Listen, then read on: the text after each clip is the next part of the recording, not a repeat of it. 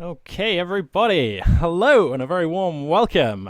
You are joining me, Magpie842, and Dreamlands for Artifact Cup number 10. Dreamlands, how you doing, buddy? Good, man. How are you doing? I'm doing really well. I've just noticed that I totally put your tag wrong, so I'm just going to update that quickly. That's all right. All right, there we go. Very nice. Okay. Anybody in Twitch chat, if you could please let us know if the sound is out of balance or whatever. We did a quick sound check, so hopefully we all sound about the same level. But if I'm deafening and you can't hear Dreamlands or vice versa, or if you can't hear the game, or if the game is deafening, please do let us know. Let's see. So we're going to get started here with Artifact Cup number 10, round of 8. It's going to be A game versus Coercer. Yeah, indeed. And A-Game, pretty much somebody who doesn't need much introduction at this stage. Would you say he's any good at this game? I don't know. He might be. He might be good. Yeah, he's shown some promise. I mean, anyone that follows the Artifact Cup or Deserts of Karak in general is going to know the name. So I'm pretty sure anybody who's watched either of our channels, either of our videos, is going to know all about this player. So he really doesn't need an introduction whatsoever. Yeah, he's just an incredibly spicy player. And Coercer, what do we know about him? I know that I've played with him, I've played against him, and I've watched quite a few games that he's in. So he's a solid player. He's a bit newer to the scene. I think he made his debut just a couple of Artifact Cups ago, and he typically plays Soban. But he's a decent player. Like he's definitely a solid player. Oh my goodness! A little bit newer to the scene. Have you loaded into this replay?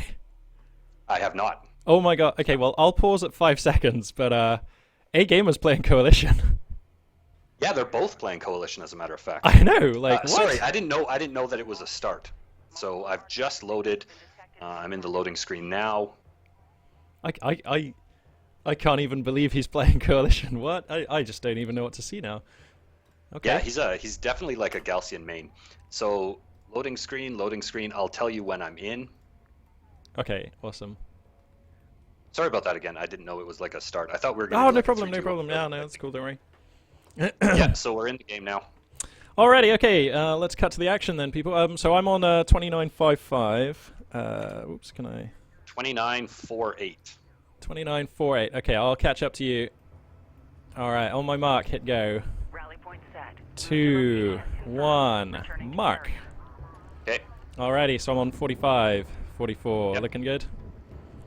Yep. Cool. Okay, let's hit the reveal all. Alright, so I'll go ahead and do some introductions. It looks like spawning down here in the south, playing as the red Coalition forces, it is Coercer, and he has got somewhat of a mountain to climb because his opponent, spawning up here in the north, playing as the kind of black and grey Coalition forces, is going to be A-Game Anx, which, as we've just been saying, playing off-race as Coalition, possibly looking for a new challenge, because fair to say he's pretty dominant as Galzian. And yeah, we'll have to see what he's going to bring to the table here with Coalition. What do you anticipate, Dreamlands? You reckon he's going to be aggressive? I don't. It's pretty hard to say with A-Game, but I've found that when he is pretty confident, he tends to go a little bit more passively and just kind of expands his economy somewhat and goes for more of a fun kind of macro style game. So that's what I'm guessing, okay. But we can see. I reckon you're probably going to be right. Off race. Oh yeah, because you were saying Coercer's mostly Saban. That's right. So Coalition's pretty similar. So I don't know if we can consider it off race, but definitely not playing their main factions, either player. So it should be pretty interesting. Shout out to Sparrow, Tren, and A-Game, who are all present and correct in chat. Looks like anybody, like, if you have any questions for them, or if you, like, want to know about something that we didn't discuss, then you can probably just ask in chat, and these are all horrendously knowledgeable people at the game. So, yeah, if you want to learn, there's some good people to ask there in chat. That's right. Looks like Coercer's being super ballsy here. He's gone support cruiser first. I know. A-Game's actually gone straight into AAVs as well, which kind of surprises me. I thought on this map, on the shallows for sure, A-Game, I think at his heart he can do everything. He can cheese you, he can be aggressive, but I really think at his heart he's more confident playing like really macro, and I would have thought on a map this size he'd just go straight for that support cruiser, but no, he's coming out with the assault vehicle, so let's see if he's got a plan here. Yeah, that's right. And Coercer is still sticking with like pure macro. I know, I love it. I reckon you got to play to the map, and like it's the first game of a best of 3, so I reckon if you're gonna go for some macro cheese, this is the time. I like Coercer's style here. He's gonna get punished horribly, but I'm gonna look like a terrible judge. But still, I like his carrier positioning though, and that's one of the neat features of this map is how easy it is to defend your mining locations. Like your starting location is basically unassailable for pretty much the majority of the game. And I like his carrier positioning because if he just sits here, all he has to do is defend this little location, and he can essentially effectively mine off of 3 resourcing locations. Yeah, I really like this. We often see it out of Galzian players who, you know, you can like switch around your carrier and your production cruiser like really early in the game, have one mining at the back and have the other one covering at the forward like this. So yeah, it's really sweet. But, okay, so he's got AAVs coming out as well. A-Game's getting his support cruiser out now, so he's going to be, like, slightly behind, but only slightly in the macro. And he's managed to grab, like, 1 artifact, which he's ferrying out on account of his additional map presence, which he got with his earlier AAVs. But pretty even game so far. He's going to have that artifact sort of, like, in his pocket ready to go. I have to wonder why he's bringing it back towards his base. I think he thinks he doesn't have enough to cover it. Like, so if, you know, if there were even like 4 or 5 Pathfinders out for Coercer, then he would lose it. So I think he's just being safe rather than sorry. That's right. Also, the base runner is like pretty good for like, this is actually a really good map for turrets I've found in the past. So losing that base runner is like worse than losing a base runner because you lose your turrets and your scouts. That is true. Oh, hang on. Gotta hand it to Coercer. He's keeping the pace quite nicely with A-Game here, at least in this early part of the game. Yeah, A-Game's coming on in here with the AAVs though, and he's managed to punch through. The AAV's pretty durable, of course, at this stage in the game, so he's gonna look to get, he's gonna get 1 Salvager. I reckon he'll maybe be able to stay for 2-3 here if there's no additional DPS coming out from Coercer. So, okay, there goes the first Salvager. Yeah, and a pretty nice smoke as well. That's just blocking Coercer's AAVs from Yeah. actually returning fire. I like that. Yeah, yeah. It's amazing how much skill and, like, I don't know, experience, I guess, more than skill there is in your smoke placement. You can tell, like, really good Coalition and Saban players always get that smoke down in, like, the most annoying places. Also, we've got an AAV for Coercer getting some damage done up in the north, but A-Game's just popped down a turret. Yeah, so this AAV is just going to get taken out. Yeah.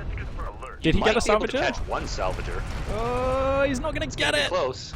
Oh, oh no. Well, oh no, and now A-Game's AAVs are directly inside of Coercer's main resourcing location. Yeah, let's switch to units lost here, and it's 4 for Coercer. So that's 4 salvages he's already lost. Oh my goodness. A-Gamer, he just always seems to get stuff done, you know? Yeah. You know, I think it's a matter of experience. He can make really quick judgment calls with very limited information. So he can take a glance at the screen, he can know exactly what he has, exactly what his opponent has, and what he needs to do to maximize the amount of damage. Yeah, it's exactly. actually surprising what he can do with just a few units at certain times in the game. Yeah, yeah, he's like a master of applying force to where it's most needed. And I actually kind of think that's not even like a Deserts of Karak specific skill. I think that's just something you get from playing like a broad variety of RTSs for like quite a long time. You just get really good at like glancing at a situation and saying, okay, I need to put my force like here. I need to apply force to these locations for maximum effect. How is this thing still alive? It's like level 3 vet. And now it's using its high ground advantage. It just got another salvager. Good God. Perfect example of what we were talking about. He's using 1 AAV to literally apply pressure, and look at that smoke. Like, he is using this AAV to the most ultimate amount of efficiency possible. It's true. He's got 4 AAVs back here. Yeah, and here are the Strikecraft. So they're now raining hell down onto the remaining intercept. Looks like he's going straight for the AAVs, actually. He's not going to go for the salvages here as A-Game. So nice nice air tech switch here. Worth noting as well, Coercer managed to sneak an artifact out. So the scoreline at the moment, 1-0 to Coercer. So that's one thing going his way. But man, these strike fighters are going to take their toll. There is nothing for anti-air here. You have to research anti-air for the support cruisers, yeah? Yeah, you do. Yeah, I thought so. I mean, like, it's not shooting, so... Okay, yeah, so... the only soft AAV you have as Coalition or Soban is LAVs. Does the base runner not? Oh no, the base runner doesn't shoot up either. You have to build the turret, don't you? The base runner does, but it's pretty much negligible. You can just ignore it safely. See, this is why I'm really glad you're here, because like I'm heavy G and K. I'm Gaussian Knef like all my life. I don't really play Coalition. I didn't even really play that much campaign. So really? Yeah. So I just like I assume these things. This game has the best campaign I've ever played. Yeah, I will play it one day when I have the time. It's my rainy day thing. Winter's coming, you know. Nice. So I'll play it then. But anyway. Oh, poor Coercer. He just got absolutely wrecked. Like, he has one salvager remaining now. No salvagers. He has no salvagers mining in his first resource location. Yeah. So that is not good. Yeah, these strike fighters are just being so horrendously efficient. Like, I've got the units lost tab open right now, and it's like 11 and 1,180 CUs for Coercer, and it's like less than half that for A Game, who's now up to 5-6 strike fighters, just raining hell. Looks like Coercer's going to come out here for a poke with some AAVs. They're going to be moving through mid just now, going to try and at least be a distraction, at least force the strike fighters to go for them. And if the strike fighters don't, he might be able to get some damage. But you know what? I mean, there's turrets, there's AAVs for A Gamer. He doesn't even have to retask these strike fighters. He can actually just hold this anyway. You know, and you know what? He does have quite a significant advantage in terms of unit count. I mean, if he came down and just dropped a smoke right on top of the turret and focused down each of these AAVs, he might be able to actually get some work done. But he's only sending in 4, and he's leaving 2 of them on the right side of the map to guard the extraction zone, which I don't think he really needs to do at this point in the game. That's actually a really good point. These 2 AAVs over here are kind of just doing nothing, and right now that's really important because there's a more or less even fight going on in middle. Actually, I say more or less even, then the strike fighters come out, but you know, they could have been useful there. And the railgun. Yeah, there's a railgun tech out here for A Game Anks, and wow, this one's kind of coming apart here a little bit for Coercer. Let's just check the economy here. So he's up to 2 support cruisers, but 1 salvager? Really? Oh no. Yeah, I mean, I don't know if he really knows yet that he lost all of his salvagers at his starting location because his support cruiser is still sitting here, but he doesn't have any mining going on. And I mean, that's easy to make that oversight sometimes when you're kind of trying to attack and defend and do 3 or 4 things at once. Maybe just escaped his notice somewhat. Yeah. Well, you know, I don't want to call this one too early, but it is incredibly hard to come back when you're down to 1, now 3 salvagers against somebody who's had like an unimpeded economy, has air superiority, and a ludicrously well-balanced ground force coming in with AAVs and railguns on the ground. And yeah, looks like Coercer going to choose this moment. Yeah, he's seen enough. Well, at least he had the judgment to know that it was over. Yep, that's true. Yeah, sometimes players do stay in just a little too long, but yeah, Coercer's going to be. Yeah, sorry. No, I think that the teams, both players were so even up to the point where A Game just had a little bit more focus. And I mean, the one AAV backstab for Coercer was okay, but that AAV would have been better spent with the rest of his forces pushing off A Game's initial assault.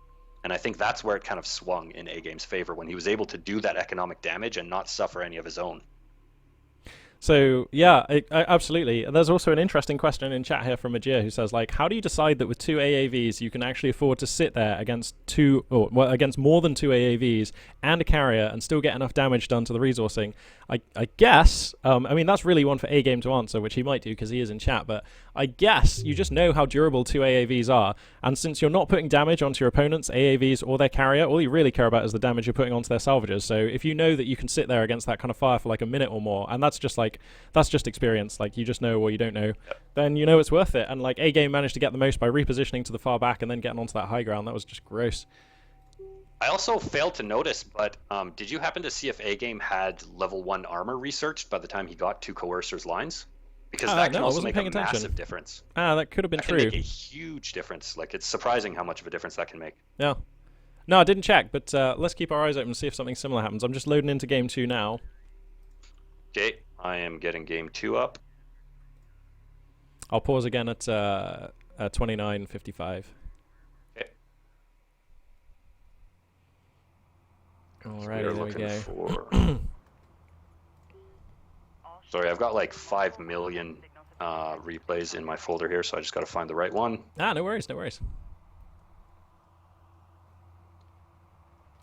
Very warm welcome to everybody out there tuning in. Thanks for deciding to spend your Sunday morning, afternoon, evening, or night with us, wherever you are around the world. Hopefully we've got a ton of spicy action coming up. All right, Tauren Crater it is. It is indeed. Another great just map. Loading up here. This is one of the cracking, like, really balanced maps that everyone knows so well because it's been in since release, you know? I feel like this is like, the gloves come off. This is like a serious business map. Yeah, you know what I just learned, though, in one of my recent games versus Trend, that I feel like this map favors Galzian a little bit. I get that feeling when I play as Gaussian on this map, actually. All right, so I'm in at 29.55. Alrighty, okay, so unpause on my mark. So 3, 2, 1, go. Good to go. Alrighty, so 53, 52, 51. Looking good? Yep. Alrighty, so let's bring everybody into the game and do some quick introductions. So spawning down in the south, down a game right now as the Red Coalition forces, it is Coercer. And spawning in the north, playing as the Black Coalition forces, unusually for him, it is a Gameranx who, unsurprisingly, finds himself a game up in this series. He is a formidable monster at RTS, so, you know, that's one thing. But as you were saying, that game did look pretty even for some of the time, and I think if Coercer, he just slightly misjudged those two AAVs, and if that didn't happen, it would have been a different game. So there's every hope that this game could be much closer and go on much longer. We'll just have to see what these players have got in store. Yeah, and A-Game is going for the support cruiser first. Oh, I love it. Which, yeah, and I think on this map, just because of the size, I think that's a little bit safer. I mean, it's also a viable play on the Shallows, the previous map, just for the reasons that we saw. And like you said, that last game could have gone very differently, at least for a little bit longer, if Coercer had made a couple of different choices in the early game there, because he did have an economic lead. Yeah, he had an economic lead, but those two AAVs were just, like, I think he should have chased with his carrier. Like, definitely he should have chased with his carrier. Like, A-Gamer, like, relocated those two AAVs south, and then the carrier didn't chase, so I think that would have been cool. But anyway, so yeah, A-Game, he was slightly faster on the build, actually, and, like, by slightly faster, I mean, like, almost 10 seconds ahead with his support cruiser, so that's not nothing. That's something, that's definitely something. And we got Pathfinders coming out for A-Game, so already diverging his build a little bit. Going to go for the Strikecraft tech here. Always a good choice. That'll give him the scouting information and the map control that he needs, especially on a larger kind of more dynamic map like this. Like, this map has so many different paths to attack from. Yeah, pretty intense to play on. Yeah, this is why it's a really good map for Gaussian and Knef, I think, just because like sand skimmers and like faster units are just so good, and then you can just melt away and heal. Like, you can just retreat in almost any direction on this map. It's great. Yeah, and there are so many dunes everywhere. Like, there's layers and layers of cover everywhere you go, so it can be really difficult on this map to actually force an engagement, especially if you're in a situation where you're boxed in on your starting location, which you really, really want to avoid. Yep. So it looks like Coercer here going to be responding in kind. He's building up a number of Pathfinders of his own. He doesn't want to get like jumped or anything or cheesed out of this game. So he's playing a pretty balanced style so far, kind of matching A-Gamer right now. Pardon me. Let's go to the unit counting station here. Oh, so it looks like, yeah, they're each on 4 Pathfinders right now, so keeping pace.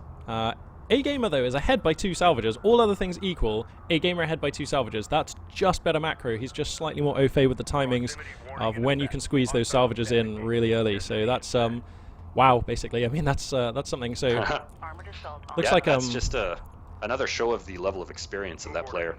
Yeah, and now we've got base runners for A-Gamer coming out, and it's AAVs for Coercer. So actually, that could explain that differential. Actually, looks like Coercer might have decided to like rush AAV tech. That's right. Alright, so here come the Pathfinders of Coercer, looking to just try and get some damage done. He's going to come in here, just nibble away at some of these units a bit, but there's enough Pathfinders here. There's also a base runner, so A-Gamer can throw down a turret if he really feels threatened, but I don't think he will. And now it's like 4, 5, 6 Pathfinders for A-Gamer versus like half that now for Coercer, who's kind of getting chased down here. Loses 2 Pathfinders for nothing. He's probably going to lose a third here, I would have thought. And that stings. Third is definitely going to go down. Yep. And another thing to keep in mind is that you need more than 4 Pathfinders to do enough damage to kill salvagers through the healing of a support cruiser. Oh no, he's going to lose the 5th as well. Oh no, and that was just, he just didn't rally it far enough south, so A-Game was able to capitalize. So wow, so that was like 4 Pathfinders for what, half a health bar on one of his? That's pretty good. And that was kind of just seemed like a scouting push that went wrong. I think those Pathfinders were meant to go in, see what the tech was, not die or engage, and then come in with the AAVs, which are now just arriving. But as it is, looks like we're going to have 3 AAVs going in by themselves against, how many we got now? Like 6 Pathfinders, but there's railguns already for A-Game, so these... already. Yeah, these AAVs ain't going to do much. I mean, especially spread out as they are. Like, I do like this positioning. This is giving Coercer map vision that he needs. He knows exactly where A-Game is. He knows exactly what A-Game's up to. Well, he's about to find out with the railguns here. Yeah. So a nice scout. I like I like the fact that he's sending one in here and he's got the rest in defensive positions covering the other approaches of the map. Yeah. Actually, you know what? He can be kind of annoying with this AAV. Like, the railgun positioning is fantastic from A-game, but it doesn't cover, like, the dark side of this sand dune. So this AAV can use smoke and just poke and push around here. This is going to be kind of annoying, actually. Oh, no, he's just come out a little too far to the left here. He needs to duck back behind that sand dune. A-game going to come for the spit roast with the railguns here. So that AAV isn't going to last long. And A-game is going into full macro mode here. He now has a second production cruiser on the field, and he looks to set up his third resourcing point. But he's going to run into another AAV on the left side, which is going to be annoying again, so that's pretty good. Yeah, that is good, and like, I got to commend Coercer. He is actually keeping tabs on everything that's going on here. It looks like A-game going to come for a little bit of a backstab with the Pathfinders, but there's an AAV here, so that is deflected handily. Yep.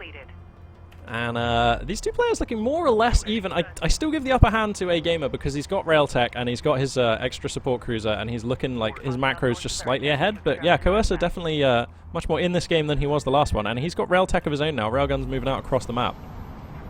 That's right. So, in fact, I would say that like both players are pretty even despite a slight economic disparity in favor of A-Game. But in terms of military units, like Coercer is looking pretty strong here. He's looking all right, but I worry that he doesn't, like their armies are about the same size, but he only has one railgun. So that basically makes A-Game's army way better, in my opinion, because, like, as soon as he deals with that one railgun, which, like, let's face it, he's never going to win a rail war here, then... No, not at all. Yeah, exactly. Then he can just steamroll in with the AAVs. Look at these Pathfinders. Look at these Pathfinders. Oh, my God. A-Game just hemorrhaging units. Does he realize that he's rallying... Oh, sorry, Coercer hemorrhaging units. Does he realize that he's rallying in here? Uh-oh. That's what I was just about to comment on, was the fact that he's not keeping his units together for a concentrated push in any one area. He's kind of just streaming them in little by little to get picked off. Yeah, that's... Well, obviously suboptimal. He's going to lose this AAV. Whoa, he should lose this AAV. How does this railgun not have line of sight? Oh my goodness, it's being, like, blocked by the sand dune just. That's a little frustrating. That little tiny dune there. Yeah. Yeah. A-Game on the back of this actually has secured 2 artifacts. He's now on 3 mining locations, so he is looking like he's about to just get that momentum that's going to make him unstoppable in the next few minutes here. Yeah, although that said, you know, they're both on the same... They're both on 14 salvages, 3 locations, actually. So Coercer doing it... I mean, he's not quite keeping up, but he's not very far behind whatsoever in the economy. But it's the map control and the army size that's an issue, so he needs to adapt, get the right tech. I don't know what he's going for. Let's take a look here. So he's got... He actually has strike fighter tech and 2 strike fighters built, actually. So Coercer going for a bit of an air switch here, which I do like. That will counter the rails nicely. That's true. As long as he can keep them out of the line of fire from these production cruisers, then he'll be in a pretty good spot to kind of clear out the skies. Yeah. Yeah, Coercer is grabbing an artifact as well, so that's pretty cool. I'm amazed he's getting away with that, and it's just lack of information. I have to say, actually, spreading his AAVs around the map has, like, totally biased the scout war here. Like, Coercer has had way more information in this game. If A-Gamer knew how exposed that base runner is, he would just come in right now with those Pathfinders, but he doesn't know. They could be AAVs, they could be anything supporting that thing, so he's playing it super cautious. He went for a backstab, got pushed away by the carrier here on the right flank, and now A-Game, like I say, if he knew what was going on, he'd be up in Coercer's grill, but he doesn't, so he's going to have to get on top of the information situation here. That's true. And I mean, Coercer has now had enough time to really get his macro to kick in, and he's starting to spew out units at a pretty good rate, but he doesn't want to stream them in up the right side single file like he's doing right now. Again, that's kind of the same mistake that he made before. Here come the strike fighters, though, to support these AAVs. The AAVs are getting hammered by railguns, getting utterly picked to pieces. There's a base runner here with the anti-air, 2 base runners, sorry, and Pathfinders, which means that these strike fighters are getting taken out. Meanwhile, in mid, there's another battle here, which A-Gamer is also winning, as railguns and some Pathfinders going to be chasing down this base runner. 1 AAV in support, but it's not going to cut the mustard. And that's a 2-pronged victory there for A-Gamer, who's stacking up artifacts. Yeah. Decisive 2-pronged victory. That was a clutch anti-air turret from one of those base runners went down up on the top right corner there. Oh yeah. And a turret, and a ground turret actually. So yeah. That was pretty nice. I like that play. Taking no chances. He wants to secure this area, and like obviously this is a high value area because he's got 2 artifacts and it's like on the doorstep of his extraction zone, so that makes a lot of sense. Oh no, no! No, Coercer! He's sending in more units. This is not good. He's trying to get those railguns. He thinks they're exposed, and they kind of are, but I mean, not enough that you can just build like you know, YOLO in with all your units like this. Yeah. And just to add insult to injury, A-Game was able to get those 2 artifacts, both of them dunked, so he now has the 2-0 lead. And I start to wonder if Coercer maybe doesn't have a bad rally point here because his units are just streaming up 2 by 2. Yeah, you're absolutely right. That could actually be it because they're just feeding themselves into railguns here. Which is never what you want to do. We do have armor upgrades though, so that's pretty nice from Coercer. That's allowing his AAVs to actually take a surprising number of railgun shots. Yeah, you're right. The armor for AAVs makes a huge difference. It really, really does. Yeah, absolutely. Huh, so looks like we got a bit of a stalemate here. A-Gamer content just to marshal his forces for a second here. Like, there's no point trying to shove Coercer out the game right now, and he has no artifacts like in his possession to worry about or anything. So A-Game's just going to take a moment out here.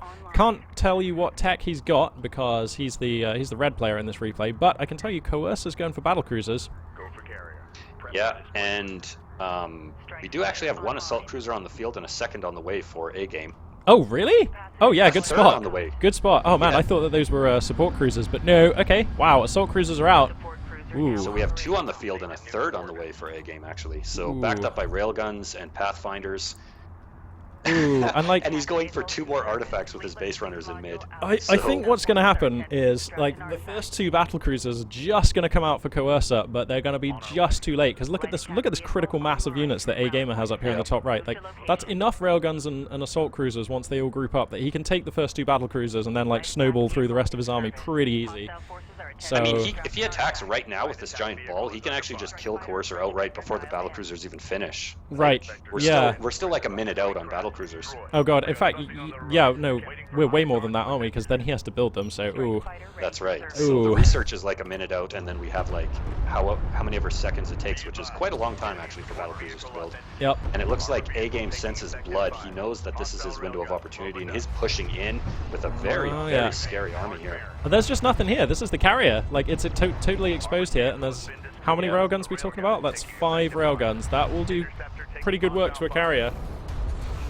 Oh no, and Coercer just slightly slow there. Yeah, Coercer just slightly slow to move his tanks.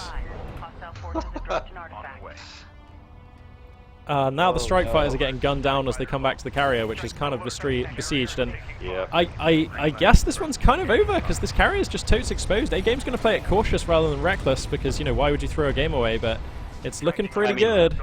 We even have assault cruiser anti-air research. Oh. That is just... That's the end. Like, There's a backstab on the left, but there's an assault cruiser to deflect these pathfinders. Which is like what you want in the mid to late game. Assault cruisers are literally the hard counter to strike craft in the late game. Sure. And I mean, Coercer somehow isn't dead yet, but I think it's just a ticking clock at this point. Oh no. Oh no, and this is it, you know, like, it's just every little thing that can go A-Gamer's way pretty much has, and like, there's been no one big decisive battle, but now his lead is so massive, it's basically in the bag. Yeah, and I mean, that's something that's not, again, strictly Deserts of Karak, but rather an RTS kind of concept in general. But I've noticed that A-Game and other top players, in fact, are masters of leveraging a series of small advantages that just snowball out of control until you find yourself in a position like this, where, like, far be it for me to make sweeping judgments, but honestly, I don't think there's anything Coercer can do at this point. It's pretty much A-Game's game. No, there really isn't anything you can do. Like, even battle cruisers are not going to do anything with this number of railguns on the field. Yeah, like, this game is now so far gone, his best option of winning is to use the chat box to distract A-Gamer. Like, that's how bad this is. Like, I'm not even kidding. If he can, like, get A-Gamer on tilt, you know, then maybe he's got a chance, but... I don't think that's going to happen. Not to disparage Coercer at all. Like, he's definitely a competent player. Oh, undoubtedly, and he's shown it as much in this series. Absolutely. Like, I've been in his position more times than I care to count against a player like A-Gamer, and it does not feel good, that's for sure. I've been in this position against A-Gamer, like, and I can count exactly how many times. I think it was 3 times. 3 times I've met A-Gamer on the ladder, and it's always rough. Wow. Yeah. Okay, well, that is going to be a pretty rapid 2-0 here for A-Game Anx. Not exactly unsurprising. Kind of what we were expecting. He is one of the best players, if not the best player in the game. So, yeah, wow, he's going to take this one down, and he's going to be our first semi-finalist here. So congrats to A-Gamer, and well fought to Coercer. That was a pretty nice couple of matchups there. Yeah, agreed, yeah. I mean... don't give up, Coercer, don't give up. It's just A-Gamer. Sometimes this happens. So we're going to go into match B, I assume? Yep, okay, so yeah, quarterfinals match B. And it looks like this is going to be between Majir and Tren. Yay, who are both in chat. Ooh. Fantastic. Actually, I'm looking forward to this matchup quite a bit. These are 2 very, very solid players. Yeah, yeah, they absolutely are. I I really enjoy casting Tren because like I feel like everybody else has like come into Deserts of Karak at a certain level, and some of them have gotten a bit better, some of them have gotten a bit worse, but they've all kind of been like around about the same caliber of player who they were when they first came to the game. But when Tren first came to the game, at least from my experience, he was not as good as he is now. He has improved like so much, and now he's like up in the upper echelons of play for sure. Like he's really good now. I definitely agree. Tren, if I remember correctly, in the early days, he was kind of like the one base all-in champion. That was his play Yeah, style. I remember. That's, like, that's what right. he did every time. Yeah. And outside of that, perhaps was a little bit, maybe not so much his comfort zone, but he's definitely evolved quite a bit as a player. Definitely somebody I look up to in the game, and a very cool dude in real life too. So are you loaded in? I'm loading right now. We've got Tren versus Majir on the Boneyard. That is the one. Yeah, I remember those days when Tren just like didn't know where the button for build production cruiser was, or research refinery tech like that. Yeah. The good old days. Yeah. The meta was really different back then, I gotta say. If you can even say that Deserts of Karak has a meta, and I think it's kind of unique. So I'm actually in the game. I just loaded the game now. Okay, I'm on 29:55. Yeah, me too. So Alrighty. we're pretty much exactly on pace. Okay, so we'll go in 3, 2, 1, go. And I'm on 54, 53, 52. All good? 51, 50, yep. 49, All right. 48. Awesome. So, spawning in the south, playing as the what have we here? This is a kind of black and red coalition forces. It is going to be Majir Pack 2, and a shout out to him for being in chat right now. Good to have you aboard, buddy. And spawning in the north, playing as the red and kind of orange? Yeah, Hello. red and orange coalition forces. It is Tren, who's also in chat. Prep for mobilization. Hey guys, thanks for watching. Salvager online. So we got a little bit of downtime here whilst these two players kind of move out on the map and get their initial builds in order. So whilst this is going on, I'm going to ask you. I've already asked you this, but not on stream. So what's your main race? Who do you play mostly these days? That's, in fact, a lot of people have asked me that, and when I answer the question, they laugh and they don't believe me, but because I always answer with Galcian, Knef, and Soban. Uh-oh. Yeah, so I mean, out of all of the factions, I would say I play all of them, except for Coalition. Like, I mean, I'll play Coalition occasionally, but I'm definitely more a Knef Galcian player. However, I do like Soban because they have long been my favorite Kith in the lore. So, I mean, and I like the idea of like a really more tech-savvy, advanced version of the Coalition, which is what the Soban are, and so I kind of like them. That's awesome, and like, yeah, I think we need more Saban players. In fact, to be honest, I think Saban need a couple of small changes because I think they're really hard to play. But quick shout out to chat. Thanks very much for alerting me to the fact that the game was not visible. That's good stuff. That's professional casting. That's why you tune into Magpie.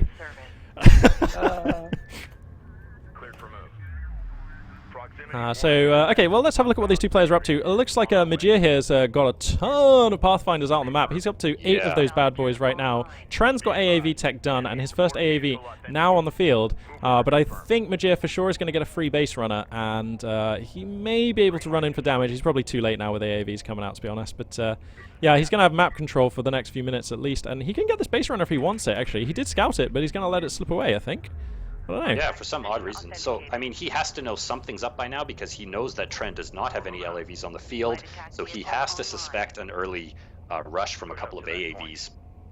Yeah, it's just a matter of time till he has this scouted now. And I like the nice sensor network. You can see the positioning of his units forming a nice concave of sensor coverage here. And there's that base runner popping up on scanners again for Majir. And now he sees, okay, he saw that AAV, so... Yep. Now and he knows. knows. Spotted that Tren does not have his second mining location up and running yet, so he definitely knows what's coming. Yep, yeah, he does. So, all hands on deck, brace for impact, time to do something. Let's see what the tech choice is going to be, if there's going to be one. And it looks like, no, he is declining to get any tech right now as Majir. That's interesting. Okay, so I guess you hold this with AAVs and, sorry, with LAVs and turrets? I mean, it can be done. Of course, it totally can be done. Like, if you have a significant number of LAVs backed up by a turret, you can actually focus down AAVs quite easily. Because Yeah. the turret just does such an absurd amount of damage. The Coalition turrets are just ridiculous. Yeah, one thing I've noticed as well is you don't actually need, like, if they don't have any armor upgrades, you don't actually need that many Strikecraft, either Sand Skimmers or LAVs, to actually focus down an overconfident AAV. You only need like 8 or so, and you'll actually take it down for maybe 1 or 2 lost. Like, it's not too bad. Yeah, absolutely. So, like, for example, this AAV here is pretty cut off, and like he could just jump on that now with all of his LAVs. It's a brave thing to do because it feels really counterintuitive. It's like, yeah, I'm gonna rock your scissors to death, but oh no, wait, sorry, I'm gonna scissors your rock to death. I know how that game works. Yeah, it's true, and I'm not entirely sure why Majir's not putting down a turret. Maybe he just doesn't have the CUs for it at this point. Get a turret up. And I think okay, Okay, there it is, going there it is. support cruiser for some odd reason. Move order confirmed. Hang on a second. I think he cancelled the turret. I heard the voice command for get a turret up, but then the turret did not appear. That's interesting. On our way. And Tren kind of being a little indecisive with these AAVs. They're just kind of chasing Pathfinders around the map. I mean, to be honest, I think what Majir needs to do is just, Confirmed. well, Be advised. not get the support cruiser, to tell you the truth, but Bearing designated. he has an Yeah. opportunity right now to take out Tren's entire main resourcing line, Yeah, he does. and he could. Support cruiser now And if he jumps on that and uses his carrier to push off these AAVs with a well-placed turret, which he now has, so really, really nice turret placement there, he would look to be in a pretty dominant position. It's true. Tren's resource line is all of the open right now. Oh my God, Tren's 2 railguns are all of the open as well. That's big. That's a lot of money there. That's huge. Yeah. That is huge The right first now. 2 railguns here. Come on, Majir. He's got to spot this. Yeah, he spots it. The he ALAVs are sees just it. coming straight in. Tren tries to backpedal, but it's way too late, and there's going to be some murdering of some railguns going on here. recovered an artifact. Really, really nice pickup for Majir here. Oh yeah, good murdering. That's some good murdering. But now we got one AAV just being a real pain in the ass on the main resourcing location of Majir now. Attack vehicle is under fire. Uh-oh, got some apparently the stream is okay, alright. Anyway, yeah, may have some issues on the stream. Please do keep us updated, chat. But anyway, yeah, here comes a massive backstab from Majir, gonna come diving on in here. What the? He's going for the support cruiser, really? I don't think that's enough Pathfinders to try for that. Has he got anything coming? No, uh-oh, so I think all this damage might be wasted. Yep. Unfortunately, perhaps that was just a bit of a misclick. I don't know. I think it was a conscious decision, because you would have noticed if it was a misclick and then gone for the salvages. Also, like, the micro for going for the salvages is you normally shift queue them up, so... Yep. Yeah, that's true. That's a good point. Post is taking fire. Okay. Unfortunately, I mean, he almost took the support cruiser down. It's pretty low on health. It's Yeah. down to like 1,065. If he had points, 3 so- strike fighters on the queue or something, then this would be fine, but he doesn't. So, Yep. that's awkward. And look at this one AAV continuing to be a problem for Majir. I mean, it's not doing any damage, but it's holding yeah. all of his units back here to deal with it. Well, it's gonna get a support module, a logistics module. That's annoying. I suppose it is, yeah. Wow. Okay.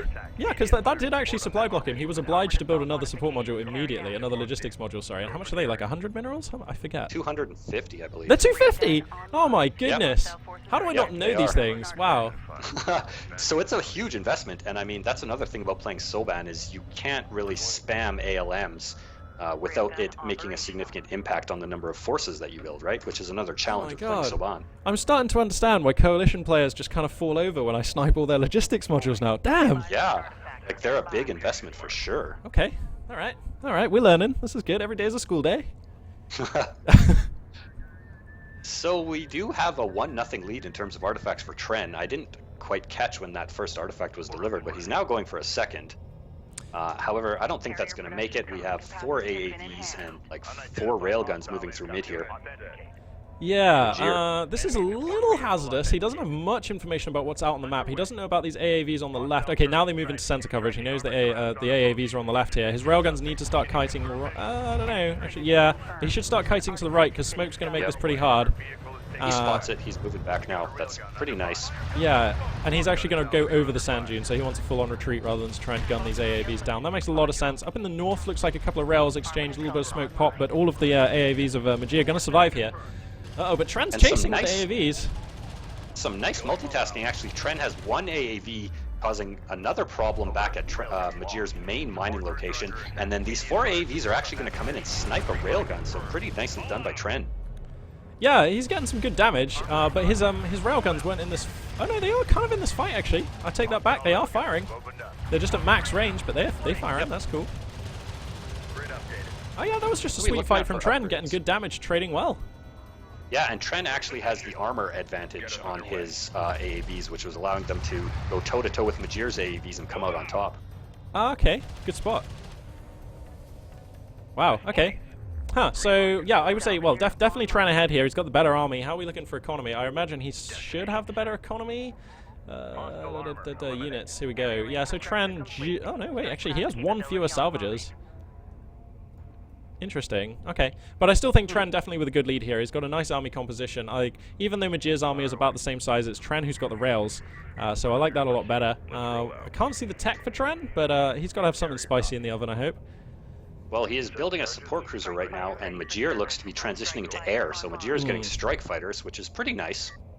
Yeah, those are going to do really well, actually. In fact, he's got two, the third one about to finish, and once that's finished, these railguns don't really count for a lot, so I kind of like Majir's position. Tren gets another artifact, though, so it's 2-0. Actually, this is a nice close game, actually. These players settling in for a good one here. I like this. Roger. Very much so. I feel like the game right now is just starting to stabilize, where both players are now mining off of 3 locations each. They're both kind of transitioning into that full macro mode, where the unit production is just going to continue on unabated, and, you know, they're kind of just spreading out now and getting that scouting information in that areas of map control that they need, and it's pretty darn even, I would say, almost neck and neck even.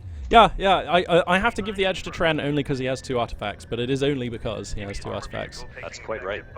Okay, looks like a little backstab. 3 AAVs going to poke in on the right here. They're going to push back a support cruiser. This is kind of troublesome, but not backbreaking for Tren. He's probably going to be able to answer this with some rails if he rallies them back. He's also making missile batteries, and I don't think Majir's revealed his air tech yet, so that's actually a great read there from Tren. Okay, here come the strike fighters now, but I mean, there's going to be missile batteries out, so this is awesome. Looks like I reckon he'll get like 1 or 2 rails, and then he'll have to call those strike fighters off. Majir has just a small window of opportunity of a few seconds here to do damage with these strike fighters, and then he's going to have to be really, really careful about the angle that he chooses to engage from. But we do only have 1 missile battery currently on the field, so I mean, with a little bit of micro, if you can focus that down, he'll be in a pretty good spot here. Yeah, but he already lost 2 of the strike fighters? 1 of the strike fighters. Okay, so I think that's off the table. And like the AAVs from Majir, I don't think they even got a railgun actually. They've all been destroyed. Oh no, they were just chasing that support cruiser again. It's on 2/3. Sorry, it's on 1/3 health. But that's not good enough. You know what, actually, though? He never repaired that support cruiser. Tren didn't repair that other one, so both his support cruisers kind of crippled here. And I'm amazed those support fighters, sorry, the strike fighters for Majir didn't just go and check on that, because they could have bopped down 2 support cruisers. Really good point, actually. That is a very good point. I didn't even notice that myself. So those little things that you can easily forget or not take notice of when you're in a game that can make actually a huge difference. And Tren is on the warpath here, moving out through mid with a support cruiser and a decent, well-balanced force here. He's got a missile battery, 3 AAVs, 3 railguns, and a few Pathfinders. And this is a spiky force. Majir has enough to take it on, but with the right micro and that support cruiser being all important for the heals, Tren can actually break this one. He comes in. Majir has a nice concave set up already, though. AAVs are going to start pushing everything back. Railguns are in an okay position for Majir, but he needs to get up on top of these sand dunes. At the moment, he's still missing shots because he's not up on top. And you know, in a situation like this where you have the armor advantage and you also have a support cruiser for the healing, you can significantly change the dynamic of any engagement. And this is going to make a big, big difference, because despite the fact that the unit count might be even, the engagement will not go in Majir's favor with the armor upgrades and the healing potential of that support cruiser. Yeah, I completely agree. So, I mean, Tren, look, I mean, he's just being, this is almost like a siege war now. Like, Tren's just, like, occupying the doorstep of Majir's base. This is turbo annoying. Majir is, like, using these sand dunes for positioning as best as he can, and he has enough units to break this. I think if he has to take this fight, he has to take it in the shortest time possible. Time is on Tren's side, because every second that goes by is a second that support cruiser is healing everyone. I agree. Totally. So it's on it's on Majir to be the sledgehammer here, and it looks like he's getting ready for it. Here he comes. He gets up behind the sand dune, and he's going to try and jump across and mug Tren's army. He's committing everything into this, and I think this is probably the right call. Going for the support cruiser. Oh my god, the cluster mortar is brutal, though. Oh my god. That was so beautiful. That was a beautiful mortar shot. Oh no, that was like a multi-bullseye. Damn. Oh no. And now Majir's just Oh, That man. took the fight. Oh, and another great hit on those pathfinder. Tren is on point with the cluster mortars there. Damn. Yeah. Hostiles designated. Oh That no. was a decisive victory for And now Tren's Tren can forces. just... Okay, wow, so now Tren can just like overwhelm and snowball through, and this game ought to be over. So I'll keep the camera on the action here, but I have a question. Do you reckon that, like, okay, we were saying Majir should try and crack that nut as soon as possible, go in there, hose everything down, because his army was slightly bigger and, you know, the Tren had the support cruiser. Do you think actually instead it would have been better to fall back into a defensive concave and wait for Tren to make a move? I don't think so, but I think what the problem was, his units were too clustered up, and he actually led with his railguns. So as he was cresting Yeah, that was dude, weird. he had 3 railguns in the front, and that was could have been a misclick or whatever. Just maybe he didn't notice, but that was a bad move. And now look at the veterancy. Yeah, I know, it's just gross. That Do you makes rem- these AAVs are just invincible right now. Do you remember if Majir used smoke when he went in for that attack? I don't think he did. I don't think he did. I didn't see Okay, it. so he could have like selected 3 or 4 enemy units that he wanted to kill, screened out the others with smoke, mugged them down, That's and right. then beaten the enemy army in 2 halves, kind of thing. Yep, that's definitely like a really good point. And now it's pretty much Majir is just getting picked apart slowly. Another mortar. I 2 know. mortars right on all of those salvagers. Oh man. It's always nice to see these little things, and there we go. Looks like Majir has seen enough, and we're going on to game 2. Nice one, Tren. That was a good game. Taps out. That was a very good game. Well played to both parties. Yeah, I like what I see. Yeah, I'm just gonna go in and drop game 2 into my replays folder. Yeah, me too. Loading in here momentarily.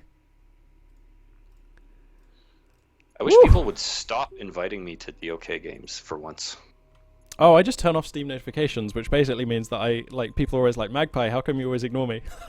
But I always turn it off I've got because when them you're turned off, casting... But every time I alt tab out, I'm like, the screen is full of invitations. You can't help being popular, man. Revel in your time. Yeah, I guess it's because I play a lot, right? So people see me online and they just invite me. All right, so going into my replays, and I'm gonna find Tren versus Majir game 2.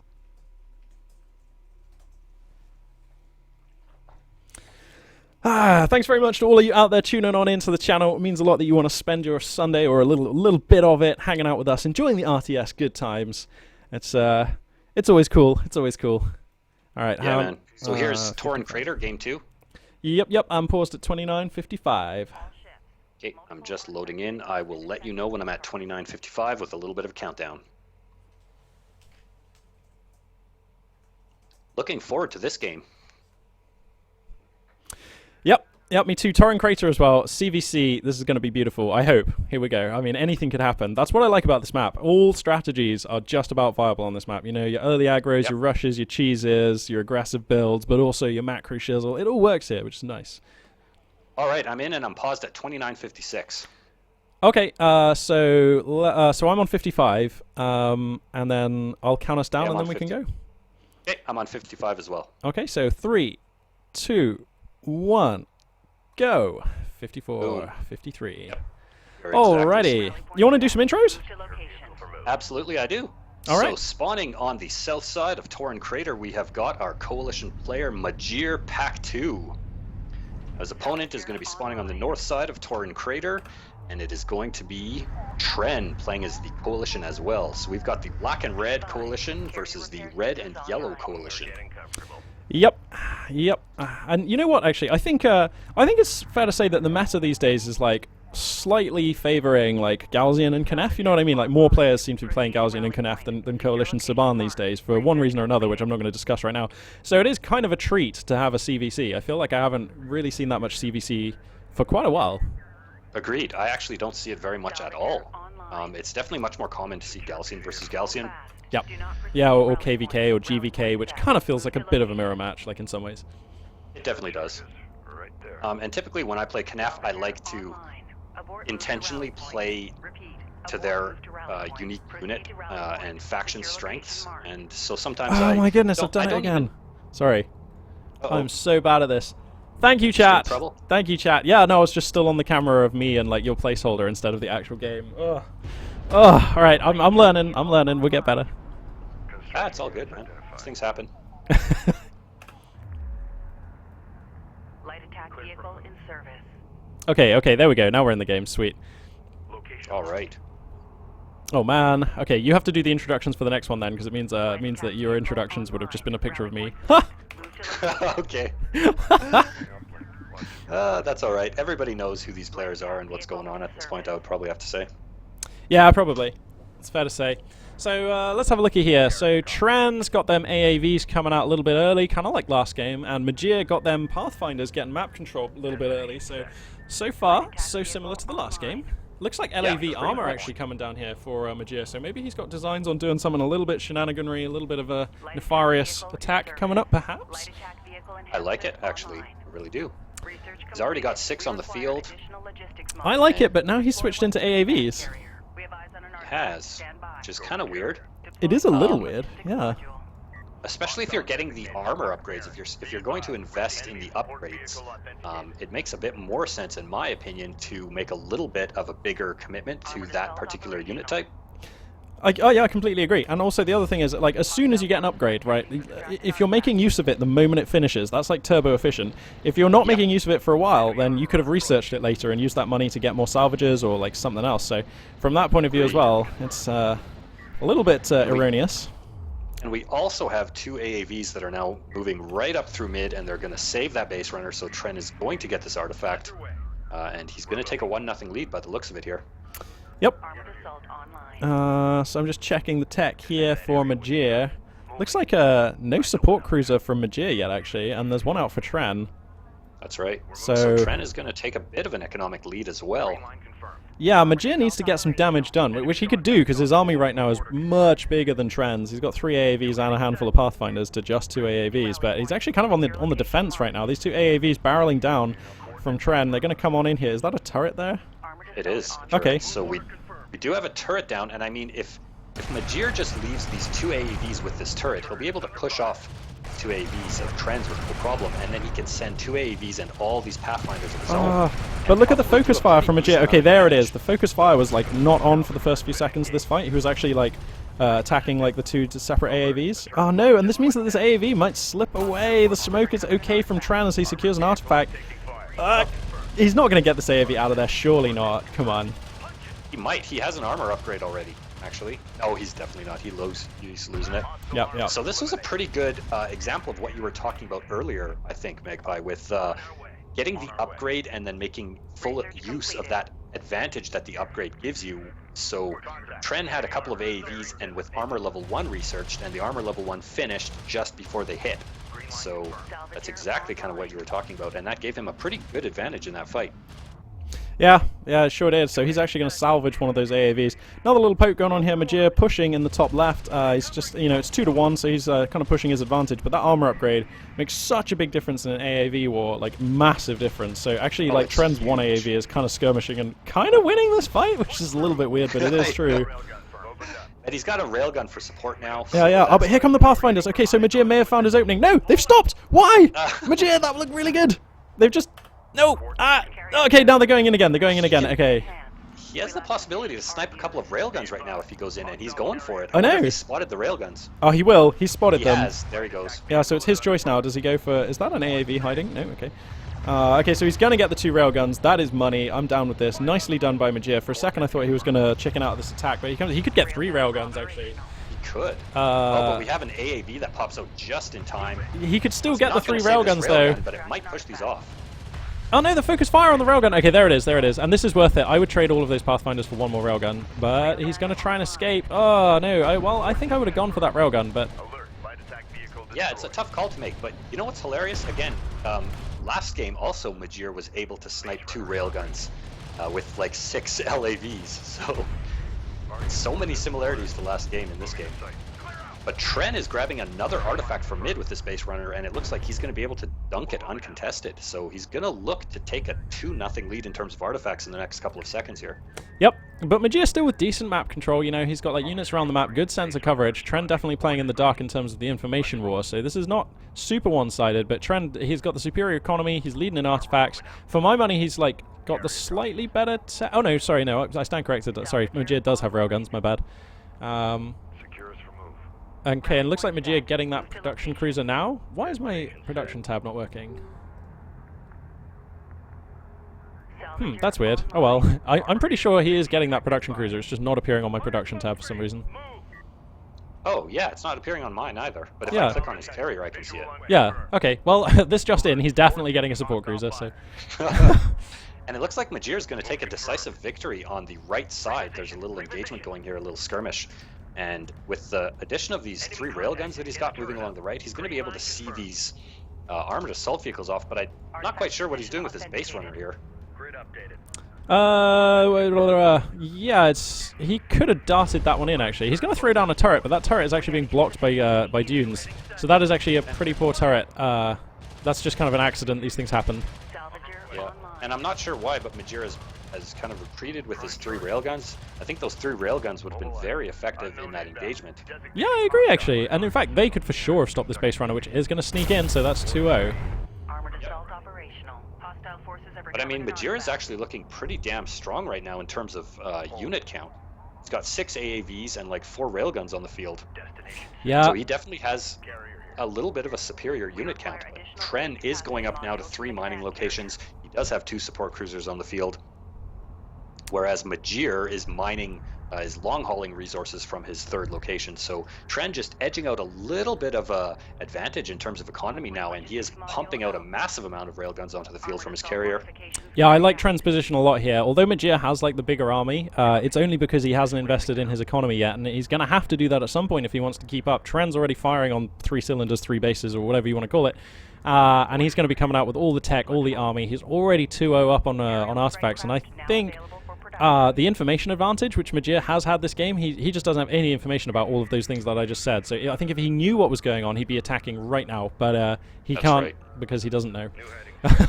So this is this is a hard place to be for Majir. He's absolutely not out, but he is absolutely the dog, I think, in this situation. He's the underdog. Exactly.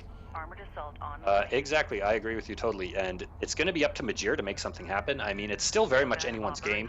Like, a single good engagement can swing this around quite significantly. So if Majir is able to find that good angle and attack with his superior numbers as of right now, as Tren is just kind of streaming his units through the mid here, if Majir can find a good angle and take this engagement, he will be looking in a pretty damn good spot. Majir is actually researching TAC bombers. Oh, what? Yeah. He is? Yeah. Oh, man. Okay, so, alright, in theory, this would be awesome. Okay, if he holds this defense with the units he has, which is doable, and stacks up like 2-3 TAC bombers, which he could do whilst holding this defense, and then just nukes all of Tren's support cruisers, then this starts looking awesome. Yep, I mean, okay, I hope that happens. It's a big ask, but... because that would be awesome. That would be really awesome. Yeah, it's a big ask. Okay, TAC bomber research finishes. Let's see if he's going to put some on the queue here. Come on, Majir. Yeah, there they come. So he's got 1 on the queue. Nice. How much do they cost? Unfortunately, Tren already does have a missile battery on the field, and it is moving through mid. Okay, but 1 missile battery in mid is no worries. In fact, it's better that it's with his army, because this means that Majir can still backstab for all of the support cruisers. That's right. That is right. But Tren was superfluous map control. That's going to depend on him not using the bombers on this big clump of railguns that's like right outside his front door, though, which is pretty tempting. That is the other line, yeah. He can like smash down the missile battery and then kill all the railguns. That's right, and I mean, at this point he can even ignore the missile battery because it's just sitting by itself in mid in the center of the crater while the railguns come up the right-hand side, and it looks like Majir has spotted the railguns and he's launching his TAC bomber. Yeah, he's going to reveal the TAC bomber now. Honestly, I think he could have held this without revealing the TAC bomber and stacked up a couple more TAC bombers and then gone for the backstab, which I prefer on the whole, because even if he deals with this, as long as Tren's economy is intact, which it is, he's going to have to deal with it again in not very much time. Yep, I agree. Do the TAC bombers only fire 1 shot? They do. Oh. The Gaussian TAC bombers, or the Gaussian precision bombers, have two bombs, and you can upgrade it to have 4 bombs. But a big backstab coming from Tren. What is up with this AAV? What is up with this AAV? I ain't never seen no shit like that. Oh man. Okay, that AAV was awesome. I think Majir deserves severe credit just for doing that. That's awesome. Okay, backstab on the left. Loads of Pathfinders coming in. Majir's all over it, though. He's going to push that one away handily. Overextending with his LAVs a little bit, though, to pursue there. Ooh, whoa. Heavy overextension. He's hemorrhaging LAVs there a bit. And then on the right flank, there's a lot of railguns coming in. Holy spoons, and he's got nothing to deal with that. The TAC bomber scrambles again. 3-0 is the Attack bomber scoreline. needs to be careful now. Oh, it's heading directly for Tren's main resource location there, or his third resource location. Yeah, where his there's carrier's 2 at. missile batteries and a carrier in the hood, though. I'm not sure if this attack bomber's going to come back. He's going for a Pathfinder? No! Okay, that was a miss. Oh no! He gets the Pathfinder at least, but he's going to... The attack bomber for a Pathfinder, it turns out, is not a good trade. No, it's like the worst trade you can ever have, actually. You could trade it for a blast drone. I guess, yeah. Actually, wait, how much is a blast drone? Aren't they like But a blast 200? drone's more expensive. Yeah, so no, that's there, yeah, actually okay, you're right, yeah. better. Yeah, damn it. Oh no, he's sending another bomber through mid. This one, I don't even know if yeah. this one's gonna make it. Man, I'll tell you It's what, gonna actually. go through the path of like several missile ships. Yeah, he's going to get the shot off, but let's see what he can do with it. Boom. Oh my goodness. Okay, so nothing is the answer. Yeah. Okay, well, we found a worse trade than a Pathfinder. I guess, yeah, nothing is a worse trade. Yeah. Okay. Well, I mean, And it looks Magisto like has a good Tren is army. Tren is gearing up for another backstab with some more LAVs coming along the left side of the crater here, once again. So I feel like Majir is just Yeah. slowly getting picked apart now. And the other big problem is Tren's at 3, and there's 2 artifacts heading to the score zone, so this could be over on score. Well, to be honest, I don't really know what Tren can, or what Majir can do. The base runners are like seconds away from delivering both artifacts, and there's no way he can get up there in time. So I think this is definitely game. I agree with you. I think it is game, and I think well won by Tren, to be honest. Nicely yeah, played. definitely. Nicely played. Majir definitely making a few errors, making a few suboptimal calls and stuff like that, but generally solid. And I think he's in chat, so he will have heard everything. And I think he'll be a much stronger player for having played these games out, if that makes sense. I totally agree. So yeah, definitely really well played by Majir.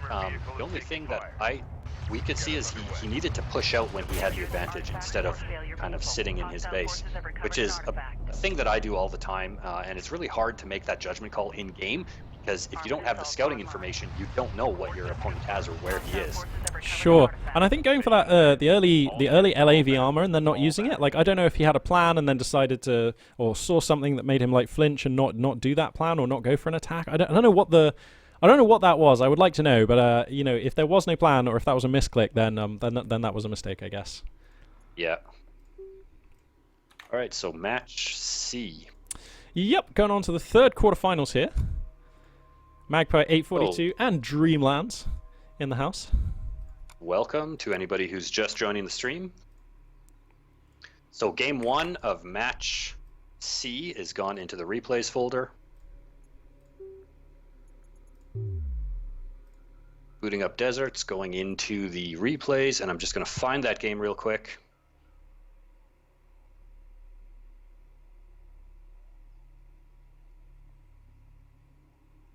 Okay, so I'm reading the chat here. we got some interesting insight from Majir. Okay, no, I think he actually wanted the armor but didn't quite know what to do with it, I guess. Oh, I see. Yeah. Have you loaded the I'm just game? loading in now. Okay, I'm loading in. I'll pause Yay, it at there's some 55 as well. Galzian! Woo!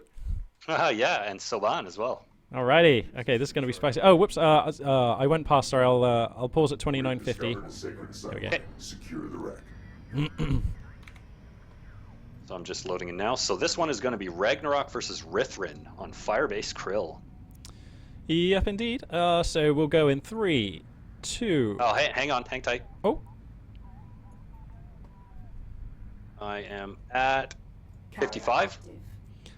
I'm at 50. Sorry, I scrolled by accident. Okay, let me just get to 50 and then I'll pause it. 3, 2, 1, 50. It's paused. Okay, so we'll go in 3, 2, 1, go. Boom. 48, 47. Yep. Alrighty, ladies and gentlemen, you are now joining us for the third quarterfinals match here in Artifact Cup number 10. We already have 2 of our semi-finalists. It's going to be A-Game Anx and Tren in the semi-finals. And they're going to be joined by one of these, spawning in the south, playing as the black and grey Galzian forces. That's right, one of my Galzian brothers here. It's going to be Rithrin. And spawning in the north, playing as the kind of grey and white, or just grey, Saban forces. It is going to be Ragnarok. And I believe... Oh wait, hang on a second. Who's this guy? Who's it?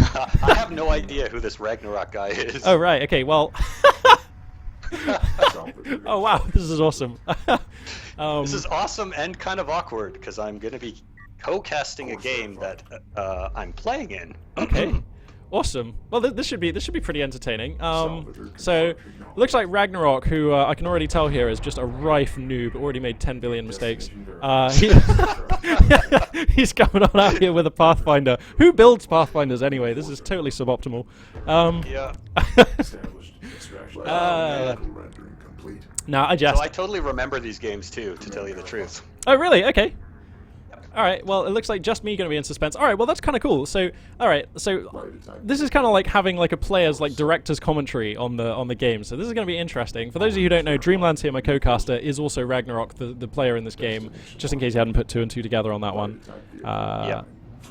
And so I'll be able to give you direct answers to your questions on why this rank noob is making so many mistakes.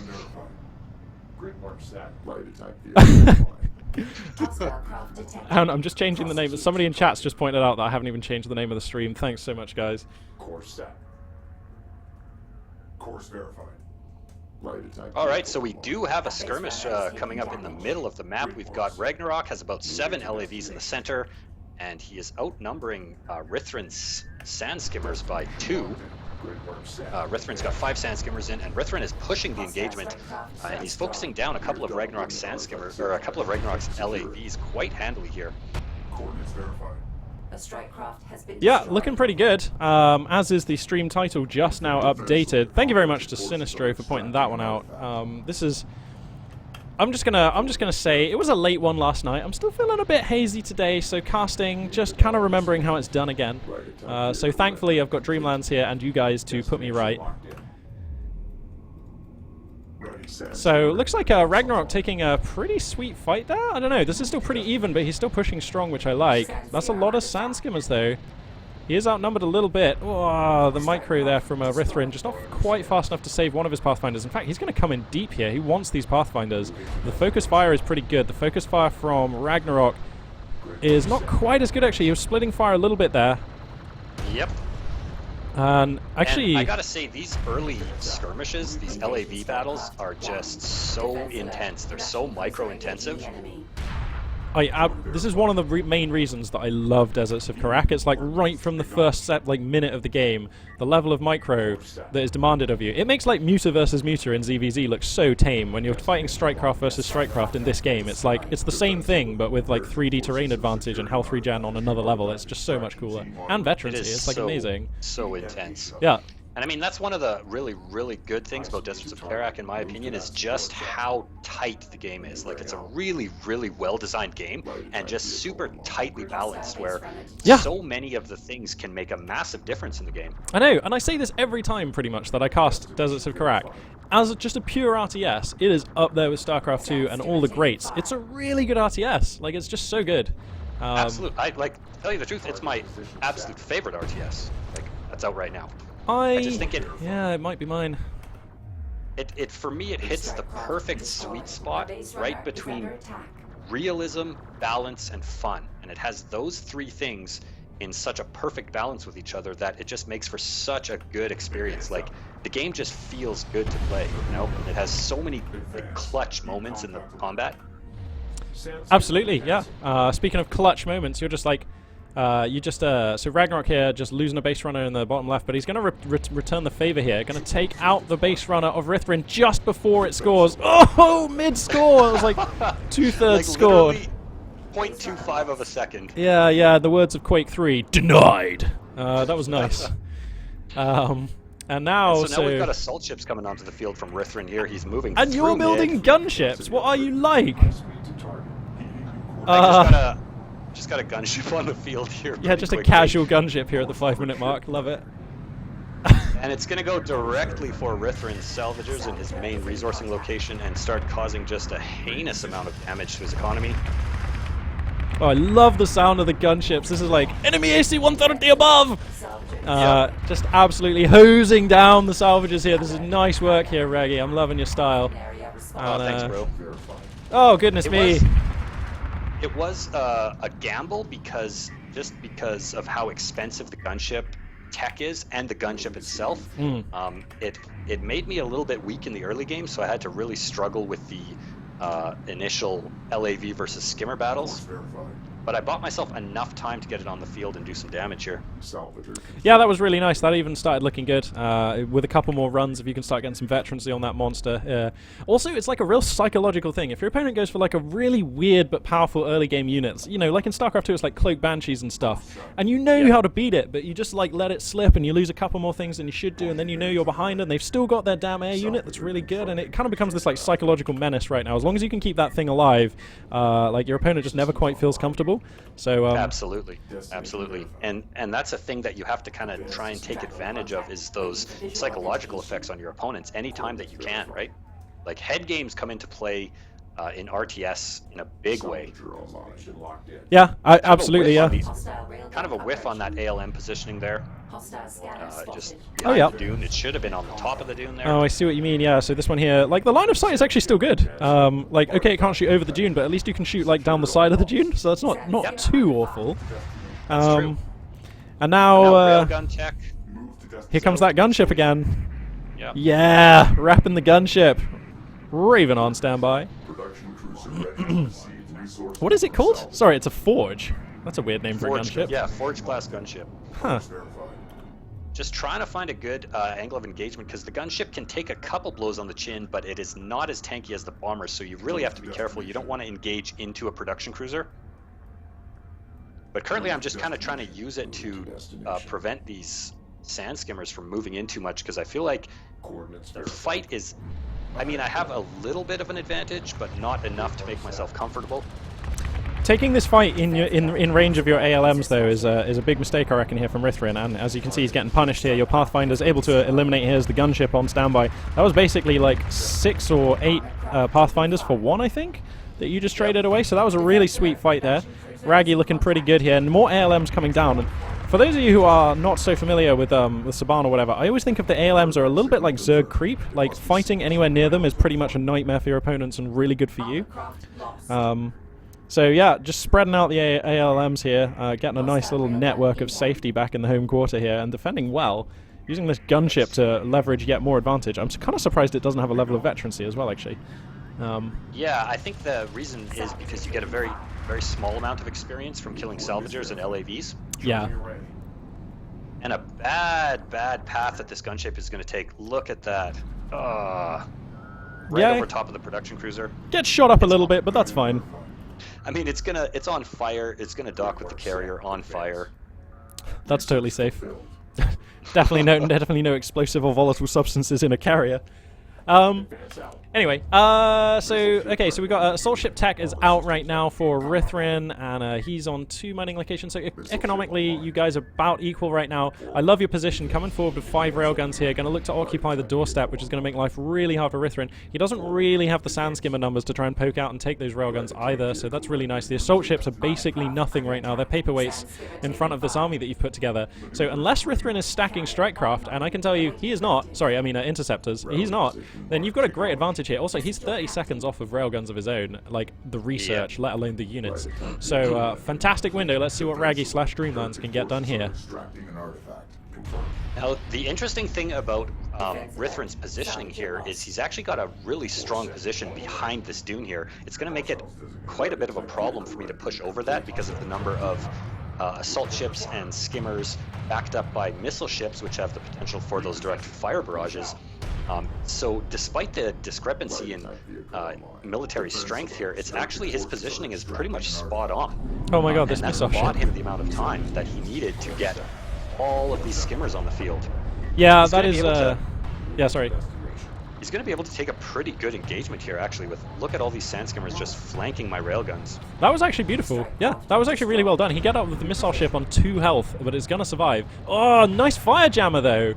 Nice fire jammer to save the day. That undoubtedly saved you like a couple of railguns and some pathfinders, I think. And that, see, now that bought enough time for the gunship to show up, for a few more reinforcements. That was a clutch targeting jammer, one of the better uses that I've ever seen of that ability. Now the gunship is in. It's in town with so much anti-air. Oh, yeah. Oh no. The gunship is out of the nest and into the ground. That is not good. But The attack is still looking pretty healthy. If you wanted to come back in and put on some more pressure, I think you could do so. Heavy rail Yeah, that attack actually bought me the time that I needed to deliver a second artifact, to grab a third artifact, and to expand to a third resourcing location. So just trying to leverage a bit more of a gap between me and my opponent. Scan lock established. Tracking targets. Enemy And also worth pointing out, yeah, you're mining off of the 3 locations right now. Rithrin's still confined onto 2. He's going to get a base runner here. What are the upgrades on these sand skimmers? He's got double armor, okay. light attack vehicle online. And your Pathfinders have got no upgrades right now. Okay, wow, so those sand skimmers actually are pretty meaty compared to the Pathfinders on the map at the moment. They are. So they are definitely a threat. Despite their relatively low numbers, I mean, he only has 8 of them. They can be a big threat with 8 fully upgraded sand skimmers. That's actually pretty scary. Wow, the targeting jammers are like persistent as well. I thought that they just like were a times duration thing. I've never seen them survive this long. No, they stay on the field until they're destroyed, or as the Soban player, you can actually just blow them up yourself. Oh, that's useful. Do they affect your units? Defense alert. Heretic forces Yeah, they do. Okay. an artifact. Sand skimmer taking fire. See, So you can the tell thing that about- I just look at Coalition and Saban units. I never get to play as them, so like I kind of guess how they work, but I'm not quite like that au fait with the details. Anyway, big fight coming down here. Strikecraft coming in for Rithrin, but you have more than enough Pathfinders to keep them covered. Yeah, and then I'm going to start throwing down some ALMs up forward here, and they are currently starting to get to a level of power where they're going to become a major problem. Once you get to like 3 and 4 power on your armed logistics modules, they become like an unmanageable problem for your opponent, where you can just spew a couple of them onto the field, and their rate of fire increases with each level of power. So once you get up to like 4 and even 5 levels of power, they get the ability to basically chain stun enemy units, and it can be extremely, extremely frustrating. Yeah, it just like reduces the efficiency of your opponent's units to the point where they may as well not be there, which is pretty good. Yeah, so they are expensive, and you need to kind of be careful with your positioning of them. But if you can take a fairly dominant engagement angle, they will swing like an even fight into a completely one-sided fight.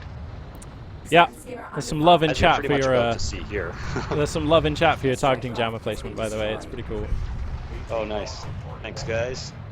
Move it more under scan. So yeah, you've just got the big ball of Pathfinders chewing up these sand skimmers. Railguns chipping in for what they can, but it's not really that much against Strikecraft. And in fact, I imagine after you're done with these guys, you're going to overrun onto the railguns. Is that what we're going to see? Ready for contact. You could. Well, the thing about it is. Oh, those he's actually got railguns- 2 assault ships in there and a missile battery. Okay, or a missile ship as they're called. Secure the final artifact. Yeah, and you got a single well-placed barrage from a missile ship, similar to a missile battery. It can just wreck it can wreck a giant ball of LAVs and skimmers. Light attack vehicle online. Artifact detected. Secure. So yeah, at this So- point, I'm up 4-0, and it's looking pretty good for me. I mean, I don't have too many units on the field, but I have Light attack what I vehicle need online. to make sure that I'm safe. And all I need is 1 more artifact at this point, so Command verified. Yeah, absolutely. play. And I cannot see Rithrin breaking back into this game without some kind of cruiser class weapon, and he does not have any of those research right now. Like an artillery cruiser would be pretty spicy right now. An honor guard cruiser slightly less spicy to be honest, but probably still okay enough to let him push back out and take some map control and at least stop you getting an artifact for a minute or 2. But he doesn't have either of those things, so I can't see how he's going to stop you. That base runner just going to grab an artifact and come on in, maybe for the win here. We'll see. A few sand skimmers going to get feisty in the south here, but not going to achieve much beyond scouting. Oh, another gunship has been constructed.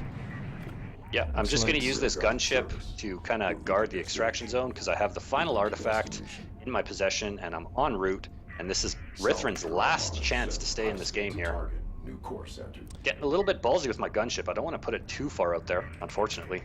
Move to destination. Yeah, it's true, but I think you can totally afford to be, right? You seem to be cognizant of your advantage in this game, which is always good. And now we got the big fight. Sandskim is going to try and come in. Looks like they're going to engage just ahead of the main army.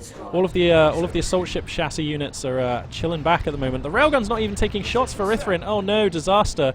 So he's going to lose his army 1 half at a time, which never how you want to do it. Yeah, And, and then pretty much, if you see a targeting jammer backed up by ALMs, you can't engage into it. You just can't. Like this path down from the high ground there into the lower ground where I've got all of my forces, it's like a no-go zone. You just can't engage into that. So would you recommend against Saban players who are using this kind of ALM-centric style, would you advise like artillery cruisers are really good for this? Like against it, or Yeah. Conflict is lost. yeah, Return to a absolutely. I country mean, of air failure. is pretty good, or artillery for sure. Okay. Because the artillery cruisers can just sit back out of range and then just pop those with their automatic fire shots. And you can also use strike fighters to single out the ALMs, which is pretty Okay. nice. Or just split your salvagers, or not your salvagers, pardon me, your strike craft, like your LAVs or skimmers. Just don't clump them up, because that's literally death. Okay. Oh, it's really good to hear it from a Saban player's point of view. And like myself, I've played a reasonable amount of Deserts of Karak, but there's not that many Saban players, and so I don't have that much experience against them. Anyway, I've paused on 29:55. I'm just gonna go and shut my window, so I'll be back in just a second. Discovered a sacred Sure. site. Secure the wreck. I'm just going to get this replay loaded up after I find it from my massive list of replays here.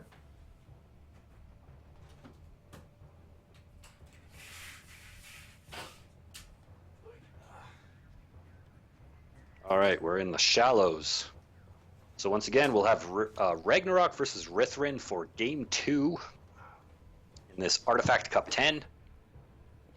We're in the round of 8, the quarterfinals. Okie dokie. So, do you want to do the introductions? Oh, I'll tell you what. We need to as time in I'm first. Yeah, are you at 20? Where are you at? I'm on 55. Okay, I'm on 29:54. Carrier out. Okay, I'll just go to 54. There we go. All right. So 3, 2, 1, go. Boom. All right, so we are here in Game 2. Moving out. In our match between Ragnarok and Rithrin, we are on the Shallows, and this is part of the round of 8 quarterfinals for the Artifact Cup 10. And so spawning on the south side of the Shallows, we have Rithrin playing as the black and whatever that color is, Galcian forces. It's like a dark teal, maybe. Salvage her all. Yeah, it's sort of like a dark teal color, I guess. A little bit more green. And his opponent playing as the Soban, the gray and white Soban, spawning on the north side of the Shallows. We have Ragnarok, also known as Dreamlands, yours truly. Production cruiser moving out. So this should be a pretty interesting matchup. I do like this map quite a bit. Me too. I kind of wish that there were a couple more slightly bigger maps like this in the pool. We have insufficient Yeah, I agree. construction I definitely agree. I kind of wish there were more maps in general, to tell you the truth. Yeah, I could go for some more maps. Yeah, sure. But the maps we do have are gorgeous and really, really Oh well my designed. goodness, I I've gotta done say. it again. You know what? I'm so bad at this. coordinates. Thank you, chat. You guys are legends. All right, now we can see the game. My goodness. Okay, you know what? I think in future I might just not switch to the other screen because clearly remembering to switch back to the game is a little bit much for post Saturday Night Magpie. You know what? I've done that myself on my last stream where I did carrier battles. I fought through like the first 5 minutes of the game and everyone was like, "Where's the stream?" I'm like, "It's up, it's up, it's up," and it was totally on the waiting screen. So. Oh God. Yeah, you're not the only one. Complete. Oh God, yeah. You know what? Actually, you know what? No, I'm not going to talk about that now because we got some action going on here. It looks like some strike craft from both factions going to be getting stuck in here in mid. Defender's advantage here is going to go to you good self here, Dreamlands, with the ALM, with the immediate reinforcements, with the superior numbers of Pathfinders that are now on the field. So going to be able to deflect this handily. And is this really serious from Rithrin? I don't think so because the second production cruiser is absent. I think this is just kind of a semi-determined scouting poke, and he should fall back here Yeah. without further losses. I think what he was trying to do was slow me down a little bit due to what happened in the last game. I see. Just kind of wanted to rush in and do a little bit of harassment, a little bit of damage, slow me down a little. But the thing is, sand skimmers take longer to produce than LAVs. Sand skimmers take 8 seconds, or I mean 11 seconds, whereas LAVs take 8 seconds, I believe. So you can actually produce LAVs faster than they can produce sand skimmers. So the defender's advantage in this scenario is actually quite significant. That is massive. I'm so glad you're along with all these numbers and figures. That is so useful. Yeah, thanks, Wow. man. They actually that was a change that they made in one of the patches, just to offset the Galcian skimmer death rush, which was like Yes. pretty much in the early part of Deserts of Karak. That was just like a really frustrating meta. Yes, it was terrible. But they did Yes, fix it it, was. so that's cool. And now it looks like I'm in a pretty dominant position here. I'm just going to run in and pick off each sand skimmer as they're produced. Are you going to keep reinforcing that? This is my question. Because I think if you just keep rallying, do you not just win this game? Yeah, you do, I think. But I typically, like, my own playstyle, I typically don't just rush for the win. Like, I like to kind of play a little bit longer, more macro games. I like to see all the different cool units and stuff. Oh, I'm with you. But sometimes there are just times when you're like, I think if I just keep producing sand skimmers, I've got you, kind of thing. And then I have a hard time saying no to those wins. Like, I guess that's true. That's true. But anyway, looks like Rithrin here may hold. But I mean, Ragnarok, you're taking up a fantastic position right on his doorstep with a bristling number of LAVs. They've got the superior range, of course, over the sand skimmers. So this is going to be incredibly difficult to engage into. And I think Rithrin won't be able to do so without his carrier at the fore. But he doesn't have refinery mode. He could click that button and is now like 260 minerals past the time when clicking on that button might be optimal. So, whoa, he's stacking like 1060 CUs here. What, Rithrin, what are you doing, man? To tell you the truth, if I was him, what I would do is I would get production cruiser refinery mode, leave my production cruiser back, and bring my carrier and assault ships out to the front. Yeah, that's what I'm kind of getting at. But he's not researching refinery mode. He's stacking like loads of CUs. Yeah, you know what? I think, to be honest, and I remember this game, and I remember chatting with him afterwards, and I think he just got a little bit psyched out by the overwhelming number of LAVs that were literally just crushing his skimmers and then sitting outside of his front door.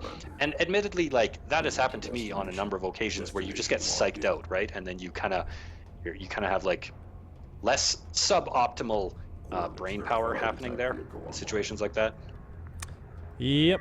Ah, here we go. Looks like our first UAV of the evening. I can't believe it. We've got so much CVC and so much Saban as well. Now we're just seeing our first UAV. One of my favorite things that you can do, like, it's one of the reasons why I would ever consider playing Coalition or Saban, is just these awesome, awesome scouts that you guys get. Yeah, you know, I would totally recommend playing those factions just because of the knowledge that it gives you about their different units and stuff like that, even if you're not. I would love to. I would love to. It's just I just enjoy playing the game so much as Galzi, and anytime I fire it up, it's like that's all I want to do, you know? Yep, I totally do know, actually. But you're right. I should temper my enthusiasm and actually do some playing of Coalition and stuff. But I don't know. Maybe one day. Yeah, I recommend it if you get the chance, man. Now it looks like Rithrin is trying to force an engagement here, but he just doesn't have enough skimmers, and he doesn't have the right angle, because I already have railguns supporting my LAVs. And so these assault ships are pretty much forfeit. They're not going to be able to push in here at all. Yeah, this is horrendous. Rithrin there trying to get something done because he doesn't have many options open to him, but Dream/Raggy, your combo here, your force is just fantastic. What do we got here? 4 railguns and just so many LAVs is all you need to defeat that. And I imagine if you were to push forward and try and take up camp on your opponent's doorstep, those railguns and those pathfinders would be almost impossible to dislodge. And we'll see if that's going to be the plan here. Now, see how confident you're what feeling. do we got? We got another production cruiser by the looks of it. And I don't Does he hate have this. refinery mode? He's only getting refinery mode now. I mean, I always try and think of what I would do if I was in his position here, and this is a tough call to make because ideally I would want to have a carrier to deal with these LAVs and then an overwhelming swarm of skimmers to deal with the railguns. But unfortunately, I just have so many LAVs at this point that he won't be able to outproduce me with skimmers. Yeah, this is a very tough situation for Rithrin, and honestly, I think it's one that he can't really win without his own railguns. Like, because you know, I suppose another option might be if you just like put triple production into sand skimmers and start researching upgrades. Actually, yeah, that's probably what I do. I just go for like raiding and armor and firepower 1, and then try and come at you with like a ball of sand skimmers. That would be the plan, I think. Yeah, that's what I'm saying. And then I mean, the Galcian carrier is probably the single best weapon against Strikecraft that you can have in the early game. It's just so powerful. So get a couple of upgrades into the power, push that guy out into the middle, and then just spam sand skimmers to deal with these railguns. But at this point, it's pretty much no! Are you going to get this production cruiser? Yeah. Oh, gross. Okay, a couple of interceptors coming out, but it's too little too late to save this production cruiser. That is a bitter loss. Boom, smashes down into the sand. Might lose some railguns. Air is an okay tech choice, but I feel like it's way too expensive for one resourcing location. If you're only sitting on one resourcing location, I I honestly, I would never recommend investing in air because it's just too expensive. Especially these interceptors, they're very pricey. Saboteur is Yeah, in and like I contact. also think like the window of usefulness for these units is very slim because you're sitting on much more resources. It's very easy for you to get out the appropriate counter. That's right. Defense alert. Interceptor taking So I feel fire. like, I mean, Rithran is a solid player. I mean, he's beaten me many times, and I feel like I just kind of got into his head a little bit and psyched him out and kind of shook off his game here. And unfortunately, he just won't be able to come back from this now. Yeah, I think so. I mean, he's so far on the back foot. It is difficult to see how this isn't game. Oh, yep, there it is. looks like he agrees with us. He's seen enough. So that is So a it quick was 2-0 victory for you there, good sir. Congratulations. Moving on into the semi-finals. Oh, thanks, man. Save your congratulations for after the semifinals, Oh, okay. because there won't be any. So yeah. Let's see. So then there's one final quarterfinals match. How are you feeling, man? Do you want to grab a drink or take a break, or are you okay to keep going? I wouldn't mind just topping up my water here, but I can keep going. It's up to you, man. If you want to take a break, we can take a short 5 minutes or whatever. Yeah, that sounds good. Cool. Okay, guys. Well, we're just going to take like a 5-minute break, so we'll be back at like, I don't know, what time is it now? According to my clock, it's 6 minutes past the hour, so we'll be back around like 11 minutes past the hour. Catch you guys then.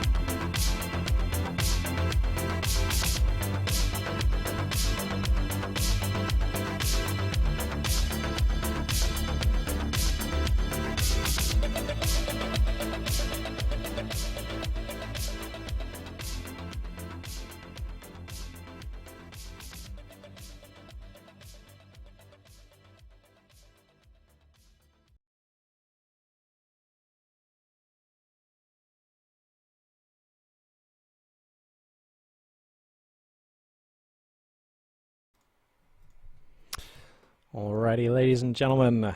Ooh, wow. Welcome back. We're just getting ready to jump into the fourth and final quarterfinals match here for Artifact Cup number 10. And let's see, Dreamlands, buddy, you there? Oh, wait.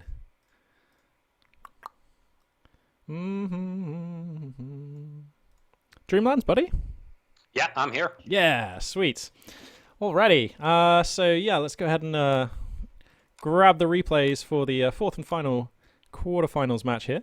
Massive shout out and massive thanks, of course, to Sinistro for sending and packaging these replays so fantastically as he does. We couldn't cast these games without him, and he is a legend of the scene for it. Daddy Sin. Daddy Sin, the Sin Father.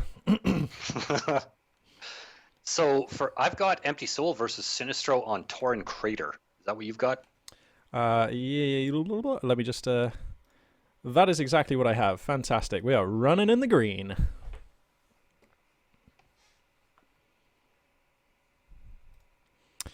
So I'm currently paused at 29:55. Okay, yep, just loading in. Just a little behind you. Come on, SSD, do your thing.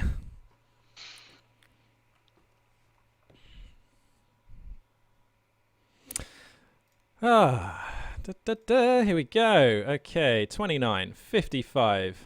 I am good and ready. This time I'm going to remember about the overlay. Boom, done. And, okay, you ready to go? I'm ready. In 3, 2, 1, go. Boom. Alrighty, ladies and gentlemen, as I was just saying, the fourth and final quarterfinals match here in Artifact Cup number 10 will be featuring playing in the south, spawning as the Galzian player, as I just unmute Homeworld Deserts of Karak so we can have some sound. It is gonna be Sferro! And spawning in the north, playing as the fruity pink Saban forces, it is going to be Empty Soul 0-1, and make no mistake, this gentleman has a very tall order ahead of him because he has to defeat Sferro, who to be honest, Sferro and A-Game for me are two players in a league of their own in Deserts of Karak. They're both incredibly talented and incredibly good, and for my money, they are the two best players in the game. And in fact, you know what? That is literally true, because I did actually put my own money on the line to organize a best-of-7 show match between them. So yes, they are literally, for my money, the two best players. Yeah, Dreamlands, your thoughts on the matchup? Well, I'm inclined to agree with you that Sferro is a player that really needs no introduction. Once again, if you follow the Artifact Cup or you follow Deserts of Karak at all, you are very familiar with this player, and he is very much in A-Game's league. So Empty Soul, a friend of mine, somebody who I've played with and against many, many times, is a very solid player. But he does have a very, very tall order, as you said. It's going to be a difficult battle. Now, Empty, I believe this is his very first time entering the Artifact Cup. I had to bug him and bug him and bug him to get in on this. I've not seen him before. No, he's a good player, and he is here for the very first time making his debut on the Artifact Cup. And unfortunately, his very first matchup in said cup is against a titan of DoK himself, Sferro, who has gone for the much feared double production cruiser build. Yeah, so right now if Sferro was Captain Falcon in Super Smash Brothers, he's at this stage, he's like, Falcon! And the punch is just coming up here. Yeah. 2 production cruisers going to be coming on out. This can mean only one thing, and that is instant devastation for somebody. It's either him or his foe, but that's what these openers are like. Two Sand Skimmers being built at a time, of course. Let's just check the tech here and see if we have any upgrades forthcoming for them. No. Oh yeah, he's got armor already, so that was... No, he doesn't, sorry, my bad. Okay, so no upgrades forthcoming yet. And now he's looking to take fights against the Pathfinders in mid. So Empty does have a really, really nice spot here. He has a good number of LAVs, and they do have the high ground advantage, so... they also have the range advantage, as a matter of fact. LAVs have more range than Sand Skimmers. They do indeed. So he's looking to take a pretty good fight here if he can just kind of keep the distance between himself and these Sand Skimmers. Which he's not actually doing. He's kind of trading 1-for-1, which he cannot afford to do here, really. The more he trades 1-for-1, the more Sferro gets ahead, because of course Sferro is producing 2-to-1, so that's a problem. And you were right, this fight started out so well for Empty Soul, but with the high ground advantage, with the positioning, but he's just kind of getting dragged down into the mud here, and that's exactly where Sferro fights best. That's very true. And now Empty is looking to be in a serious amount of trouble here. He's got 2 production cruisers right outside his front door with a ridiculous swarm of skimmers and no end in sight. And because he committed Empty his Soul base is going runner, for- there's no turret. Empty Soul's going for the gunship rush here. Is he? Base runner Oh Yeah, god, he's got well a if it's gunship good on enough his for finish. Dreamlands. Heretics now spotted. You know, I actually got that idea from him, from playing against Oh, him. really? He was doing that to me. Yeah. Oh, okay. Destination Unfortunately, when you have 2 production cruisers sitting right outside your carrier, you're gonna just quit the game. Carrier has been neutralized. Yes, you are. So that was a very, very quick. Well, ladies and gentlemen, that is what a 2 production carrier, a cruiser, sand skimmer push, executed correctly looks like. Nicely done there for Sparrow. Bread and butter. And we're going to be going on to a very rapid game 2 here. Now let me just get out of my. And it seems like the map is going to be the Boneyard. All right, let me get this here. Empty Soul versus Sferro on the Boneyard. Another Soban versus Galcian. So as I'm just loading up into the game, I'll let you know when I get to 29:55. Thank you very Countdown. much. Yeah, unfortunately, that first engagement, Empty needed to pull back and maintain the high ground advantage and Yeah. the range, Yeah. and just continue with the sand skimmer production, and he would have been okay. All Yeah. right, so I'm sitting at 29:55. Okie dokie, so we will go in 3, 2, 1, go. And do you want to do the honors of introducing these fine players? I certainly do. So spawning on the south side, we have the one, the only Sferro playing as the black and white Galcian, and his opponent spawning on the north side of the Boneyard, the pink Soban player, Empty Soul. Oh my god, I've done it again. Right, now we can see everyone. Salvager online. Set charges right there. All right, so Empty Soul is sending his first base runner out onto the field. He is opting not to recycle it. Move into position. And Sferro looks to be setting up a very early second mining location. Yeah, Sparrow here going for some kind of... Is he actually researching refinery tech? He's saving for it, so yeah, this is going to be some eco cheese. Boom. Yeah, I love it. Has he even got sand skimmer tech? No, this is eco cheese, confirmed. Okay. Well, we'll have to see. I mean, after last game, are you really going to get punished for this? I doubt it, you know? Like, who sees an No. eco cheese following a 2 production cruiser sand skimmer push, you know? And something that I've noticed a lot of, especially really good players, will do is when they have the 1 game advantage over you, they feel a little bit more comfortable to play more macro styles. And that's exactly what we're seeing here. Sparrow has gone for production cruiser refinery mode first. And so he's going to go for a very economic play style in this game, which is pretty safe because even if he ends up losing the game, he can still take the next game for the win.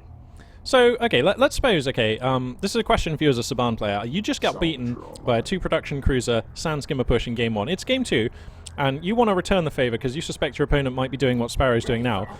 How, as a Saban player, do you bring the most possible force to bear in the least possible time? Like, what's your equivalent of the 2 production cruiser push? I would go LAVs, honestly. Pretty much exactly what I did in the couple of games versus Rithrin. It's kind of my standard.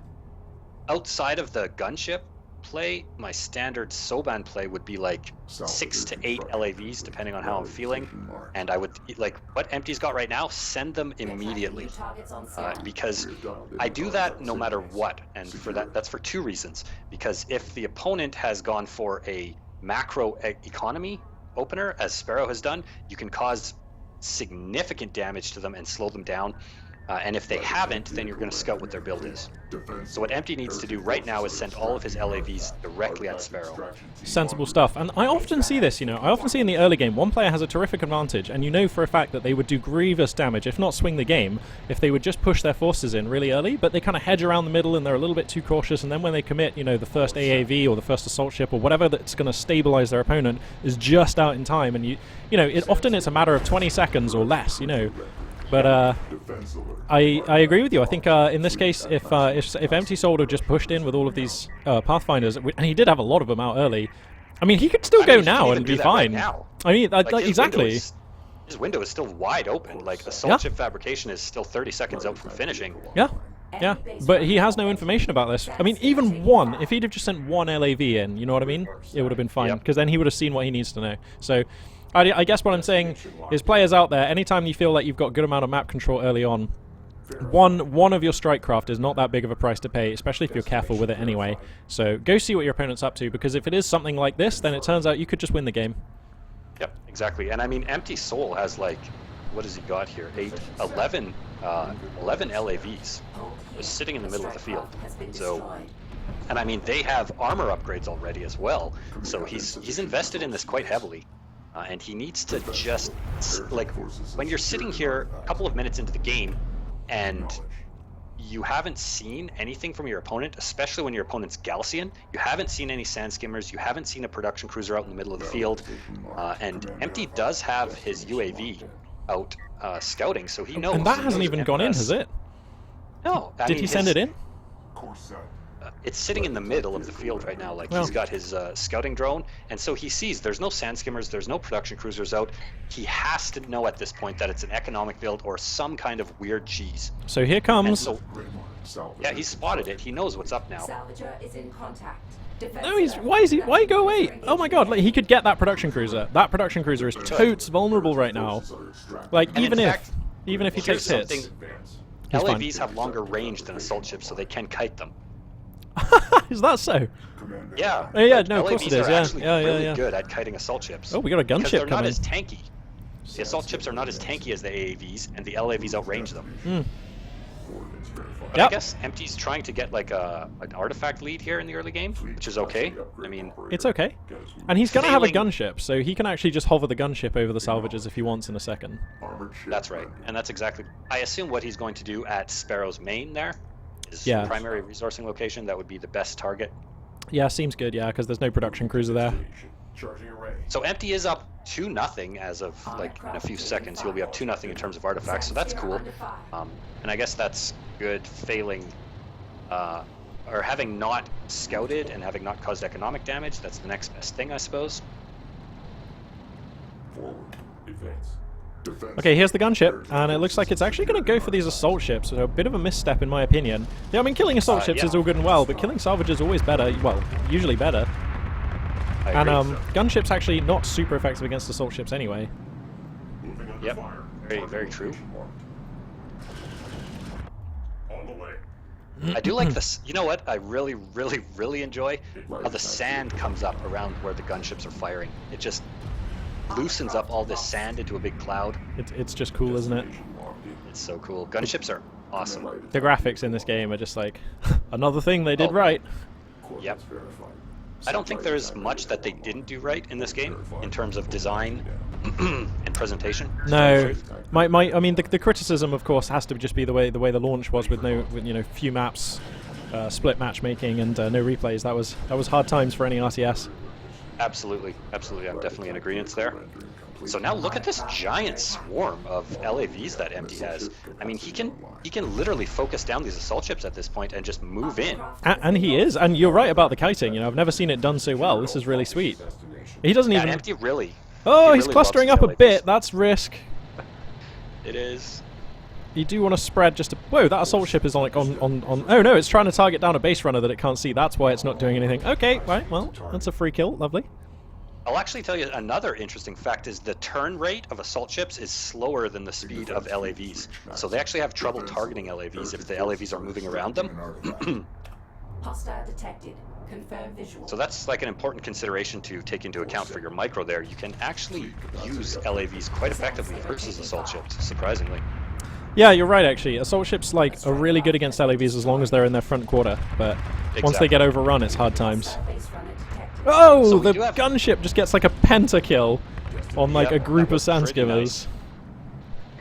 So I mean, Empty's doing a pretty good job of dealing casualties. He's trading really well. Yeah, but All he's the still engagements are economically going in his behind. favor. This eco cheese from Sparrow just hasn't been answered. He's up on 3 bases. Yeah, exactly, and that is the problem. Yeah. I mean, he doesn't mind losing these units. He's got units to burn. He's got money to burn. That is true.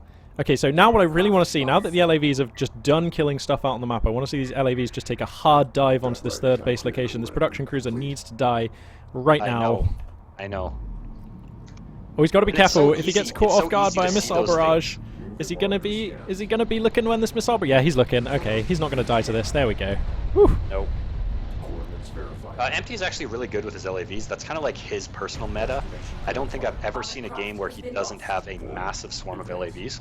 And I have to say, this is like some of the best LAV micro I've seen. Like, he's doing so good with these LAVs. Really is. Sandskimmer under fire. I mean, look at that dodge. He literally didn't. He didn't even take a single hit point of damage from that missile barrage, and he totally sniped out that missile ship. Yeah. So that was really nicely done. I think But he has to do damage to the economy, or else he just can't hope to take this game in the long term.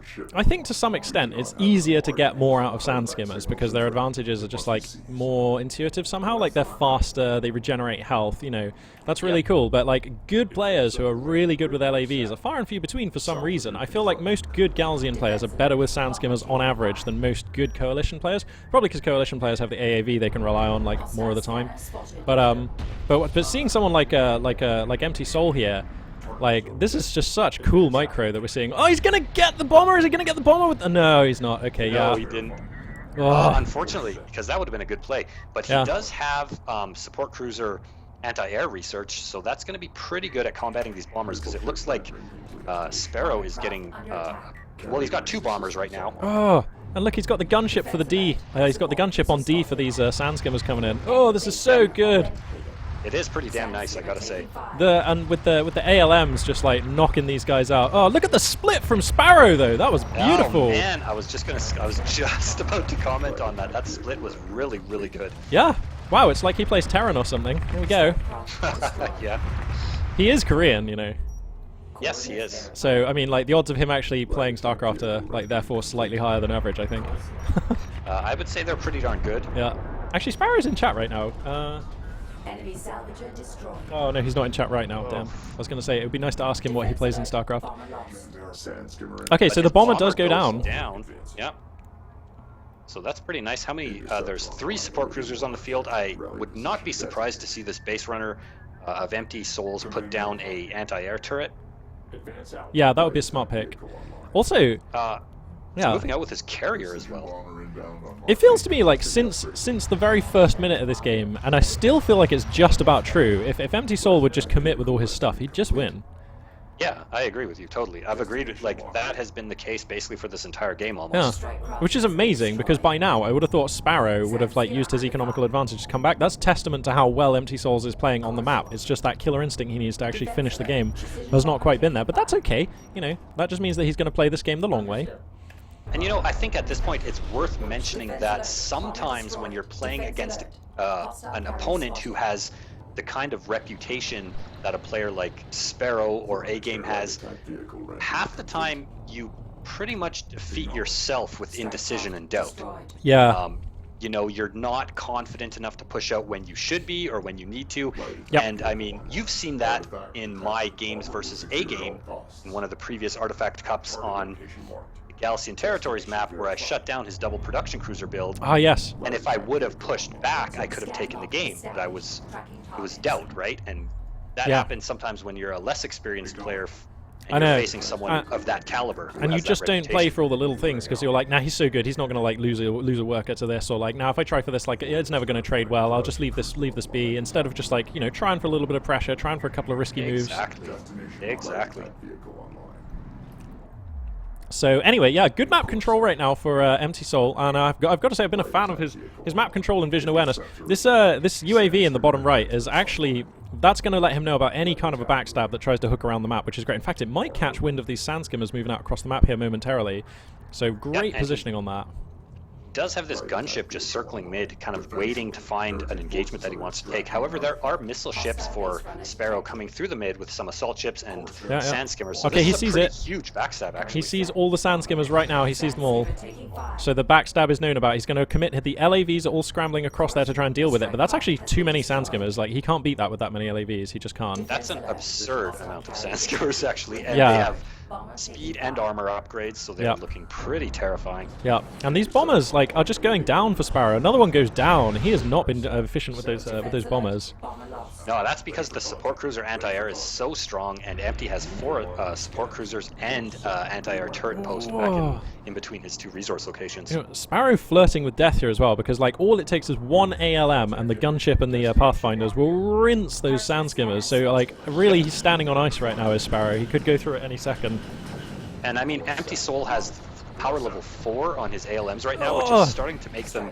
That's gonna get to a point where they become unmanageable. Oh my god, look at the sick high ground advantage! That's a sick high ground advantage! Those Pathfinders are just Yes, gunning down the sand skimmers! Oh, that's gross! Sparrow, no! What are you doing? No! What is this? Oh no, now the ALMs are there! That is Yeah, no, such a this is- massacre! Oh my This god. is just a butchering. Oh, fish in a barrel doesn't even do it justice. This is like blind fish with no fins in a tin. Yep.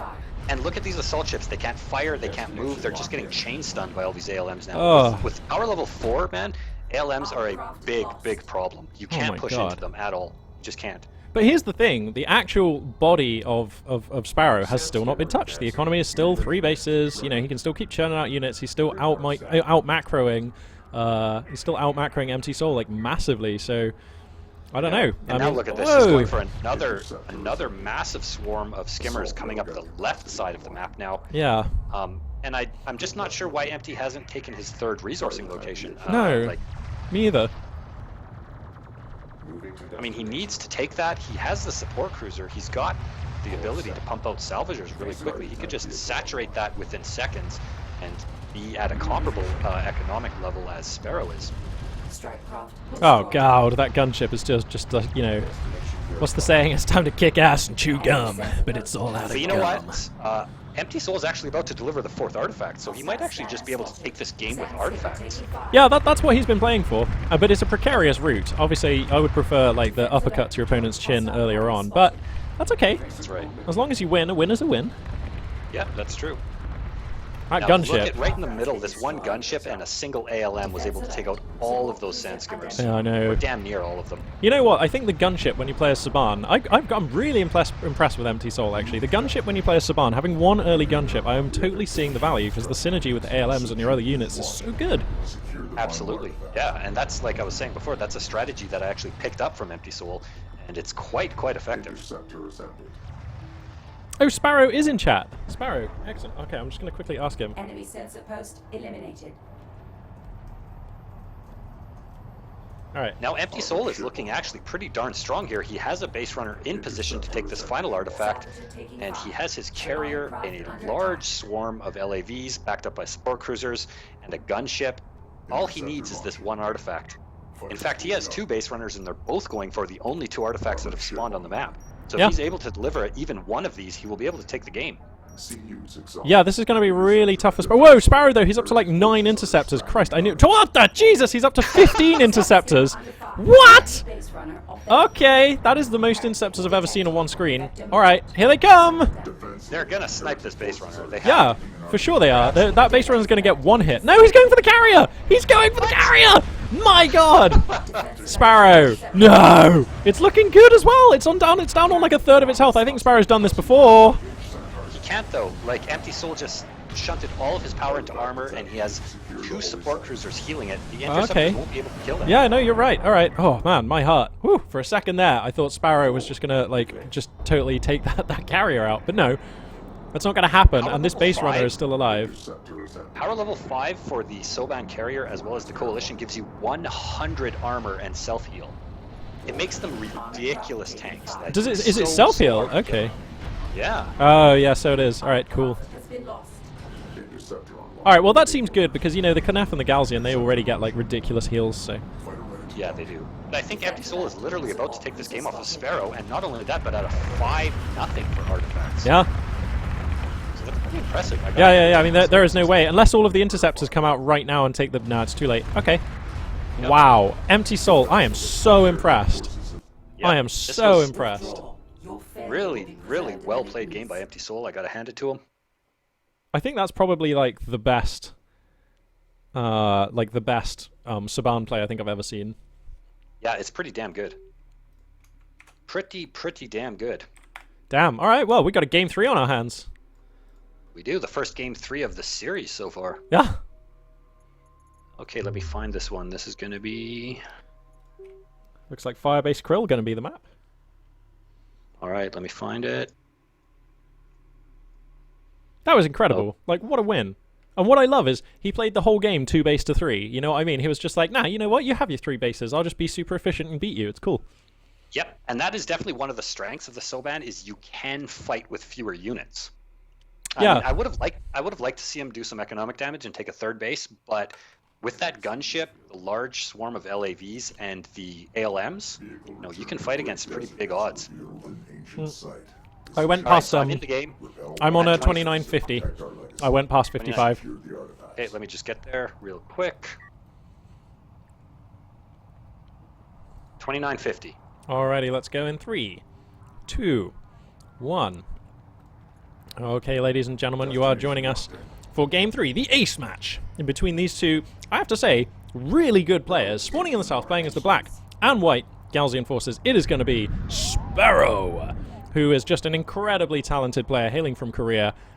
We're used to see him just kind of winning everything, but he has just lost a game to this man, spawning in the north, playing as the awesome, fruit pink Saban forces. It is Empty Soul, who is actually enlightening me as to how Saban are meant to be played. He's just doing things his own ways. LAV micro, impeccable. Early gunship, such synergy with everything else he's doing, and able to put together like one of the best game 2s I've ever seen just then. And really keen to see what's going to happen in this ace match. Well, it looks like Sferro is going to fall back on his tried, tested, and true double production cruiser build. And so this game is going to be basically in Empty's court to see if he can hold this. I mean, he lost to it quite handily, quite rapidly, actually, in the very first game of this particular matchup. So if he's able to scout this, now, having played against this build a lot, the only way you can hold this is if you scout it early. You have to know that it's coming.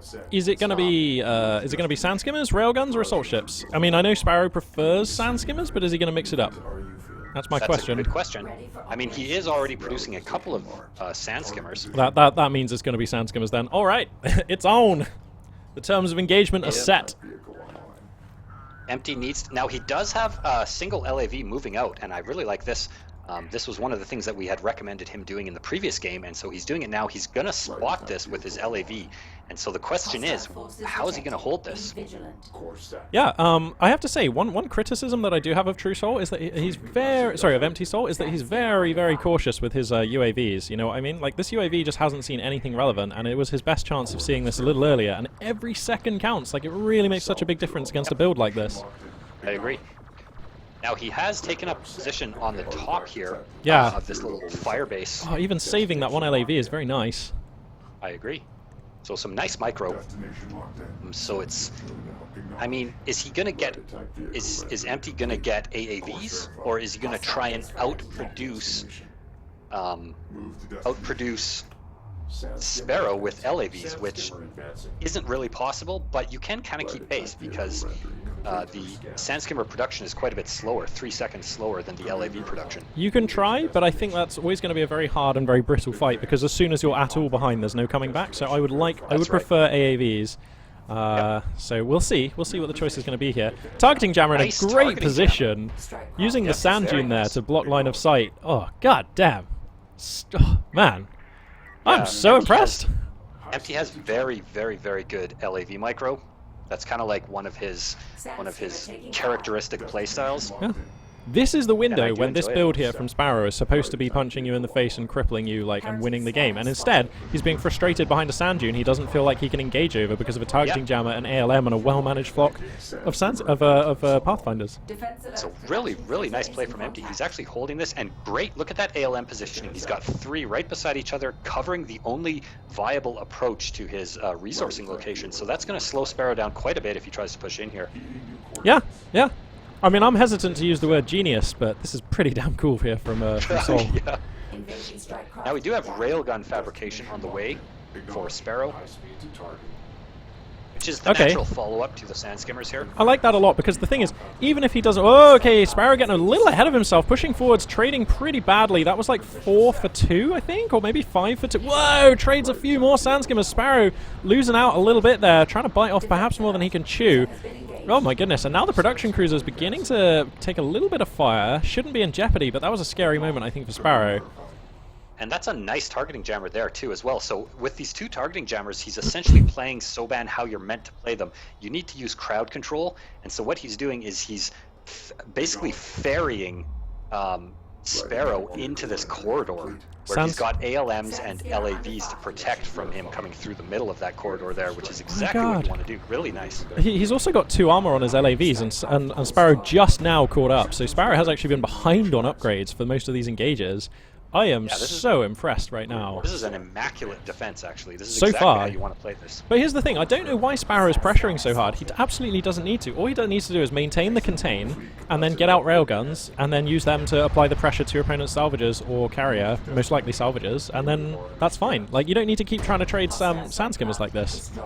I agree, and the Empty Soul's even mining off of this location right behind Sferro's back, which is just hilarious. Fearless. He's going to lose a salvager here, I think.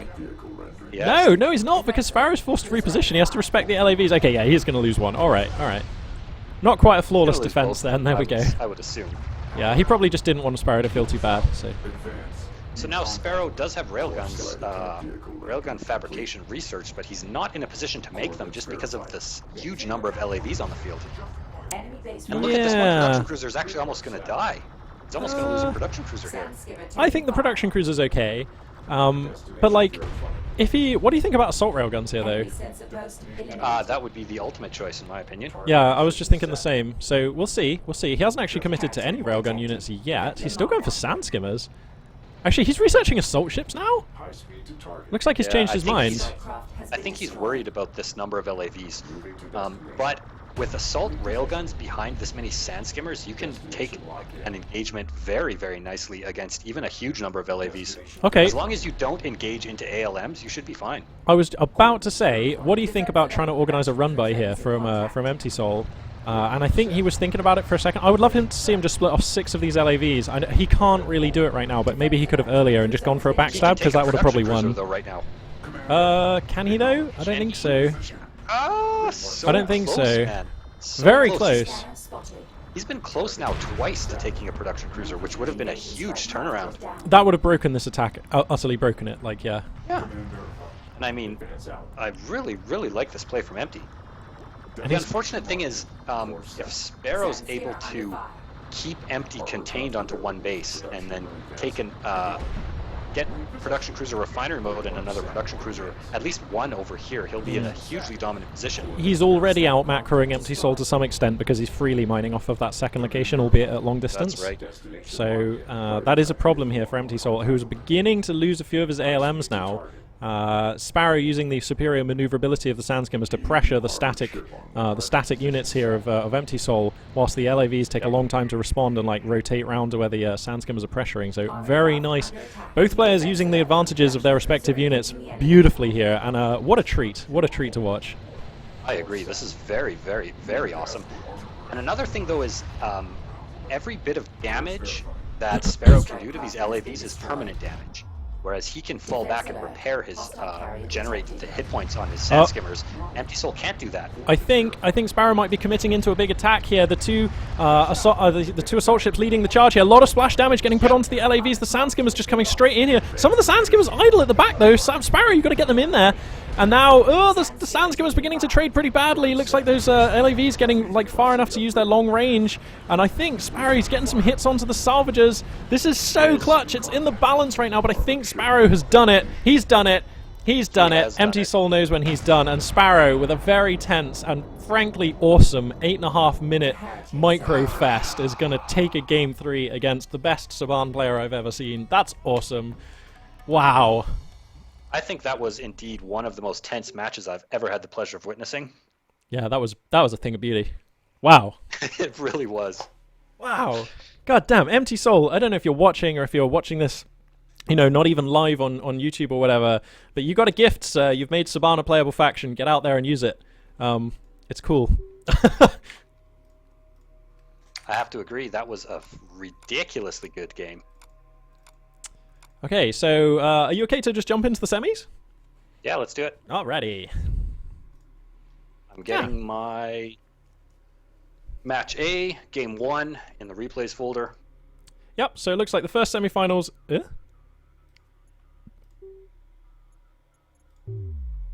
we go. First semifinals is going to be A Gamer Ranks versus Tren, a matchup I've had the pleasure of casting many times, and they're both playing Coalition, so this is a new take on an old rivalry. Alright, I'm just trying to find this among my flood. Oh, there it is, on the Boneyard. Okay, loading in.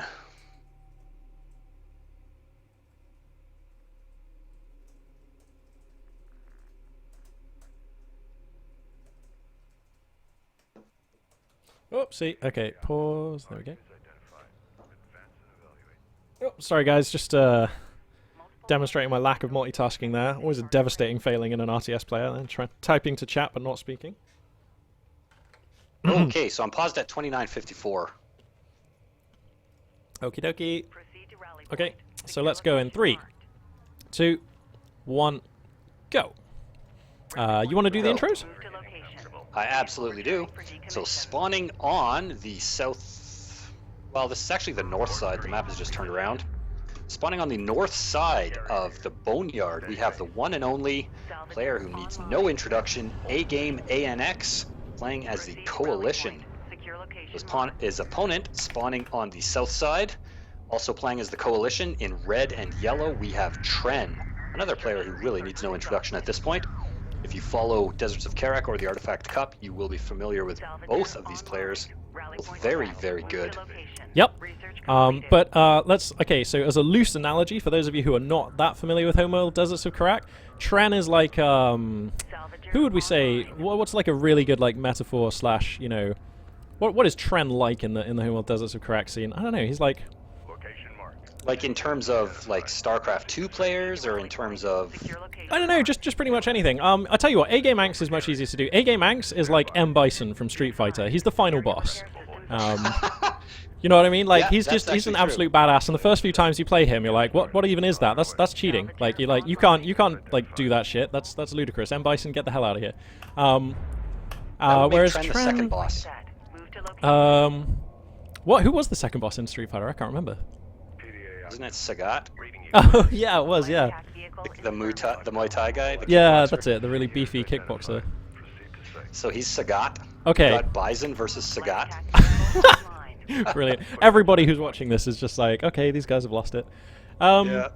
So, okay, the UAV here for Tren. Okay, look at this UAV. Okay, Empty Soul. That is the kind of UAV movement I like, because now he has seen everything he needs to see. If this was a Galzian player, he would have been able to tell if this was going to be, you know, macro cheese, and if he comes back in for a second poke in about a second, he would have been able to tell if it was double production cruiser. So, that's the kind of timing I like with the UAV. That's some nice movement there.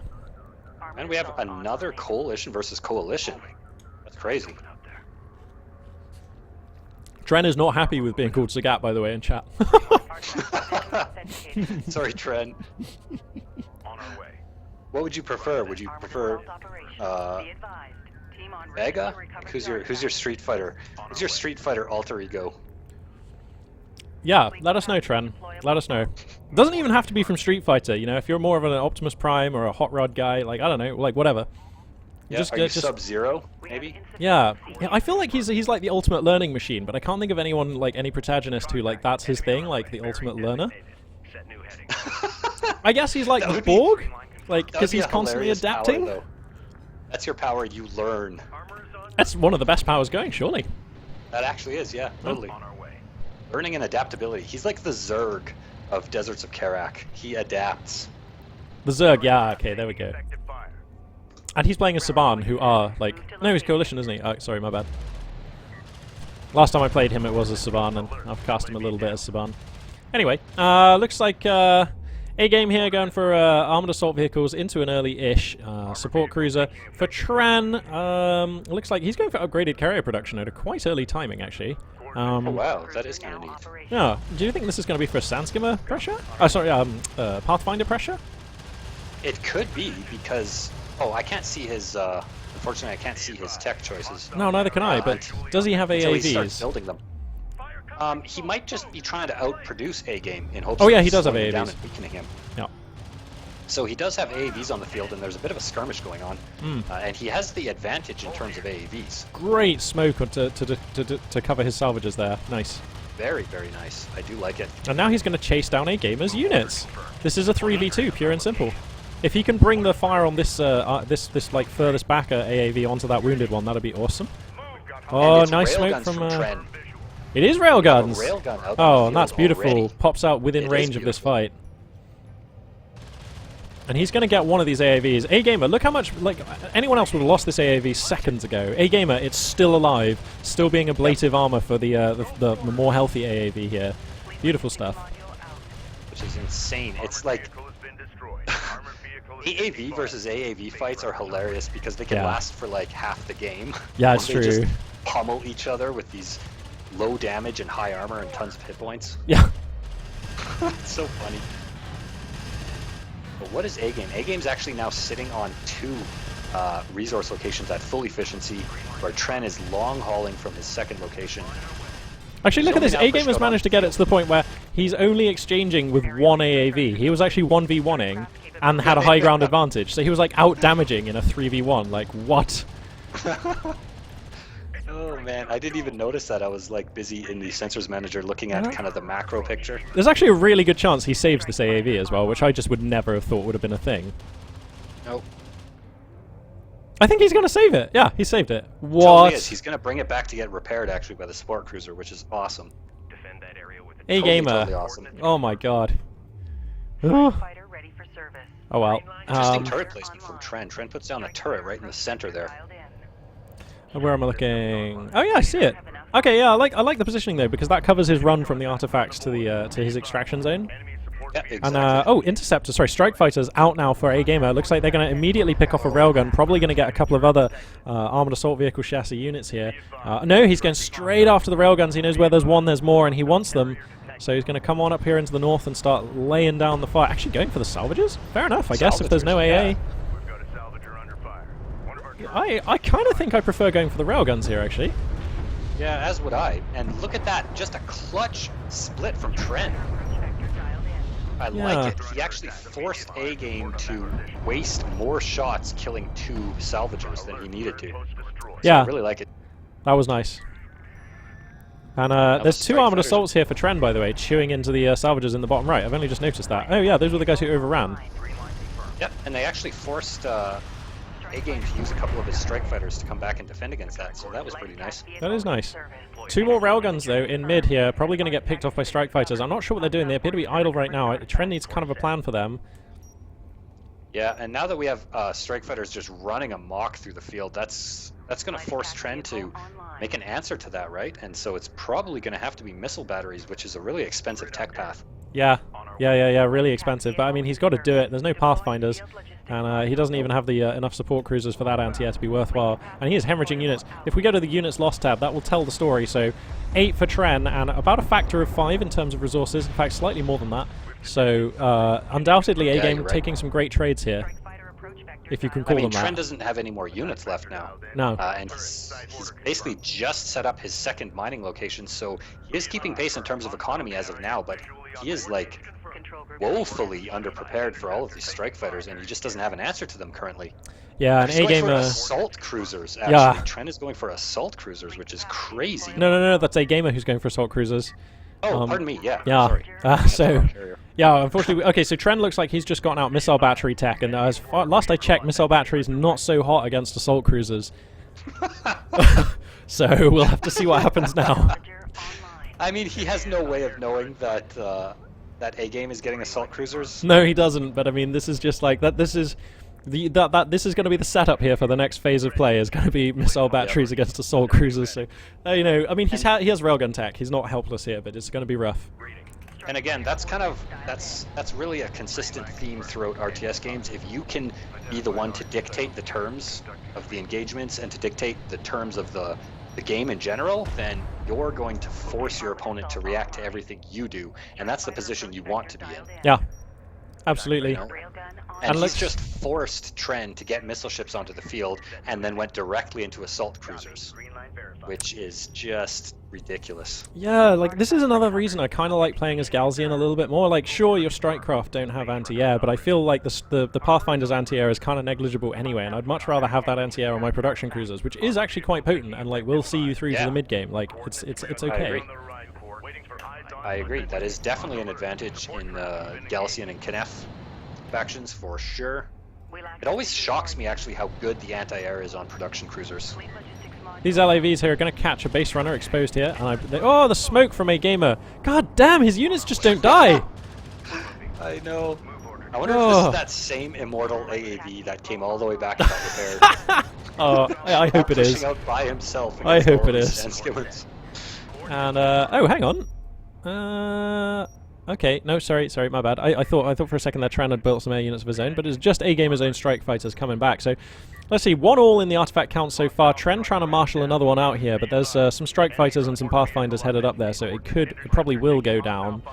And like the anti-air for Tren is just like scattered and insufficient at the moment. 2 missile batteries, but they really need to be on top of the army to cover it. Yeah, I agree. And I also, mean, Tren might be able to get this artifact in. There is an AAV coming. I think as soon as the strike fighters head that way, it should just end. It's on less than half health as well, so I think it will die. So Tren spots it, and he's just going to leave it here to die. Not much else you can do at that point. Yeah, he's going to throw down a turret of defiance, a kind of screw you turret, but you know, that is his prerogative. So okay, he's going to come in here with some pathfinders, looking for some damage on this third mining location here for a game, who by the way has been out mining 3-2 for a little while now. Yeah. I mean, I see only 3 units on the field for Tren, and that's worrying. Yeah. To be sure. Yeah. Like, 6 minutes into the game or whatever, if you have 3 units on the field and your opponent is A game, then you probably have cause to worry. Okay, I've got a suitable metaphor here. You know how in the I think it was the second the second Lord of the Rings film when Frodo's running around in the spiderweb caves. That's kind of how I feel like this is, like where A game Anx is Shelob. Like, Tren's just like running around getting slowly more and more bogged down in web, getting picked to pieces, and soon enough he's going to be helpless, and that's when Shelob comes out to play. Yeah, and that's always a bad feeling when you're in that situation. Yeah. I feel for Tren, I really do. I do he's too. a really good player, and I like him a lot. Yeah. And it's kind of a sad day when you see a player that you really like getting into this position where It's true. the jaws of death are just closing around them. I can't blame him though, because his opponent is like, I've never seen a gamer in the flesh. Can we confirm he's human? Like, I don't think so. He's probably like some super AI or something. He's actually a Google AI. Yeah, He's a bot. that's right. Yeah, he's a Google AI. As soon as he's not playing Homeworld Desert of Karak, he's horrendously racist. Just kidding. Oh man, that's funny. But seriously, no, he's just incredibly talented at RTS. Actually, I think A Gamer is in chat actually. So A Gamer, yeah, he is in chat. I'm just gonna ask him what he plays in StarCraft 2. Board is green. Let's roll. Because I don't know if he even plays StarCraft 2 actually, but I'd be curious to know if I think he because does. we talked about it one time on Discord. Oh, okay. Did So he I'm pretty say? sure he does, yeah. Did he say what race he was? No, he did not. If you had to guess, what would you say? Ooh, I couldn't possibly guess. He seems to me like either a Terran or a Protoss, but probably Terran, simply from the way that he prefers. Like, he's always attacking. Like, he seems to me like he's used to having medevacs, let's put it that way. Yeah, as someone who doesn't play a lot of competitive StarCraft Yeah, he's 2, Terran. I asked him in chat. Oh, he's a Terran player, so that explains his Nailed it. micro. Yeah, I thought so. So anyway, A Game Anx here with a fantastic position, using the spine of this dune line to get the high ground and the just awesome line of sight for his railguns here, which are hooning on the units of Tren here, taking grievous damage. He's got a ball of Pathfinders on D. He's also got 6 strike fighters in the inventory, ready to take to the skies. In fact, what the... Sorry, they are indeed hammering these resources at the top. I didn't spot that. Ugh! Brutal losses. So Tren here, with his valiant last stand, he's just holding the monstrous A game back to the best of his ability, and he's doing a damn fine job of it, I gotta say. But the jaws are just closing ever more tightly with each passing moment here. Yeah. And like Tren is actually, to his credit, like finally up to 3 mining locations, albeit one of them getting a little bit ravaged. But like, you know, at least he's you know, finally got He's up there. keeping pace. Yeah, he is. Yeah, and his army is like, it is smaller, and it is not like the composition is worse, but it is, you know, he could win a fight. Like he could win a fight. Yep, It's going to be a big ask. His carrier, which has a couple of power upgrades here from the artifacts that he's delivered. So he does have an artifact lead. Which It's is a rail one thing fight. definitely We got a in rail fight here. A gamer with the better position, but Tren with superior numbers of railguns. Actually, no, sorry, 5 all. And somehow, actually, Tren kind of pushing this rail wall back. The carrier here being used as a pretty dangerous battering ram. Now, though. Yeah, here comes the artillery cruisers. Is it 1 or 2? It's 1. At least Okay. one. In fact, you know what? This assault cruiser for a game is not shooting. It's not over that sand dune. That Yeah, is it's not doing something. much of anything, actually. Yeah, and Tren gonna grab an artifact. Oh, sorry, no, that was a gamer grabbing an artifact. My bad, my bad. So tying it up for 2-0. Yeah. 2-all. Yeah, but behind all this, basically, the army for Tren has been slain. There's like 3 railguns left, but I think the Pathfinders for a game, yeah, here they come. They're going to come in now to try and hoover this up. And he's got the nitrous boost on his Pathfinders as well. God, I love that ability. It's like stim. Yeah, it is really good. I do enjoy it quite a lot. Yeah. And know, so now it looks like this is just going to be the final battle here as Tren attempts to stem the tide, as it were. He's Yeah. putting up a nice fight, but what can you do in this position, man? You just can't do anything. Well, you can go to game 2. Yeah, you can. I like winning in game 2 more than winning in this one. I think that's much easier. Yeah. But yeah, I mean, this is a rough situation. So yeah, there should be no recovering from this. There really shouldn't. Not now. I mean, he's staying in this game because he hasn't lost his economy, and like A-Game Manx might suffer a stroke and like I don't know, or disconnect. Like, but as soon as he loses his economy here, it will be over. Win by default, I guess, eh? Yeah. So okay, yep. Here comes the artillery cruisers. There are 2 now, so they are hooning shots in. Looks like Tren going to stay in this one to the bitter end, and fair enough. That is his right. Sometimes I do it. It's not often, but sometimes. Yeah, it really depends. Sometimes I do it as well. Yeah, I mean, I used to play Terran in StarCraft 2, so, you know, sometimes I just lift everything off, send it to different corners of the map, and go make a cup of tea. It's always good. Oh, Lord. Oh, yeah. Oh, yeah. Oh, no. Yeah. I did play Protoss recently. I was a Protoss fan. Okay, I'm Protoss these days. I used to play Terran, not anymore. Oh, you still play StarCraft 2 on occasion? On occasion. Nice. Nice. Okay, Yeah. I'm just going to grab, as this game finishes up here, I'm just going to refill my water. Okay. Yeah, no worries, and I man. will be right back in like a minute here. Safe. Yep, so, yeah, we're just watching the cheetah here with a wounded antelope, just pursuing it across the plains here in anticipation of the kill. And then we'll be on to game 2. So post-mortem mode, I think this was actually a pretty good game from both players. I think Tren was on the back foot thanks to the strike fighters and things harrying his resources. Also, he was economically behind, like a game up onto the 3 bases, like considerably ahead of Tren's timing going up to 3 bases, which obviously helped him. But that was a really close game. And let's not forget, Tren's primary race is not Coalition. I mean, neither's A-Game Manx's for that matter, but I don't know how much experience Tren has with Coalition. I don't know how much experience A-Game Manx has with Coalition either, but it is probably more than Tren. Yeah, looking at some stats here, just pretty much as you'd expect, I guess. But I definitely think there's hope in this series for Tren.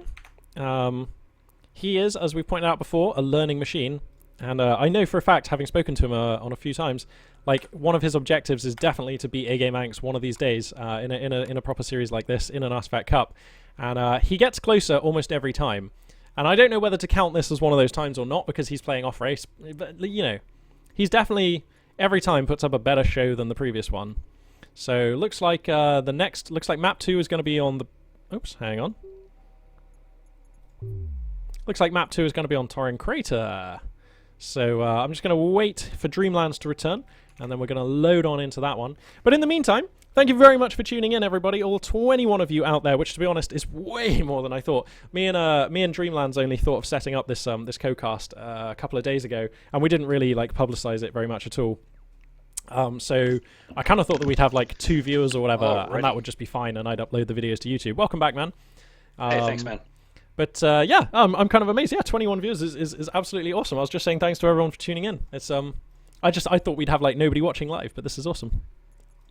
Yeah, it is. It's really good. Thank you again, everybody, for tuning in. This has been actually a really, really good time. Thanks, Magpie, for having me. Oh, no problem, man. No problem. This has been sweet. It has been, actually. It's actually way, way more enjoyable casting with somebody else in the cast than It it is always casting is. alone. In so many ways. So many ways. You get to enjoy the game with other people that enjoy the game as well, and then get another perspective on things that you might miss or things that you're watching but don't quite catch. I do enjoy it. Yeah, and it gives you a second to catch your voice every so often, you know, which is really Yeah, good. that as well. Okay, so I'm paused on 29.55. As am I. Okay, fantastic. Okay, let's go in 3, 2, 1, go. And we're going. And you want to take away the intros? It's all yours. Sure thing. So we are here on Torin Crater yet again, and spawning on the south side, the one and only A-Game ANX, playing as the black and gray, it looks like, coalition. And his opponent, once again, playing as the red and yellow coalition on the north side of Torin Crater, we have got Tren. Two very good players that I enjoy watching, and I enjoy playing with, and I do not enjoy playing against. You know, actually, that's a really good point. I have had the honor of playing both of these players. A-Game Anx has a 100% record against me, having beaten me on all 3 times, I think, that we've met on the ladder. And they were all over inside of 5 minutes. It was like horrible, horrible curb stomping. It was like watching a velociraptor take down a kitten. It was gross. That's right. And Tren, I'm going to go ahead and say it, even though it's only just true, but I do have an 100% win rate against Tren, based on one game where he played his least good race. So, but I'm clinging to it, and I got to pick the map as well. He was such a gentleman. I do remember that. It was on Kalash Teeth. Yes, it as was. the Knef. And I do remember that game. and Tren was like, I veto this map 100% of the time, just so you know. And I was just like, great, that's great. Well, after the last Artifact Cup, where I had the pleasure of playing Tren on this game, if I'm not playing Galcian, I'm vetoing this map from now on if my opponent is Galcian. Oh, yeah? Well, that makes sense. I mean, yeah. I can't get enough of that map, to be honest. I love it. Yeah, it's... oh, you're talking about Kalash Teeth. Yeah. Oh, yeah, sorry. Yeah, sorry. Oh, were you talking about Torin? Torin, right? Yeah. Oh, I see. Sorry, right, my bad, yeah. Well, I like Torin as well. I like, I like all of the maps. They're all very, very different, which is something that's really one of the strengths of this game. I have one problem with Torin, actually, and that's like when you're zoomed out on the sat-nav, or like on the sat-cam view, there's like this bit here, like in the middle to the right, looks like it should be impassable, but when you zoom in, it's you can actually fit through this little bit here with units. And on the left-hand side, that's reflected in the sat map, whereas when you know, on the right-hand side, it's not. That's my only problem with this map. Like, it's such a minor quibble. The only time that I've ever noticed this was in one of the games that we just cast together when I saw LAVs in the Sensors Manager going right through there, and I was like, what the hell? And then I zoomed in and saw that there was, in fact, a space to move through there. So it looks like the UAV scout here for Tren gets in, sees everything before getting shot down, but that's absolutely fine. The base runner for Tren, where's this thing going? Turret. I will. Oh, is it a turret call it rush? now. He's coming in for a turret because right on the back of this, he's got 2 AAVs that are coming right down the middle, and he's gonna try some kind of cheese here to slow A-Game down, and I can't blame him, honestly. Okay, yeah, I love it. If at first you don't but succeed. A-Game with a defense turret to counter it. Oh my god, cheese, cheese, and cheese again. This is brilliant. Okay, wow. Okay, so the defensive turret, actually, the preemptive defensive turret is really good. Whoever puts that turret down first will tend to win the turret war, so that's actually great. That's actually going to, like, nullify in advance the potential turret from Tren, which is kind of devastating. I actually really like that. A-Game, that's how quick he is on the draw. He spotted that, and instead of panicking, he just calmly placed down a turret of his own that was in the exactly perfect spot to shut that play down. So really, really well done. Yeah, that was nice, but what is also nice is Tren's assault coming on here. He's got 2 AAVs and a number of Pathfinders ready here. And it's up to him how he's going to deploy them. Looks like the Pathfinders are all going to hook around to the right. The base runner did escape, by the way, on like a meager 71 health, but escape it did. So now we've got a 2v1. Tren also taking a bit of high ground advantage here, taking a page out of A-Gamer's book, and is going to rinse every last bit of efficiency and value he can out of these assault vehicles, so very nice. The Pathfinder's going to see that there's nothing mining on the right, and then they're going to swing in possibly here, but I mean there's a turret already. No, sorry, that's a logistics module, but there is a turret and a carrier, so, and an AAV, There's like so 2 AAVs on the right and another AAV on the left of his mining locations. Oh, he's got 5 AAVs on the field now. The A-Game does. It's too much. So actually, he does have another turret there. So A-Game has 2 turrets and 5 AAVs here guarding his resourcing locations. So I don't think there's much that Tren can accomplish now. He's going to have to pull out. I think what Tren did is, like, he saw that the turret rush got, like, preemptively nullified, and then he has changed his plan, you know what I mean? Like, he threw in these 2 AAVs, but he hasn't followed it up. There are no more moving out across the map. So, we can't see what tech he's researching, but I think it's fair to say he'll be doing something weird. He's got nothing on the production queue, so there's no support cruiser or anything like that. So, there is almost certainly tech in the research right now for Tren. I just want to know what. Probably rails? Yeah, well, whatever it is, it's taking quite a long time, because if we look at his carrier, we can see the bar filling. Yeah. So it is something. Probably air, I would say. I would have thought it'd be air as well, because he already had AAVs. My first instinct was rails, but they would have been out by now, so, or at least building, so... looks like he's going to actually lose his assault vehicles in mid. A-Gamer has the rails, and is going to chase them down across the middle of the map. So, already taking the lead. Macro, though.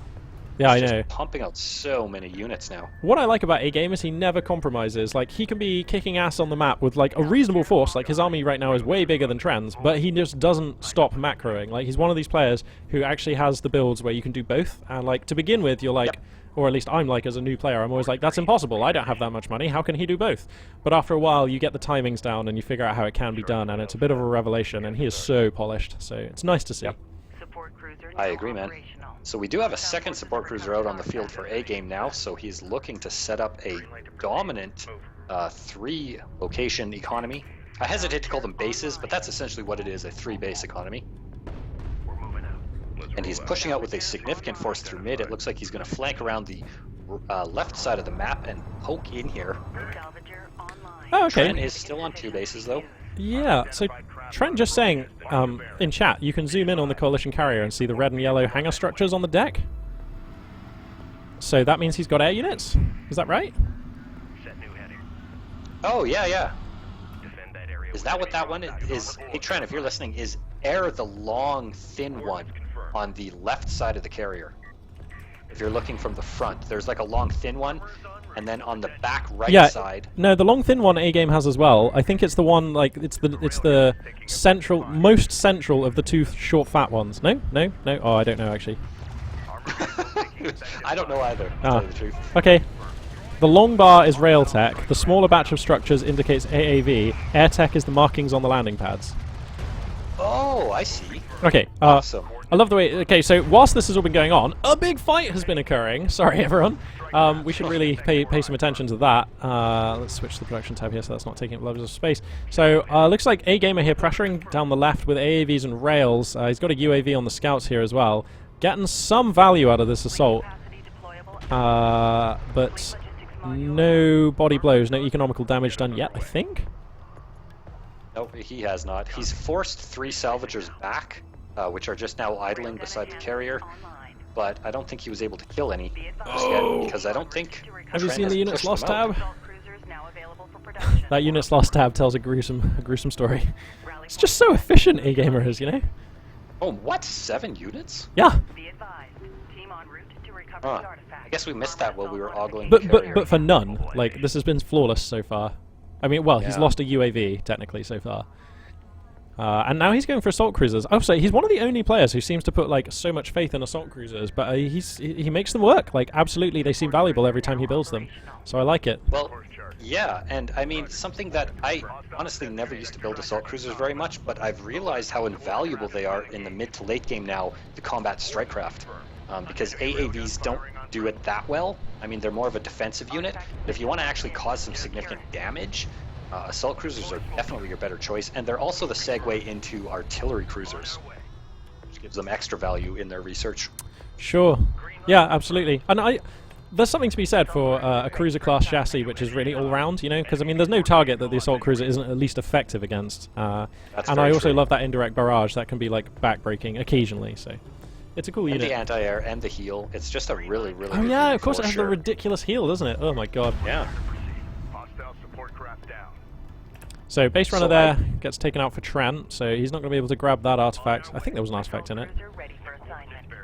Yeah, Trent is up 1-0, but that's about to change because A-Game has delivered an artifact to tie it up at 1, and A-Game's trying to get a second in now.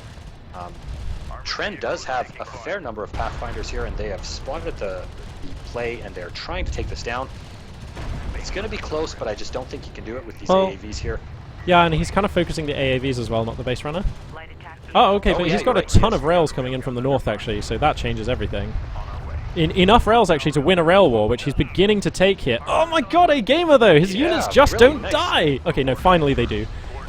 These Pathfinders are still in the hood, and they're going to secure the kill on all three. All three railguns Armor go. upgrades, though. I think that's level 2 armor upgrades. That's pretty nice. Yeah. Okay. I like that push from Tren, though. Coming in with the rails from the north was really good. Able to deflect an artifact cap and take out a number of his opponent's high-value targets. Those railguns there, very nicely. The assault cruiser is out, though, and look where A-Gamer's rallying it. He knows Tren's resources are mostly committed to defending on the left, so this assault cruiser is going to go for a bit of a backstab onto the right flank, which I love. That's lovely. Yep, that is nice. And it's already moving through mid. It's halfway there. Yeah. And with the railguns all out of position, there's really nothing to contest that, so that's a really There is a chance, though. Okay, if Tren can get a scout on this, he can totally kill it in the open here. That assault carrier right now is a sitting duck for that many railguns. If he just knew it was there... Oh, but he doesn't. The AAVs might pick it up, actually, though. These AAVs coming in from the north should pick up this assault cruiser, and then the railguns should be able to scramble into position. Yeah, I think Tren knows about it. I think he knows about it. He spotted it, and he's going for it. No, he's not. He's not. He's going south. Oh, no. Okay, now he sees it. Oh, no. Now he sees it. But he does not want to engage with these AAVs at all. Right, and it's also kind of too late, isn't it? Because this assault cruiser can get around the corner now. The railguns won't do it. Yeah, this assault cruiser's getting in there, and it's going to do the damage. Yeah. It's going to take this anti-air turret out, and it's going to start just wrecking all of these salvagers. But Tren knows it, and so he's moving the salvagers out of the way, so that's really nice reaction from Tren. Yep. Does Tren have a base runner? No, he doesn't. Ah, okay, because I was going to say a UAV would have made all the difference in detecting that thing. He's definitely going to snipe this, though, because he's forcing it around back, so if he just keeps these railguns through mid, he'll be able to kill it, and he's doing that. I'd agree with you if it wasn't an A-Gamer unit. I guess, yeah. But yeah, it should die. It absolutely should die. It looks pretty He dead. just doesn't have vision on it. That's No, the I problem. know. He's in This is range it. with his railguns. If he just had a UAV, this would be over, but he doesn't. Oh man, A-Gamer going for a huge left hook as well on the left-hand side of the map. That is a big move out of units. Okay, he gets the assault cruiser. Boom, goes down. Nicely done. That's a lovely pickup for Tren. Going to go quite a long way towards redressing the units lost tab, which is actually well, kind of even actually. So that's fine. Yeah, Tren's actually doing really, really good here to stay in the game for this long, and he's keeping pace economically and in terms of military units. Like, both players at this point are in full macro mode, and they have gigantic armies moving into mid here. Yeah, this is really exciting, and yeah, a much better game out of Tren. This is really showing what he can do with Coalition. This is really sweet. Coming in for kind of a little bit of a scout with these LAVs, just wants to see what's going on with regards to is there any defense left on these resource sites on the right. Looks like A-Game's going to rotate back to mid as he wants to dissuade any potential attempt on his resource locations. That makes a lot of sense too. So both players right now are like sumo wrestlers circling. So when you're in that position, you want to push out, which is a nice move here, and you want to kind of take the, because for the most part, A-Game's been the aggressor, with exception to that one little push out by Tren over by Team 1's extraction zone. A-Game has mostly been the aggressor, but now Tren looking to do a big, huge push along the flank of the map. Yeah, I worry about these railguns though, because that's a lot of Pathfinders, and they could just ignore the AAVs and come hooning in, and he's going to lose the railguns here to the AAVs in mid. But oh no, that's just a bad rally on those railguns. Sorry, some of them went to the left of the mountain range, and now his army is kind of a little bit beleaguered and cut off here on the right. That's risk. That is risk right now. There's also a little fight going on the left side with an assault cruiser that's getting taken out. I think that assault cruiser is going to take that fight actually. There's no way. Yeah, it is. It's going to take it. He used the missile barrage on the railguns. Yeah, absolutely right. Yeah, and now there's an artillery cruiser out for A-Gamer to help defend, so he's going to smite this army of Trens. Oh my god! Oh my god! Oh no, there's like a back run. There's like a back run by AAVs coming in here. Oh my god! A-Gamer ranks, like, I like you a lot, man, but seriously, I'm pretty sure this is like some kind of against the Geneva Convention or something. Yeah, this is brutal. Nobody should be this good. So he was engaging on the front with his railguns, a backstab of AAVs, while simultaneously microing an assault cruiser on the other side of the map. Yeah. Oh man. Oh man, and now, like, how much supply is there for Tren? Like, oh, of course I can't see, but like, I wish I could see how much supply there was. Let's have a look at how many units he has. So I'm on the units tab now. There's 2 AAVs, 6 railguns is okay actually, versus 10 railguns, 5 AAVs, an assault cruiser, an artillery cruiser, and 9 pathfinders. That's a tall order, Well, but that- I mean, he's That still was mining. a decisive victory for A-Game. But Yeah. the thing about this map is it's so big and the paths are so roundabout that this gives Tren the time he needs to re-macro up. And he can have a pretty good army if A-Game decides to push out. He can probably hold it. Yeah, he has some time, but he doesn't have much because it's 4 artifacts for A-Game in just a second it will be. Whoa, A-Game's artifact stops just outside the zone. A touch awkward there. Hopefully he'll get that moving. Railguns are hitting it. This is actually real. Okay, he's going to score that one. just messing with us there. Just trolling. Yeah, if he can get one more artifact, obviously he wins. So this is kind of match point now. That's true. But Tren is still mining, so if he can play for time, he can have another bite at this particular cherry. Get this cruiser into the fray. New combat alert. Support trap down. Thing Oh about no! it is- Look at the backstab! There's a backstab of LAVs that's going to come in and cut off these railguns. A-Gamer, you monster! And he's got nitrous on them, has he? No, they're just going at regular speed. There are some AAVs in this mix though, right? No, just one! Oh god, so all the railguns will fall here then. There's nothing else, is there? No. Nope. And now Oh, the no. hammer blow is falling with the massive army of railguns pushing in from the front while the LAVs flank from the side. Yeah, and those railguns are pinned against the side of the map. Look at A-Game's unit spread. He has units across... His vision is the entire map, basically, at this point. Yeah, it's all very blue. And, you know, he has base runners waiting for artifacts on the map. Or, well, he has one base runner waiting for an artifact, but that's enough. So that being said, I'm actually really impressed with how Tren has been able to actually stay in this game for this long and make Yep. an actual fight of it, you know? Yeah, I couldn't do that. Oh, neither could I. Oh, look at these railguns pushing in. Oh my goodness. Are they called Shepherds, or is that the other one? No. Oh yeah, Shepherds the is other the one. assault These are ship, isn't it? Horizons. Yeah. Well, anyway. And I mean, we've got armor upgrades.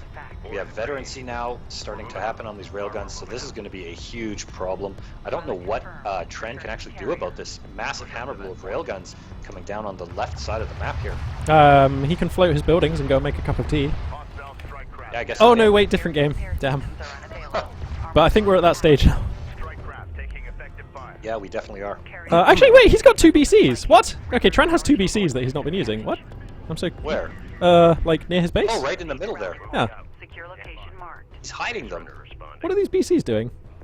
I don't know. I think he's trying to bait the railguns to come around and then flank with the battle cruisers. And two battle Okay. cruisers can like just take a giant crap on all of this stuff. Yeah, it's true. It's true. There's how much power does he have? So he's got 2 chips of power for his carrier. A-Game has... Oh my god! Yeah, Everything is A-Game's powered about up. to- I think we're going to see a cruise missile here pretty soon. Has he researched it? Oh, you don't have to research it anymore, do you?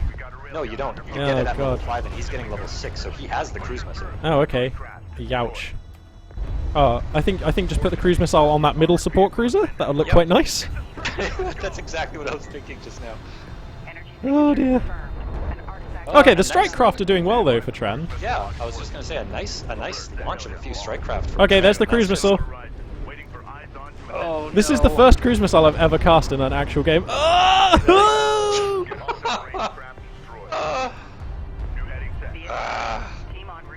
Okay, so when I was speaking earlier about the Geneva Convention, this is what I mean. Yeah. I'm pretty sure in the clause that bans cluster munitions and flamethrowers, it also says A-Game Anks should never play RTS. Damn. Whew. Alright, well, A-Game here takes a 2-0 win over Tren, but, you know, definitely credit where credit's due. Tren making a real game of that second game, and indeed the first one, there was some genuine action going on there as well. But, ouch. Yeah, that was quite a game. Yeah, yeah. Whew. So we have one more round of games in the semifinals. Yep, semifinals B is going to be between Sparrow and your good self. So I'm just loading that replay on in. You good to keep casting? I am. I'm just going to find this replay here. Sweet. Everybody else out there, I hope you're all well. Ooh, I need to switch. Oh, we're on Tauren Crater, hey? Okay. Man, I should have got some beers or something. I feel like a nice cold one, but the fridge is empty. Bummer. Yeah, bummer. I feel like a smoke. Oh, really? Okay. But thankfully, I can pause this as soon as we get in at 2055. Boom, paused at 29:55. I'm just and loading I'm in. good to go whenever you are. Woo.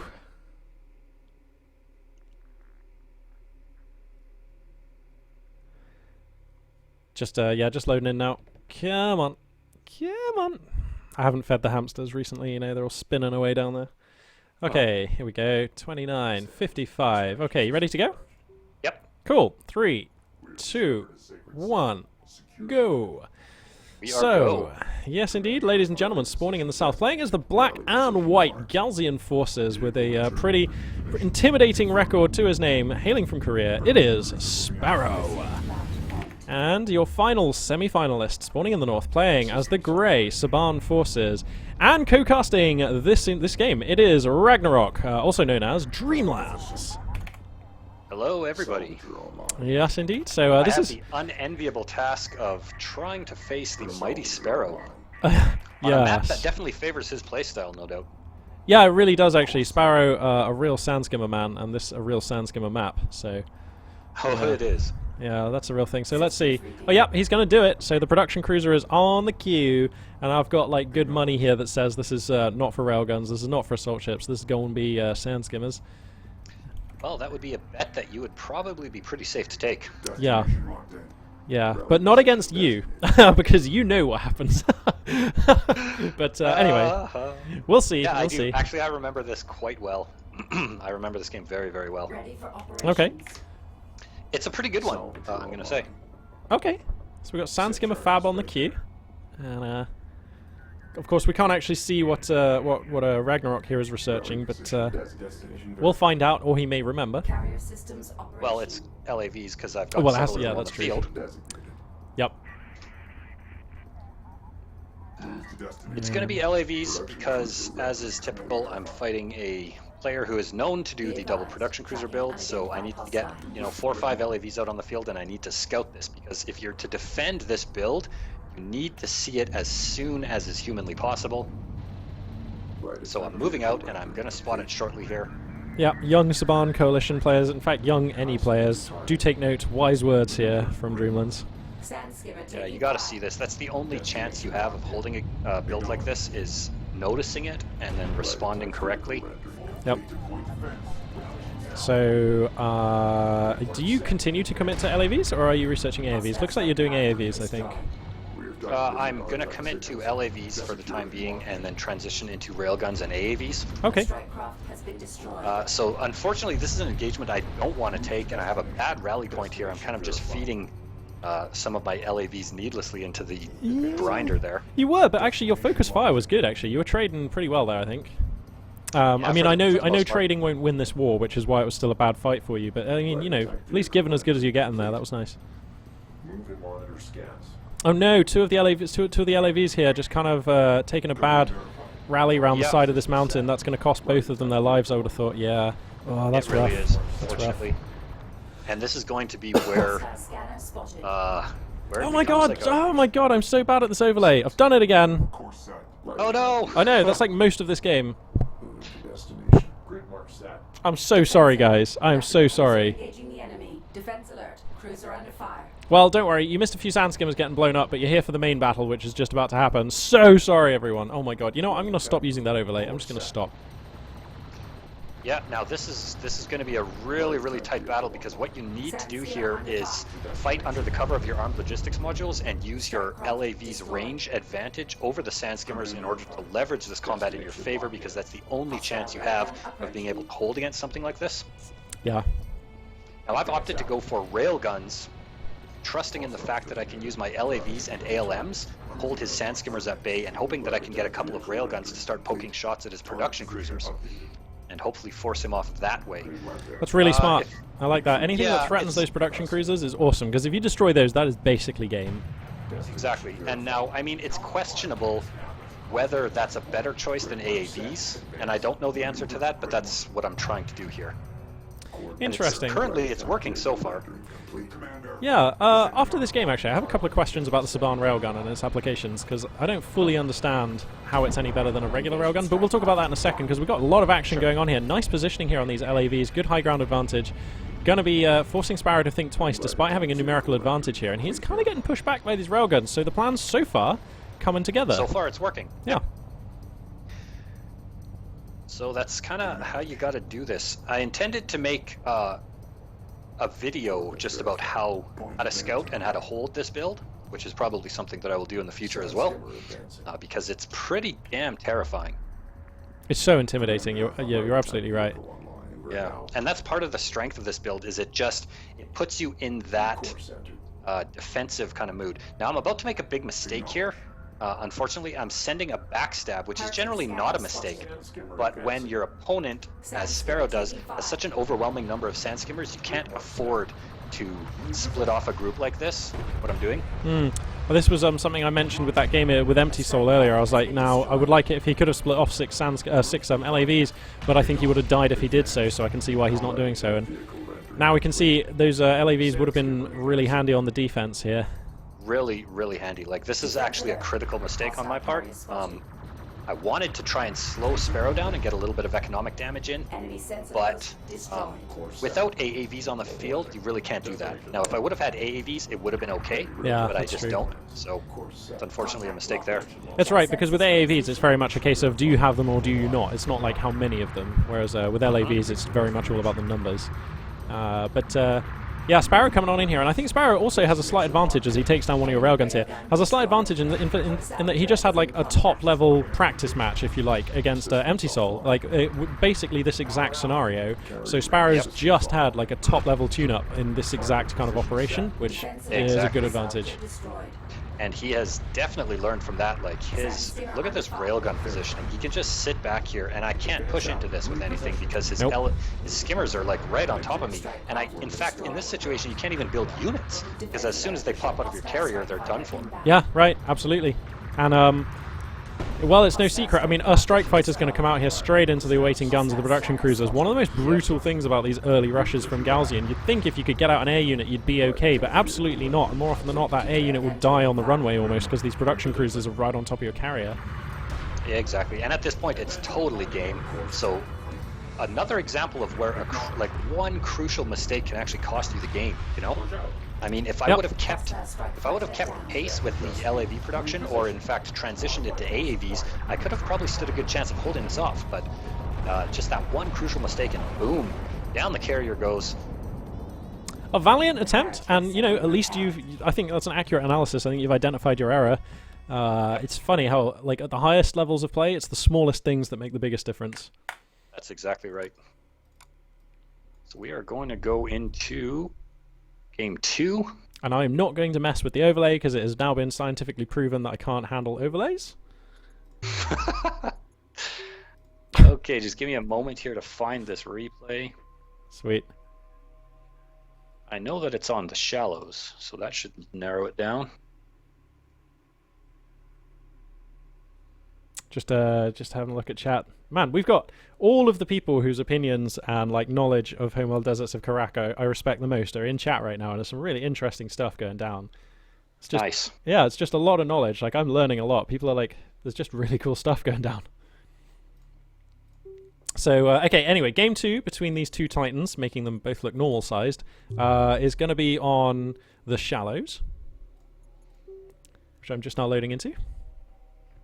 Yep, I'm just loading in myself, so I will pause it at 29:55 as per usual. Boom, right. I'm in and I'm paused. So, you're a fan of H.R. Geiger? A massive, massive fan. Yeah, okay, I guessed as much from your Skype picture. Nice work, man. It's been a while since I've seen any Geiger references or images. Hey, so we appear to have similar taste in music and similar taste in art. Oh my goodness. That's pretty cool. Yeah, it's pretty cool. So, okay, I'm on 29:55. Yeah, all right. So let's, on your mark, we can pause. So it's a 3, 2, 1, go. We're go. Alrighty, you want to do some intros? Of course I do. So spawning on the I Shallows? don't know which side, south side Oh, of right. Shallows is one and only Sferro playing as the black and white Galcian. A Titan and a Master in his own right, and a very, very terrifying opponent. For one and only, yours truly, Dreamlands, otherwise known as Ragnarok, spawning on the north side of the Shallows, playing as the gray and white Soban. Hold position. So a tall order for me. Yes, indeed. Well, yeah, tall order playing against Sparrow. Also down a game, always going to be difficult. But Sparrow did his favorite thing. He used sand skimmers and production cruisers in the first game, and I think you put up a pretty good fight. And you definitely, that's like 10 minutes of exposure to that kind of play, which you've now had time to learn and digest from. So hopefully, if he goes for the same thing, the defense will be a lot better, and hopefully you'll be feeling a little bit better going up against him for a second game here. I know first games I often write off as a loss if I'm up against someone I know is really good, but I just try and make the game go on as long as possible and learn as much as I can. And, That's right. I do the same thing. Yeah, it really helps. Yeah, I've recently had quite a bit of experience against that particular Galcian playstyle, and it's pretty damn hard to hold. I would say it's one of the most harrowing experiences in Deserts of Karak that you can have, especially against a player of this caliber. So a very, very good learning tool for sure.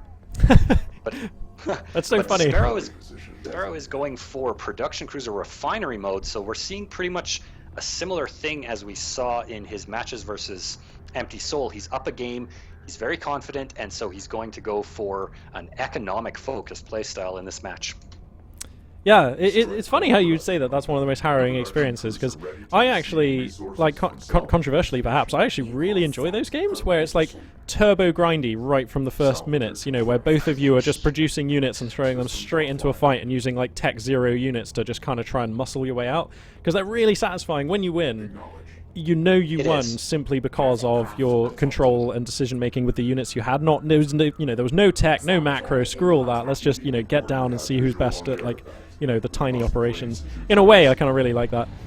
Yeah, absolutely, and it's some of the best learning experiences for exactly what you can do with your units, right? When it's down to the wire and you have to use every single unit to its fullest potential in order to prevail, then it's a great way to learn exactly what these units are capable of. God damn it, Dreamlands, you're so smart. Thanks, man. If you're handsome as well, then there's no justice, but seriously, like... What are you doing all the way over in the Canadian time zone? We got to cast more often. Yeah, I do. I'm actually having like a massive amount of fun doing this. Yeah, it's good times. Yeah, it's really cool.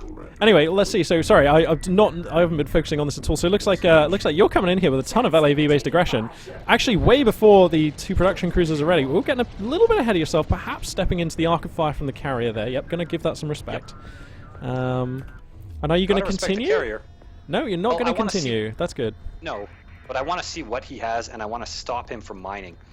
Because what I'm doing is I'm trying to set up my own second mining location and get an economic advantage. And so I suspect at this point that he's going to have to start producing assault ships, because that's the only way he can push out. And indeed, that's exactly what he's doing. So I'm going to follow this up with some railguns and hopefully keep the contain on. That's really smart. Yep. Because I mean, poke in here and see what he's doing, right? I want to see what his tech is. Is he building units yet out of his production cruisers? Is he going to try to amass a whole ton of sand skimmers back here? Like, I really don't know what he's doing, because he's keeping his production cruisers under the covering fire of his carrier, which is really smart. I know, and one great thing, one thing I love about these kinds of attacks where you occupy the doorstep of your opponent's base is like, it's very hard for your opponent to break out of this, and you can convert this into a win. It's as simple as adding railguns. So a lot of games are just decided by controlling the area outside your opponent's carrier and then adding railguns. We see a lot of wins taken that way. So good bread and butter Deserts of Karak here. Yeah, so it looks like assault ships are now popping out. Really, really nice timing from Sferro. He brought his production cruisers ahead when he knew that by the time they got out here, his assault ships would be on the field. So he's looking to take the foreground a little bit here, reestablish his mining, and kind of balance out the balance of power in the game here, which is quite nice. Yep, yeah, this is really big. So he's regained control of the doorstep of his base. As you say, this allows him to breathe freely now, and we're back to a game of Deserts of Karak rather than one guy kind of punching the other guy while he's down kind of thing, Yeah, exactly. So, yep. But My that's railguns have finally made it out onto the center of the field, and they have a clear line of sight to these assault ships, so that should be a pretty nice spot for me. yeah, nice fight being taken here. Loving those railguns, man. Good kiting, getting fantastic damage onto those assault ships. Are you going to get some kills here? Oh, yeah. Spicy. Base runner authenticated. Yeah, Okay, this that's is, nice. This is going to turn out to be like a pretty damn intense fight, as a matter of fact. Okay, I'm Now, ready. On the back of this, I have grabbed an artifact, and I'm going to try and deliver it, and it looks like I'm going to be in a good spot to do so. Pretty nice forward targeting jammer to just prevent him from firing on me for a couple of seconds. Yep. And so many railguns, man. You're up to 5. Yeah. I mean, because I know that he's behind me a little bit in terms of economy, so he won't be able to catch up in railgun tech. So if I can just keep this advantage of LAVs and railguns, I'll be able to dominate most of the engagements just by virtue of sheer numbers, which you can see right now. I have a lot of LAVs and a lot of railguns on the field. Salvager online. I was able to clean up that small push from Sferro, and now I'm in a dominant position. So pushing forward, if I'm able to keep this momentum and keep this advantage going, I'll be in a pretty good spot here. Right attack vehicle ready. Yeah, this definitely looks like a really handsome start. You've added railguns to a potent camping army here, and if you don't actually have to come that much further to start picking off production cruisers, and that is tantamount to victory. So Pretty much, yeah. yeah. Style railgun. Whoops. Now it's actually quite shocking to see the extent that a player like Sferro can come back, though. Never. True. I've learned this, much to my own chagrin. I've learned that never think you've got victory in the bag when you're up against a player like Sferro or A Game. That kind of overconfidence will cost you games. Yeah, So yeah, You yeah. can never be too certain. But Yeah. for the most part, yeah, production cruisers, the I've loss of any of those is big. I've learned a lot from energy drinks in this area. You have to be relentless until the victory screen comes up. Like, you have to keep on crushing them down into the dirt. Like, it doesn't even matter. They might have hidden bases. They could have anything going on. Just keep killing until they are dead. That's right. So I've actually successfully shut down his third mining location here, and I'm Yeah. looking to take another couple of sweet engagements. Great target fire on the railguns. I have to be careful though not to overextend these railguns. Yeah, yeah, because these production cruisers, they're outputting units. So if they get up on top of your railguns, then he's outputting the units on top of your railguns, which can be problems. Exactly. Which is what he's trying to do, but it looks like he's overextended just a little bit, and his production cruiser is now just getting focused down by 5 railguns, and a whole swarm of LAVs are right in among them. Boom, 1 production cruiser goes down. Excellently sniped.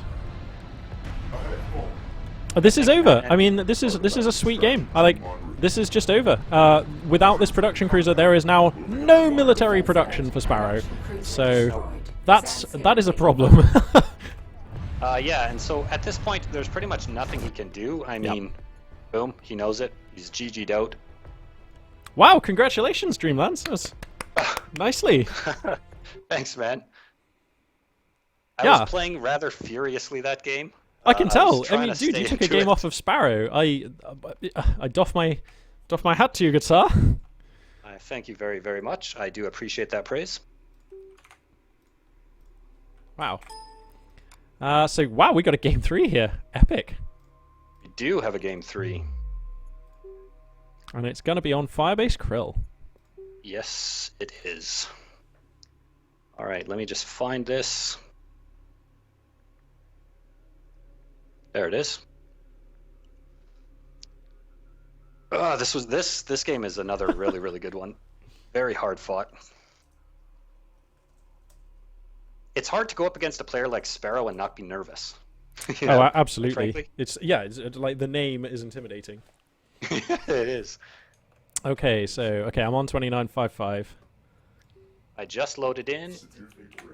I am on 29.55. Paused. Alrighty, so 3, 2, 1, go. Ladies and gentlemen, welcome to this Game 3, the ace match between Spawning in the South, playing as the black and white Galzian forces. It is none other than the very intimidating Sparrow. Yep, he's no stranger to playing at this level, no stranger to being in the semi-finals, just doing his thing here, but it is, match point. He could lose. He could be out of this tournament if this man, Spawning in the North, playing as the grey Saban forces, can take him down. He's proven he can do it just now in Game 2, and very nicely done in good style. It is none other than Ragnarok and/or Dreamlands. Your co-caster, how you doing, buddy? I am doing very well. I'm having a great time. Thanks for having me here, man. This has been just awesome. Rally position. It's no worries, man. It's a pleasure. It's a pleasure. So yeah, if the history has been anything to go by, we kind of know how this third game is going to go down. Sferro took the first game handily with the double production cruiser rush, and in the second game opted to go for an economic opener, and I was able to punish him severely for that. So it looks like he's going to fall back on his tried, tested, and true, his comfort zone, his well-refined build order of the double production cruisers. Yeah, this is what I think is like. This is like Sparrow's final form. You know, it's the double production cruiser aggression. It is. He's like he's in full boss mode now. He boss is, mode yeah. Engaged. Yeah, you've beaten his macro form. Now it's the final form. I hope you've got like 99 Phoenix Downs in your pocket, because this is going to be rough. Doesn't want to take any chances. And I suspect that may be the case, so I'm going to need to get some really early scouting going on and just see what he's up to here. That's what I'm going to do. I'm just going to spew out some LAVs. Go for the good old scouting poke and see what you're up to. This is a signature, or, well, it's a pretty typical move out of any player, but we've seen it from you every game so far, and it has paid off. A good thing to do. Yeah, I mean, this is something I learned once I started playing 1 versus 1, because I'm more of a team player. I really like the dynamic of team games. But once I started competing in the Artifact Cups, I learned that how invaluable LAVs actually are in the early game. I used to kind of just go straight for AAVs most of the time. And that can work, but yeah, I need the scouting information. So I have spotted now that he has 2 production cruisers. I have also spotted that he is not producing sand skimmers, so I'm making the judgment call that he is going to go for assault ships. It seems likely, doesn't it? And you would be right. That research now 10 seconds away. Yep. So Just, this is going to be the other form of the assault ship the double production cruiser. I suppose build, it is, which yeah. Assault ships, which I would argue is equally as terrifying as the double production cruiser sand skimmers. I think to a certain extent, I think like they're all 3 of the double production cruiser rushes, which to my mind are sand skimmers, assault ships, and assault railguns, are all like very terrifying in their own ways. The assault railgun one has sort of fallen out of favor a little bit these days, just because it hits a tiny bit later and it can be countered by like enough LAVs and stuff. But it can still be terrifying, and it has, of course, the free silver lining that you get heavy railgun tech, which can so easily convert like a dominating performance to a win. So that's right. Yeah, I think that they're all good. I think they're all good, but they are, and they're very scary. Yeah, they're very scary. So I have spotted him moving here, and I'm just trying to keep tabs on him with my LAVs and buy myself time to get enough railguns out onto the field, because that's how you hold this. Yep, 1-2 now the railgun count, and continuing to produce, so that's absolutely good stuff. And I've got to say, savvy play from you so far. This all just totally makes sense. Thank you, kind sir. Once again, I appreciate this praise. I just say what I see, man. If you screw up, I'm going to say it. Yeah, I know. Now, I am screwing up right here. I need to have these railguns on the top of the dune so that they can start firing immediately. Oh god, yeah, that railgun positioning is woeful. Okay, looks like they're going to get up there, but you need you need some kind of... Okay, the LAVs are coming back now, but you really wanted them there a little sooner, because there's some shots that could have been being taken as these units cross the open here. Nice high ground advantage, good positioning on the ALMs as well. But look at this, he is transitioning. Actually, no, one of them's blocked. Yeah, this right-hand ALM cannot fire. Nope, it's right, just a little bit of a misclick there. Yeah. And so what I need to be doing is splitting up my railguns more, and then rallying them behind my carrier. And in this situation, this is something I learned in this game. In this situation, move your carrier right into the middle of this blob, and then bring your railguns back and fan them out in a big arc behind your resourcing, and take your salvagers immediately and run away, because what he's going to try and do is dump all these assault ships right on top of my salvagers, and if he does that, it's game over. Yeah, it's true. It doesn't even matter if he never kills your railguns. If you've got no economy, that's it. So Yep. yeah, you're absolutely right. That would have been a much better plan, because right now, coming over that sand dune, as soon as he came over the crest of the dune, if you had a long-range crescent of railguns set up, as you were just mentioning, that would have absolutely smote this force. Yep. And now I'm just getting overrun. Yeah, that is over. Pretty much at this point, the game is over. So again, what I've learned from these games is in a situation like this with the double production cruiser build, it hangs on a thread. Like, victory and defeat can hang on a thread, and you just need to make the right moves to counter this, and they have to be very precise, very specific moves. Yeah.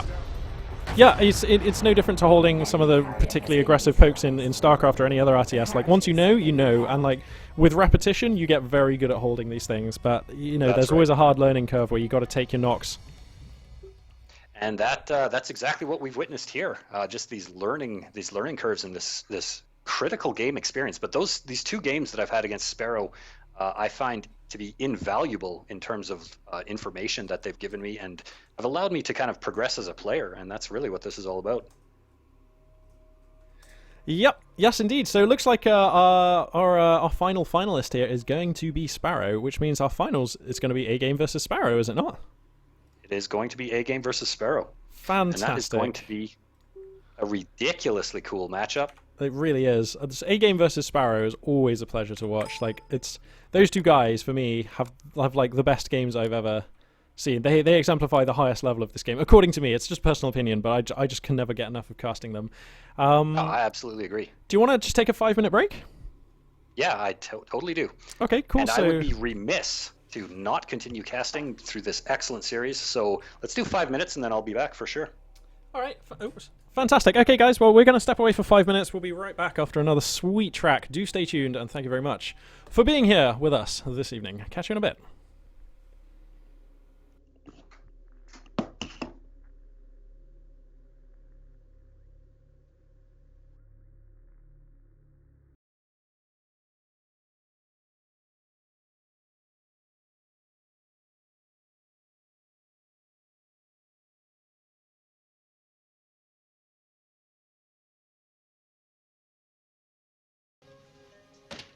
Is it clean?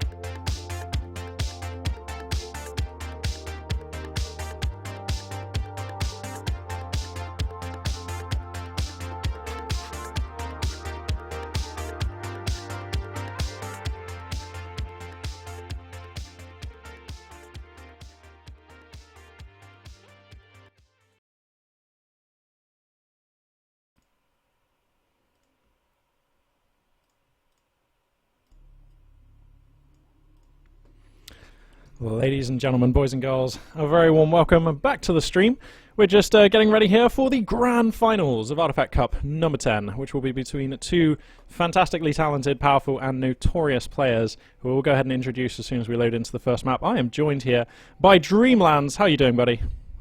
I am doing great, man. Really enjoying these games, really enjoying casting them with you. And this has been a fantastic series, and we're looking to have a really, really good final round here. Yeah, for me, these two guys are the best two players in Deserts of Karak, and that is subject to change, and they do get beaten from time to time, but they are just absolutely fantastic. Their matches are really, really good. They've played each other so many times, you know, they understand each other so well, so it's always a pleasure to watch and cast. We should be in here for a treat. I agree. They pretty much epitomize how to play Deserts of Karak at a competitive level, in my opinion. Yeah, I completely agree. If the scene was a bit bigger, we'd have more like them, you know? I agree. And that's, you know, hopefully the scene will continue to grow. There has been new players trickling in pretty consistently for the past little while, so with a little bit more exposure and continued tournaments and streaming and casting, I think, you know, the game will continue to grow as it has been in the past. Yeah, exactly, and it'll be really exciting to be there. So, okay, I've overstepped. I've gone to 2950. Okay, just let me catch up to you here. And good, I am at 2950. Alrighty, so we will go in 3, 2, 1, go. You want to handle some intros? We are go, and yes I would. So we are here once again on Torrent Crater. We have seen this map a lot through this entire Artifact Cup. And so spawning on the south side of Torrent Crater, we have the one and only man who needs no introduction, A-Game ANX, playing as the black and whatever color coalition forces. I only see black there. And his opponent, the mighty Sferro from Korea, playing as the black and white Galcian forces, two titans of Deserts of Karak facing off for the finals here, and I am going to assume that we are in for a treat. Yeah, indeed. Worth pointing out, of course, that because this is the finals, it is a best of 5, so we could see more games, depending on how close the series is run. Looks like, you know what, actually, this is the first time I've ever cast these two guys, and it wasn't a mirror match, because, of course, A-Game Ranks is playing kind of off-race, kind of trying something new, kind of trying some coalition here, but I haven't seen any weakness. His coalition game seems pretty strong. Is it strong enough to beat Sparrow's Galcian? Well, we're going to find out, but what do you think, Dreamlands? I think that if anyone can make a go of it versus Sferro playing his main race, playing off race, then it is going to be this guy, A-Game. And honestly, I haven't really seen any holes in his coalition play so far. He's pretty strong and he makes the right choices, so he knows his stuff for sure. And I definitely would not consider him to have any sort of weakness that Sferro is going to be able to exploit in these games, from what I've seen anyway. Okay, so I'm going to put you on the spot here. You got to pick a winner and tell me the scoreline. Oh God. Yeah, it's simple, easy. Well,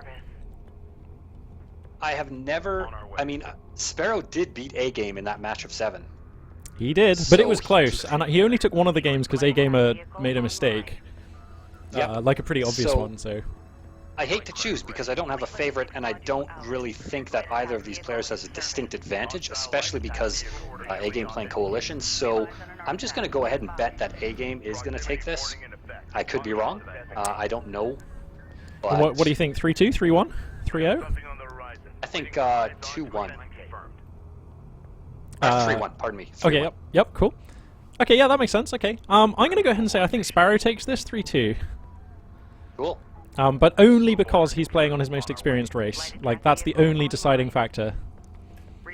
And you know, one thing that I noticed different, he actually hasn't gone for the double production cruiser rush, but he's going for just the old school Galcian meta, the standard single production cruiser, spewing out sand skimmers right into the center of the map. So that's pretty interesting. This is a different build for Sferro as far as I've seen in recent times. Yeah, this is kind of a reconnaissance in force kind of a poke. Just see what your opponent's up to, and if there's an opportunity to exploit, you can take it. But against a player like A-Game, unlikely that that's going to present itself. And do we have another production cruiser on the tab? Yeah, we do. So Sparrow looks like he's actually going to be playing this one out like, dare I say it, like a pretty normal style? Like a balanced style? Yeah, like it's pretty much your standard Gaussian play, like textbook play, if you will, as opposed to kind of like a more focused build, like the double production cruiser. This is very much your textbook Gaussian kind of style here, which is pretty darn cool. And I would have to say, I think Gaussian versus Coalition is one of my favorite matchups, just because of how distinct both of those factions are, and I think they really, really provide for good games when each of the players is playing to the faction's strengths and weaknesses. Yep, absolutely. We got a little bit of action here coming down on the right flank as a wing of Sand Skimmers here for Sferro, going to come in and outnumber these LAVs here for A-Game Manx. Going to try and take him out. Gets one. Going to get... Oh, no, doesn't get another. So A-Gamer trades 2 for 1 on strike vehicles here with a classic smoke and nice support from an AAV here. May even get 3 for 1 actually, because I think this Sand Skimmer isn't going to be able to get out of there. So that is a 3 for 1 trade. Sparrow getting off to a little bit of a disadvantage at the start. Railgun tech and assault railguns following up. Yeah, we do actually have a couple of assault railguns coming in on the side here, on the left flank of A-Game's position here. Yeah, and these could get a lot of work done, but he's got a railgun actually. He does. So I would say this is like textbook Coalition play as well. Pretty much transitioned right through the basic victory units, LAVs, AAVs, and right into railguns. So I would go ahead and say this is not textbook Coalition play, this is almost perfect Coalition play. He's lost one LAV, and he's killed so much. Like the units lost tab is, I'm going to have a check now, 7 to 1, 1,000 to 100 CUs, 105 to 0 RUs. A-Game Manx with a ridiculous defense, making Sparrow kinda regret that, I think. Yeah, and not only that, but A-Game has a single LAV holding position, just popping shots into Sparrow's salvagers up here in his territory. Yeah, it's been here for quite a while. Actually, it's got some veterancy, so it must have brought one down. I know. So actually, A-Game just... it's a raggedy way of doing it, but he's getting ahead here very nicely. And, you know, it doesn't matter how raggedy it is, if you're getting ahead, it's getting ahead, so that's good. Yeah, heavy railguns now. For Sferro is camping out on A-Game's extraction zone, just trying to build up a critical mass of units here before he can push out. Has both his production cruisers down here. Yeah, I'm worried about an air tech transition here from A-Game, because that would basically win this. But it's not happening yet. He does it reasonably often, like more than a lot of players I watch. He is one who will research interceptor and or fighter and gunship fab, like it happens. Okay, I agree with you. Here he comes. It looks like we got a big fight brewing here. Oh, we got a rail war, and this one actually, the Gaussian player has Sparrow well outfitted to take. He gets the veteran railgun of his opponent, and now it's 3 heavy railguns to 2 coalition railguns with assault railguns on backup here. Those strike craft going to be almost useless in this fight. Nicely screened there, and Sparrow beginning to make some money back, beginning to actually come back into this a little bit. You know, baby steps, but he's getting back on. He's also got a little patrol of Sand Skimmers just in the middle of the map, kind of chasing around the Space Runner. Good catch, mate. Really, absolutely. Really nice micro. I like that from Sferro. He was able to take his heavy railguns and focus A-Game's railguns while his assault railguns screen and focus down those Sand Skimmers. So really, really nicely done in that last fight. Yeah, he's got to be careful though, because the assault railguns, it's a little bit like how you were saying with assault ships. If the strike craft get on top of them, they are actually rubbish. Yep. As long as they can keep them in front, it's okay. The railguns of A-Game. Oh yeah, A-Game here finding a nice avenue to fire between these 2 sand dunes, and he's up to so many railguns now, just hooning on through these assault railguns. But that's okay. The assault railguns kind of represent the ablative armor for the heavy railguns at the back. But those heavy railguns are having to chew through the armored assault vehicles. Not really the targets they want. And as soon as those armored assaults are in jeopardy, they're just going to smoke and GTFO. So a beautifully managed situation so far from A-Game. Oh, who takes a sweet fight in mid with the LAVs on a high ground advantage, outnumbering a load of Sand Skimmers. This is brutal work. A-Game here. What? He's playing off race. Stop being so good. You know what? And now he's actually in a position where his LAVs are set up perfectly just to outflank Sparrow's position here. So if he wants to push forward with like the main hammer blow of AAVs and railguns into this and then flank with his LAVs, he could stand to just decimate this entire army of Sparrows right off the bat here. Yeah, it could be really gross. Oh no, now look, he's kind of pushing in here. I think A-Gamer knows it. The advantage is his. He's pushing in. He's just going to pressure on. A wing of LAVs swinging in from the north to add insult to injury here. And I think this could be backbreaking for Sparrow. He's got nothing left, really. Oh, the railguns are just getting classy hits. There's nothing left. These production cruisers, are they dead? Are these forfeit? The railguns are... no, they're coming back to chase now. I think this is game, though, right here. This is going to be the game-deciding engagement for sure. Hang on, though. If even one of these production cruisers goes down, it's over. Yeah. I'm trying to think what he could... does he have assault ships? I don't think he does. Assault ships right now would probably save his production cruisers if he could build them. Yeah. Because what he can do is he can take this route he's taking, that blocks the line of sight on the railguns, and then he can pump out the assault ships on top of these LAVs, so they have to give up the chase. Yeah, he loses one, though. Going to go down. Both. Yep. That one production cruiser goes down. Yep. I don't see how Sferro can come back from this. I mean, A-Game is sitting with a massive army here. He's mining fully off of 2 locations, so he has the economic advantage, he has the military advantage, and he is just so far ahead at this point. I don't see what Sferro can do to come back from this. Yeah, and I think Sparrow here flinching a little bit. Perhaps you were saying sometimes it's intimidating playing against a big name. And Sparrow here reaching for the railgun on his double production cruiser aggression. I think if he just stuck to his guns and tried it, you know, I think he's definitely most comfortable with the Sandskimmer variant of that attack. And I think if he'd have done that, it would have been much better. I agree. Yeah. But, I mean, he's not out of it yet, technically, but honestly, I think it's just a matter of time. I mean, look at A-Game's forces now moving out through the mid. There's just no way that Sparrow's going to be able to hold this once it gets to his front door. Yeah, A-Game's going to need to pick a side and go left or right, because he can't come through the mid with those railguns. But as soon as he does, yeah, that should be over. There's a little wing of Sandskimmers out on the map. Let's see if they can make any mischief. I doubt it. There's a nice AAV for A-Game Anx. He's pretty wise to any backstabs, but, you know, they might be able to make some mischief. We'll see what happens. And I mean, A-Game has, let's see, 7 of his own LAVs moving through mid right now, and then another group of like 5 right up in the bulk of his forces there on the left side of the map. So if he brings them together and then floats through mid here, he'll be able to just clean this up easily and not have to worry about that at all. Yeah. Yep. I'm just checking out the upgrades here. Looks like we've got 1 armor on the LAVs, nothing on the Sandskimmers. Railguns have got armor for A-Game, and what have the AAVs got going on for them? They've got armor and well. Damage. Damn. Yeah, so, I mean, we're actually on level 2 armor for railguns and AAVs. So that's going to make this a real problem. So those Sandskimmers in the mid are just getting jostled around. They won't be able to find any additional work, and if they don't fall back soon, they will get taken out. Meanwhile, the main bulk of the attack, the sledgehammer, if you like, is a swangin' over here in the top left of the map. And looks like he finds the 2 production cruisers. They are horrendously exposed. No way they're going to escape from under the barrels of these railguns. And I think we're probably moments away from seeing Sparrow get on to game 2 here. Yep, I have to agree with you. Oh, there it is. Boom. Wow, so a convincing game 1 there, after, let's face it, not the best execution or choice, if you ask me, of opening build there from Sparrow. I am inclined to agree. I was actually quite shocked to see Sparrow go with something other than his standard playstyle, especially going up against one of the only players that can seriously threaten him in this game. Yeah. Well, you know, it's a best of 5. He's got a game or 2 to burn, in a way. And sometimes, you know, I think these two play against each other so often, Sparrow probably thought it would be a completely fair read for A-Game to just blind counter a Sandskimmer push. So maybe he thought, I'm going to mix this up, play slightly out of character, but still be aggressive, try something different. Maybe that was the reasoning, and I can get behind that a little bit. For sure. That's a good call. All right, so the Shallows is going to be our second map. Yeah, bear with me. Somehow I've had like a small Windows Explorer crash, which I'm just dealing with. It's okay. No worries. Just means I have to pause like it. Reopen all these things. Here we go.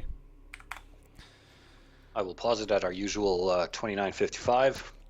Okie dokie. So looks like this map is on the Shallows. Am I right? Yep. Excellent. Okay, loading in. Well, I'm at 2954, just a little short on the draw. Okay. I'll be there very shortly. Just loading on in. Come on, SSD. Let's do this thing.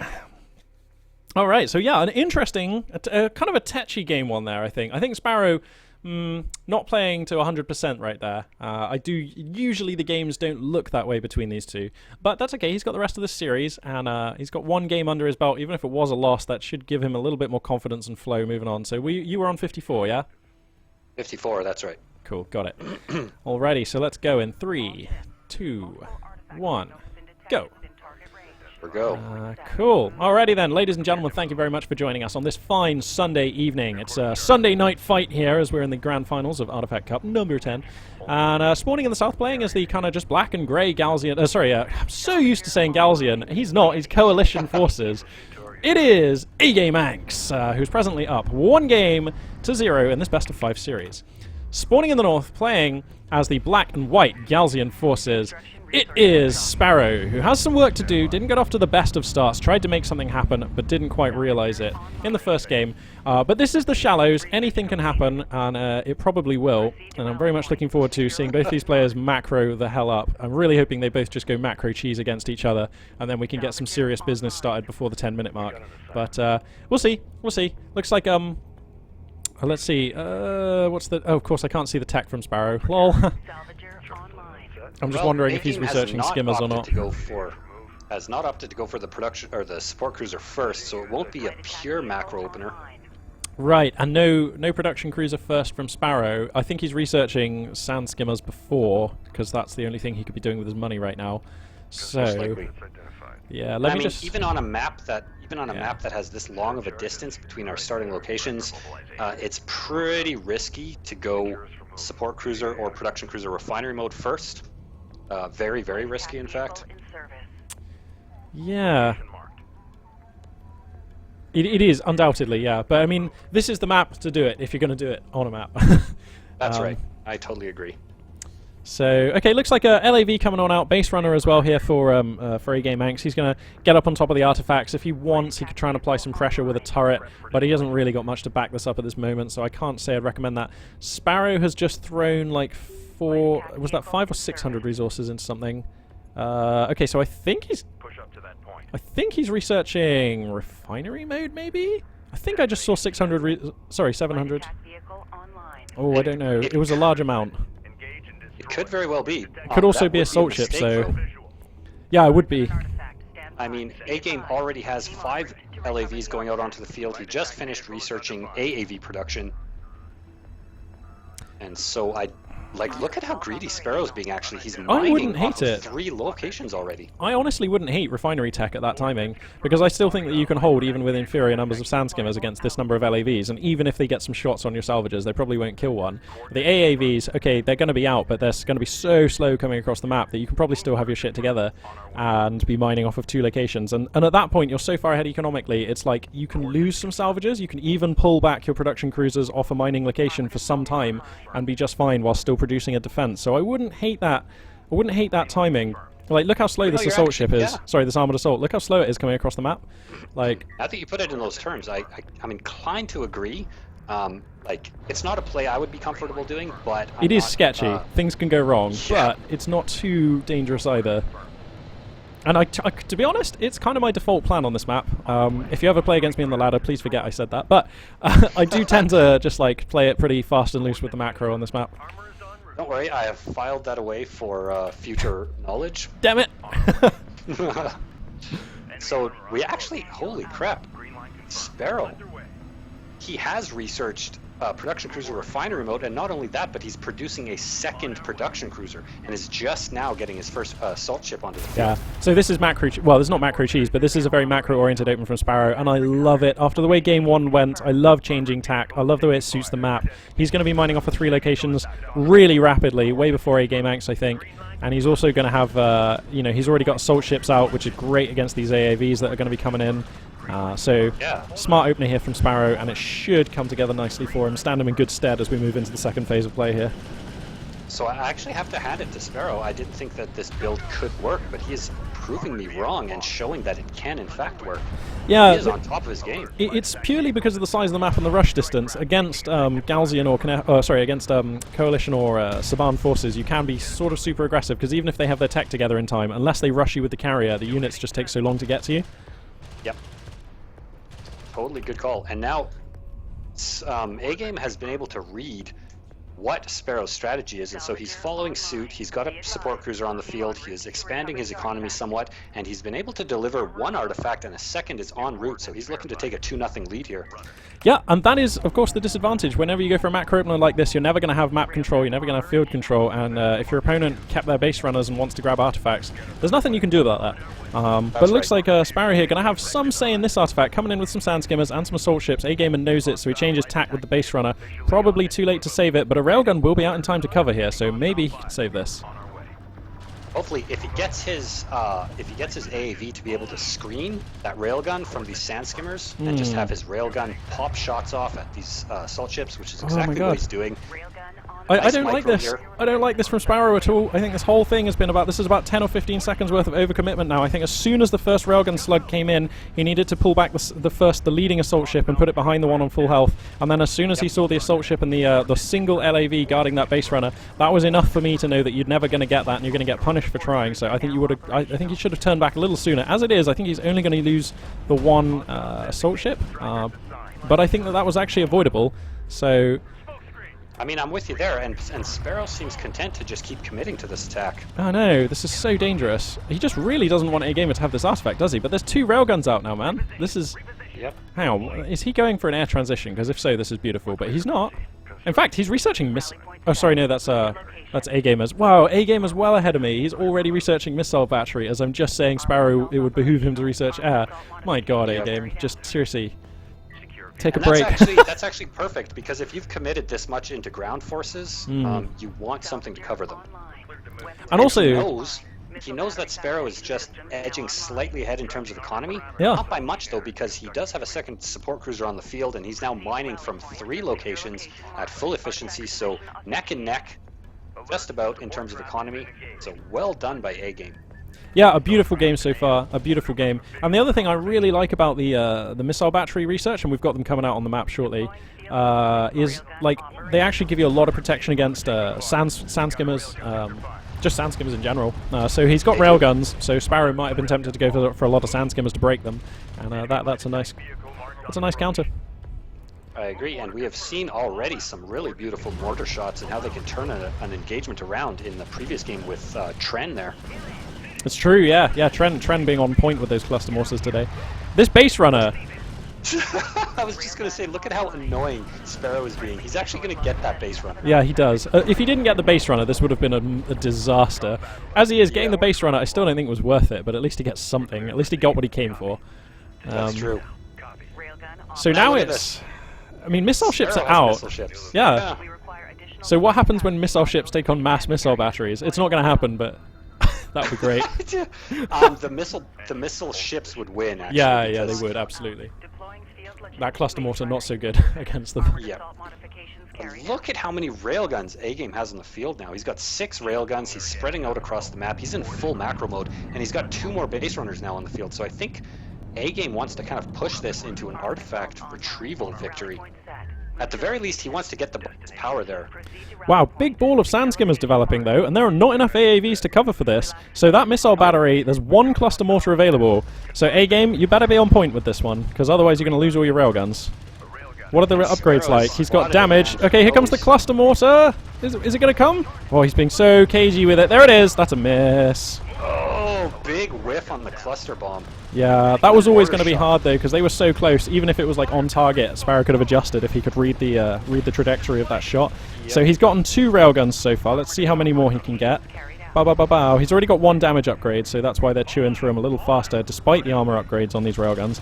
Boom, that's 3 railguns now. Sorry. He could get a 4th if he wants. It's going to be a hefty trade though, because those AAVs are out in some force now. We also have an AAV from A-Game doing a bit of a backstab and doing some economic harassment up on the right and left side of the map. Oh, that's annoying. There's like nothing. There are 2 assault ships actually idle. They should deal with that. These 2 assault ships should be able to deal with that. And all of the sand skimmers in the middle... Actually, no, they're still active. Sorry, I thought they'd been taken out by now. No, they're actually chewing through base runners or trying.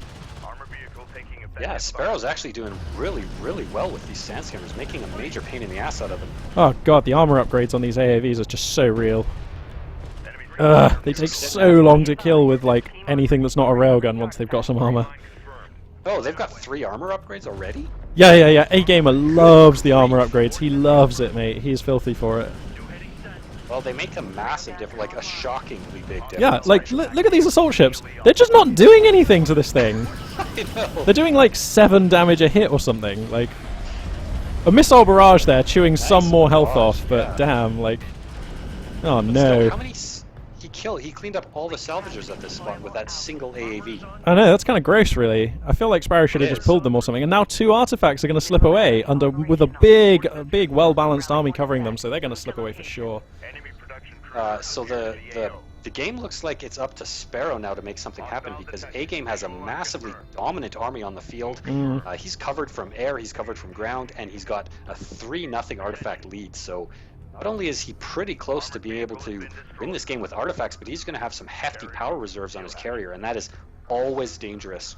I was just going to say, I think if I make game right now, I go for power reserves, weaponize the carrier, toss that one in there, and if that's not good for a win, then think about that when that happens, but it should be good for a win.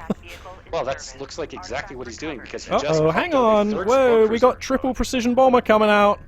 Triple Oh precision my bomber God. sneaking on out here, and that is enough to OCO the support cruisers. We see this time and time again. Galzian players are such bastards with this. You Here know they what? This is come. honestly, in my opinion, one of the What? most Why is he going for the missile battery? frustrating Oh, plays. actually, that makes good sense. That makes good sense.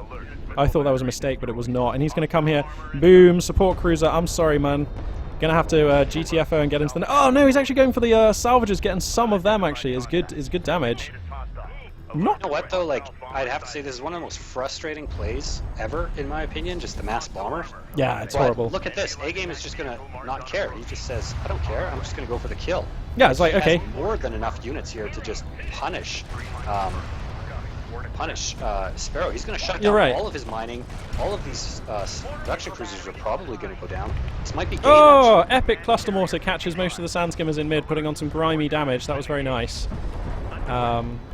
And now there's just enough AAVs here. Yeah, I mean, who cares if you don't have an economy when you've got a lethal army on the field killing your opponent? So that's good enough, and I think it will be good enough here for a game. Now those bombers can scramble again and try and take the army. There's no missile ship. I want to say there's no missile battery covering them. No, there's one next to the carrier, but that's not enough. Yeah, one way back here. So I don't know what the choice is going to be with the precision bombers, but they need to commit to something. Yeah, but again, with the full upgrades here and just this number of AAVs and railguns, Yeah, it's too many railguns. this one production cruiser is surely going to go down. Needs some focus fire, but yeah, should go down. Okay, here come the precision bombers. They're out. Boom, there goes a railgun. And another. And there goes a production cruiser, so that's real damage. The other production cruiser getting worked down now by railguns. Another bomber out here, though. Those bombers beginning to accrue up some veterancy. Although this one's going down, though. Oh, he goes for the missile battery. Oh, I don't like that choice. My concern at this point is there's really been negligible damage to A-Game's economy. He's still sitting on fully 3 mining locations, and he's pretty much boxed Sferro in at this point. Now his carrier is just moving up with, enough power reserves to make it a terrifying threat. Yep, and I mean, this is basically over, because Sparrow has no way of getting out on the map. He's got nothing out on the map. He can't reach the economy, he can't reach the artifacts, and he has no answer for this army that's on his doorstep. So that's a good, that's good enough, I think, here for a game. And he, I should imagine, will be securing a 2-0 lead here. It looks to be that way. What if this whole time A-Gamer's main has always been Coalition, and he just plays Galzian to make it like sporting in tournaments? I don't know. I don't think that he really has a weakness in terms of comfort zone playing as any different faction. Yeah, I mean, I've never seen him play Coalition or Knef, actually, but I mean, I'm sure he'd be fine. He actually had, I cast 2 games of his versus Descara on my channel where he was Knef versus Descara as Coalition, and they were some of the best games I've ever seen in my life. They were ridiculous. So I have seen him play Knef, Galzian, and Coalition now. I have never seen him play Soban. So that might be interesting. Hey game, if you're watching, you have a challenge now. Win the Artifact Cup as Soban. Yeah, that's a good challenge. And it's never been done. Yeah, you're right, actually. Yeah, he would be the first. That would be a world first. Unfortunately, there's only pretty much like one meta that the Soban can do. What kind of cagey defensive openings? Yeah, like you have to pretty much just like completely rely on ALMs. So watch like A-Game come and just destroy with a totally new style as the Soban, but really, Yeah. that's how you have to play it. Simply because your carrier is not good in combat whatsoever. Like, it doesn't do anything in combat, so you have to it's a support carrier, essentially. Yep. Which is pretty strange, but Well, to a lesser extent, the Knefi one is kind of also a support one, but it is different. yeah, it is a support cruiser, but it can also have one of the highest damage outputs of any carrier Yeah, in the it's game. brutal. That's why I play Knef, is the only reason. I just love the sound those missiles make. That's one of the funnest units of any RTS I've ever played. I just love using those missiles, man. Those great, missile isn't strikes it? are so much fun. Yeah, And it's like, it's perfectly, like, it's not like a no-brainer. Like, there is a reasonable amount of skill, both, like, in mitigating its effects, spreading your units and trying to dodge and anticipate the rockets, as well as using them yourself, you know, putting them down, where are you going to place them, what you're going to target. It's great. Absolutely. And it takes actually quite a bit of skill to be able to land those missile hits on moving units. It's actually really, really fun and really challenging to do. So I think we're about to see A-Game just win with artifacts here. He's he's like completely boxed Sferro in, and he's just going for the 5th artifact. Yeah, Sferro absolutely. can't- I've got this do on anything with cinematic glass cam mode with the camera right down among these railguns. It's looking pretty sweet. Nice. Yeah. Undoubtedly one of the most beautiful games ever.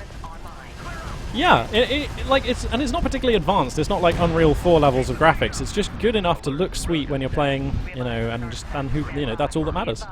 That's right. And to me, like, it's a large part of its visual appeal comes from the scale and the realism. Like, the units, like, relative to each other and relative to the terrain, look very realistic. So it has that cinematic quality where if That's you true. zoom in and go glass mode, it just looks really beautiful.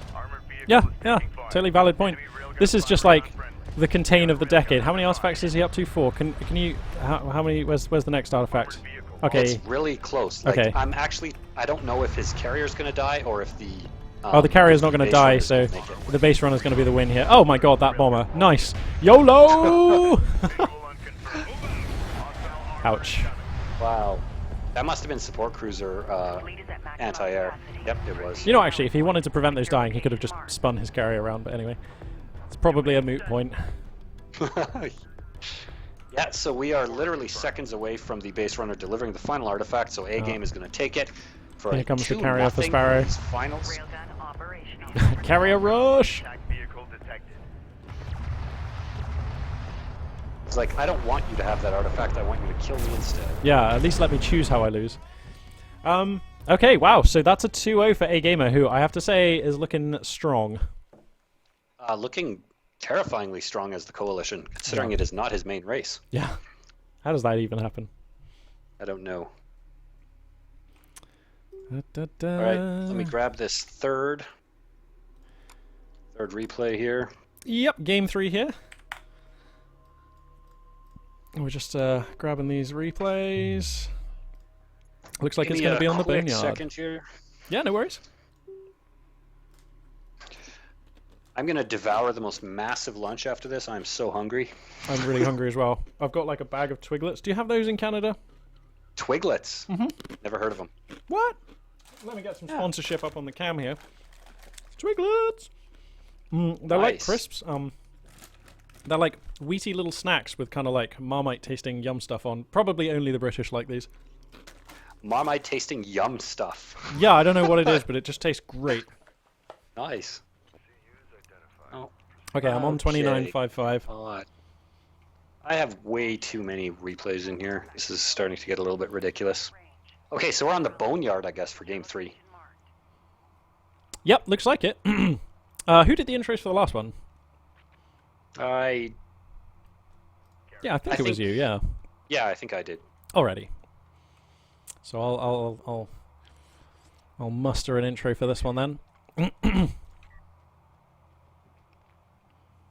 I'll let you know when I'm at 29:55.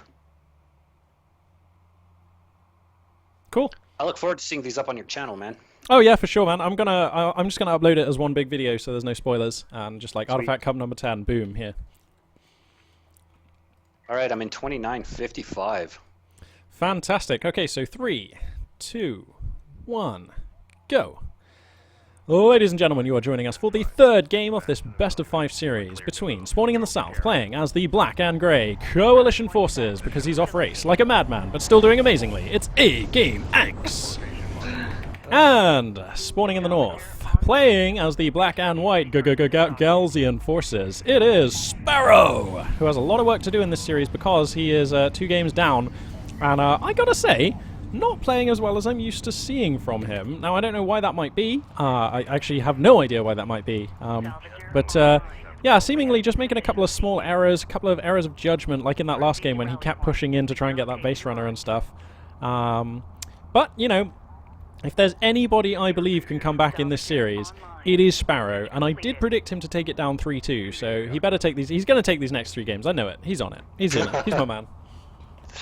Yeah, we'll have to see. And I suspect that maybe he was trying to catch A-Game off guard with some unconventional play, because as you've said, these players have played against one another so many times, they probably really know their opponent's play style, and you know, maybe Sferro thought to catch A-Game off guard, but that proves to be a rather difficult thing to do. You just can't surprise this guy. Yeah, seemingly so. Yeah, and I am just amazed at exactly how solid his coalition is, you know?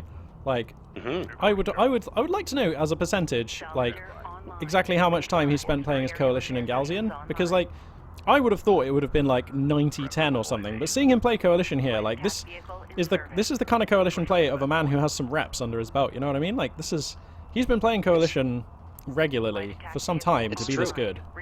It's true. And I imagine he practices like off race in just custom games or something.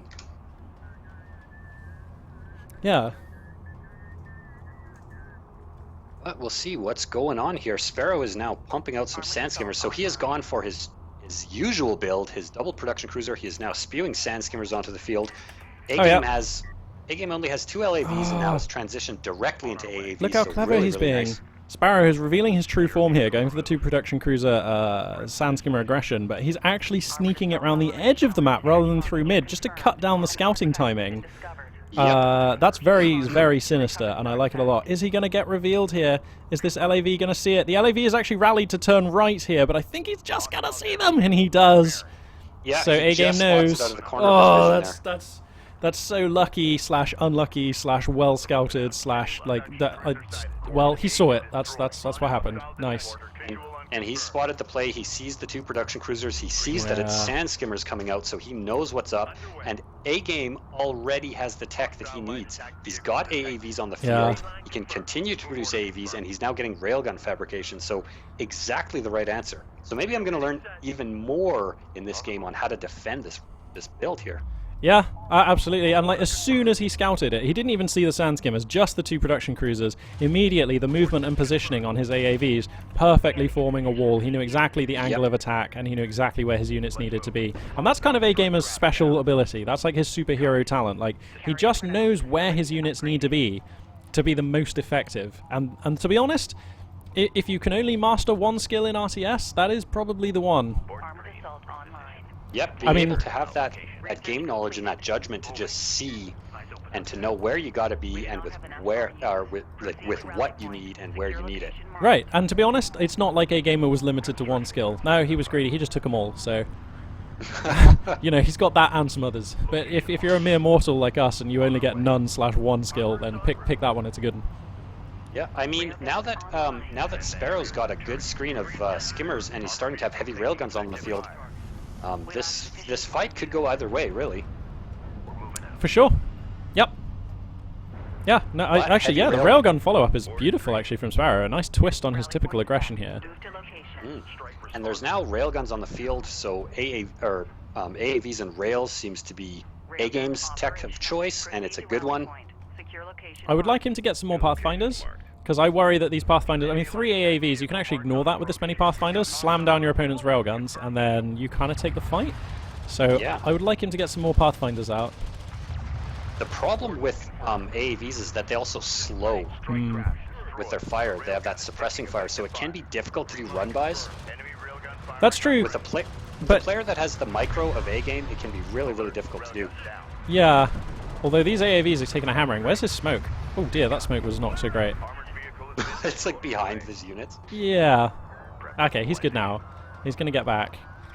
I think Sferro, let's just quickly look at the units lost tab. It feels like Sferro, yeah, just taking a lead. Yeah, no, actually, whoa, okay. Yeah, Sferro getting the upper hand in this engage so far. Fleet logistics module out. Yeah, I'm going to keep this units lost tab open because I think it's going to be the most relevant moving forward.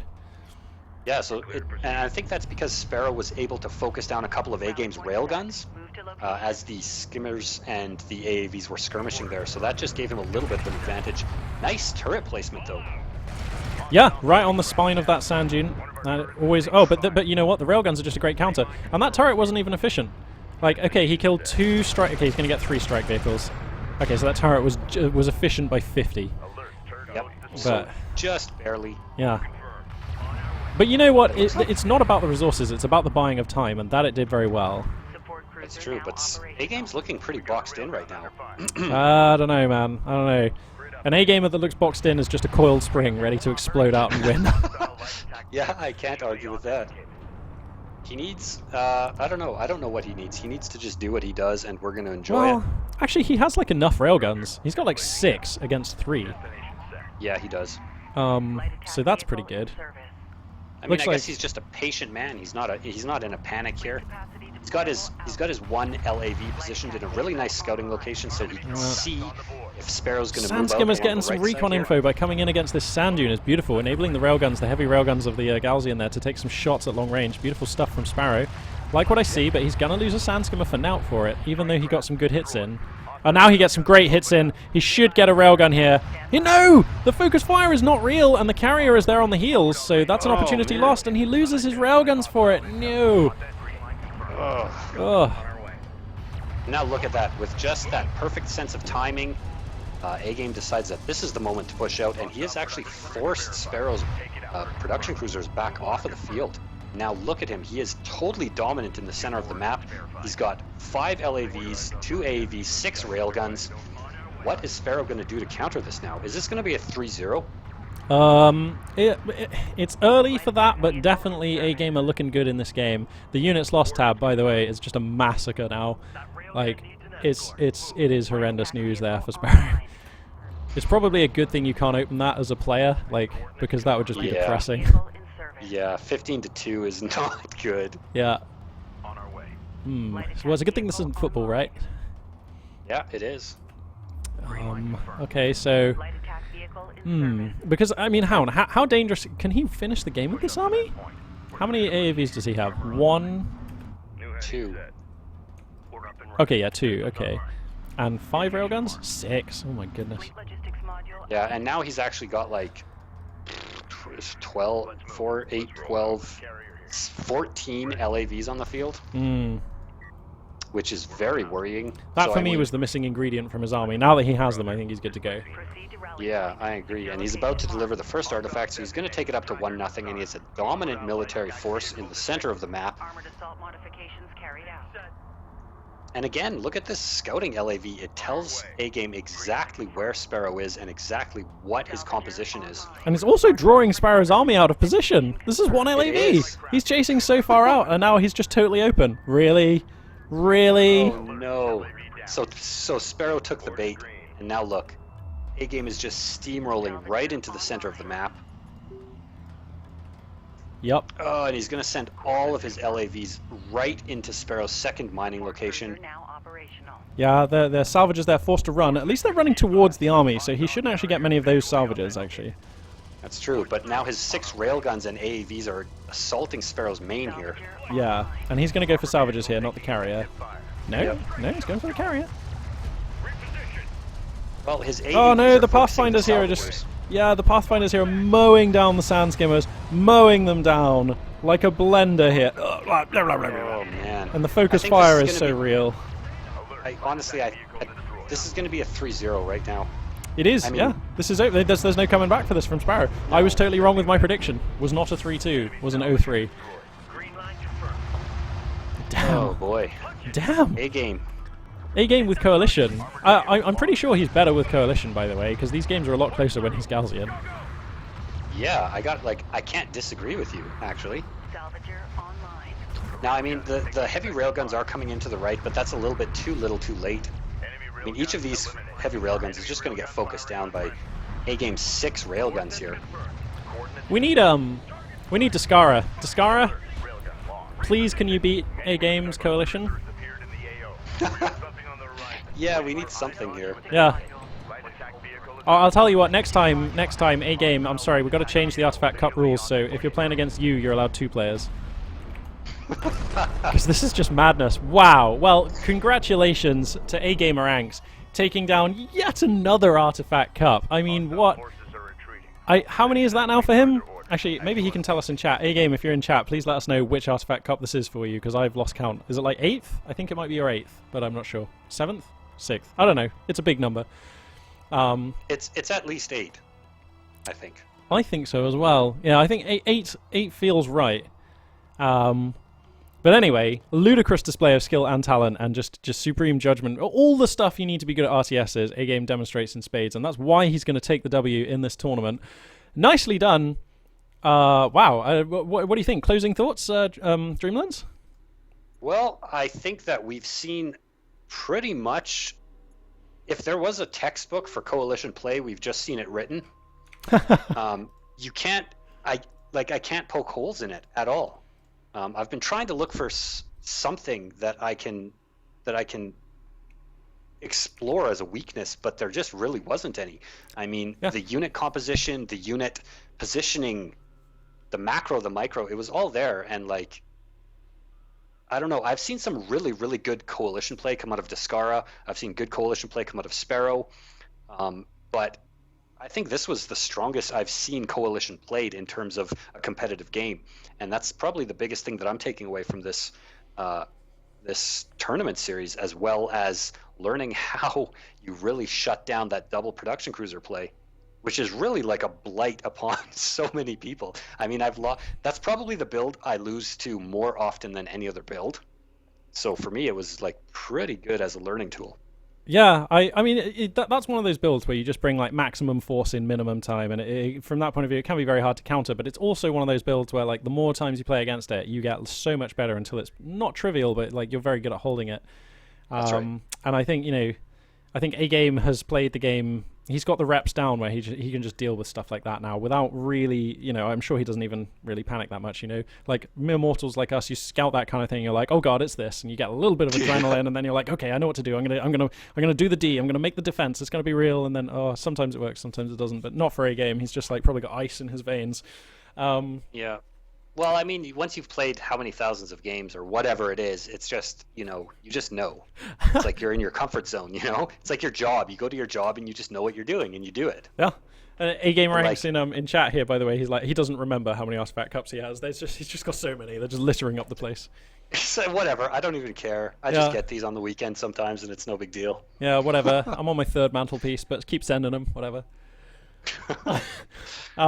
Wow. Okay, well, I guess that does it. Well, there is another Artifact Cup for us to cast, Artifact Cup number 11, but we're going to have to save that for another time because Dreamlands is really hungry, and I am also have to get things done before tomorrow.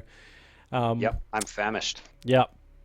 So thank you very much to everybody for tuning in. We had a way bigger audience than I thought we would, because we put this together just 2 days ago, and there's been like nearly no publicity. So thank you very much to all of you tuning in. It is really cool to be able to do some live casting, and it's especially cool to finally be able to do some dual casting, which I haven't done for ages, let alone in Homeworld Desert of Karak. It has been a pleasure and an honor. Thank you very much, Dreamlands. If you want to sign off, tell people where to follow you, tell people where they can catch more stuff from you, go right ahead. Absolutely, and thank you again. Before I say anything about that, thank you so much for having me, Magpie. It's been an absolute pleasure to cast with you. So yeah, you can catch any of my content. I do Deserts of Karak content on my YouTube channel, Dreamlands. I'm sure you'll find it around, and you can follow me on Twitter as well, Dreamlands_YT for updates. And other than that, you can catch this dual cast video with Magpie on his channel. So thanks for everyone for watching, and thanks for Magpie for having me. It's been an absolute blast, and I hope we do this again soon. You're very welcome, and I do as well. Hopefully we'll be able to find another spot somewhere. Maybe we can cast Artifact Cup 11 or 12 or something like that. That'll be really cool. For sure, man. Yeah, so I guess I've been Magpie842. You can find my Twitch stuff where you are, twitch.tv/Magpie842. You can catch the YouTube stuff at youtube.com/Magpie842, and you can probably guess where to catch the Twitter stuff. But it's not what you might think. It's actually at MagpieCaster.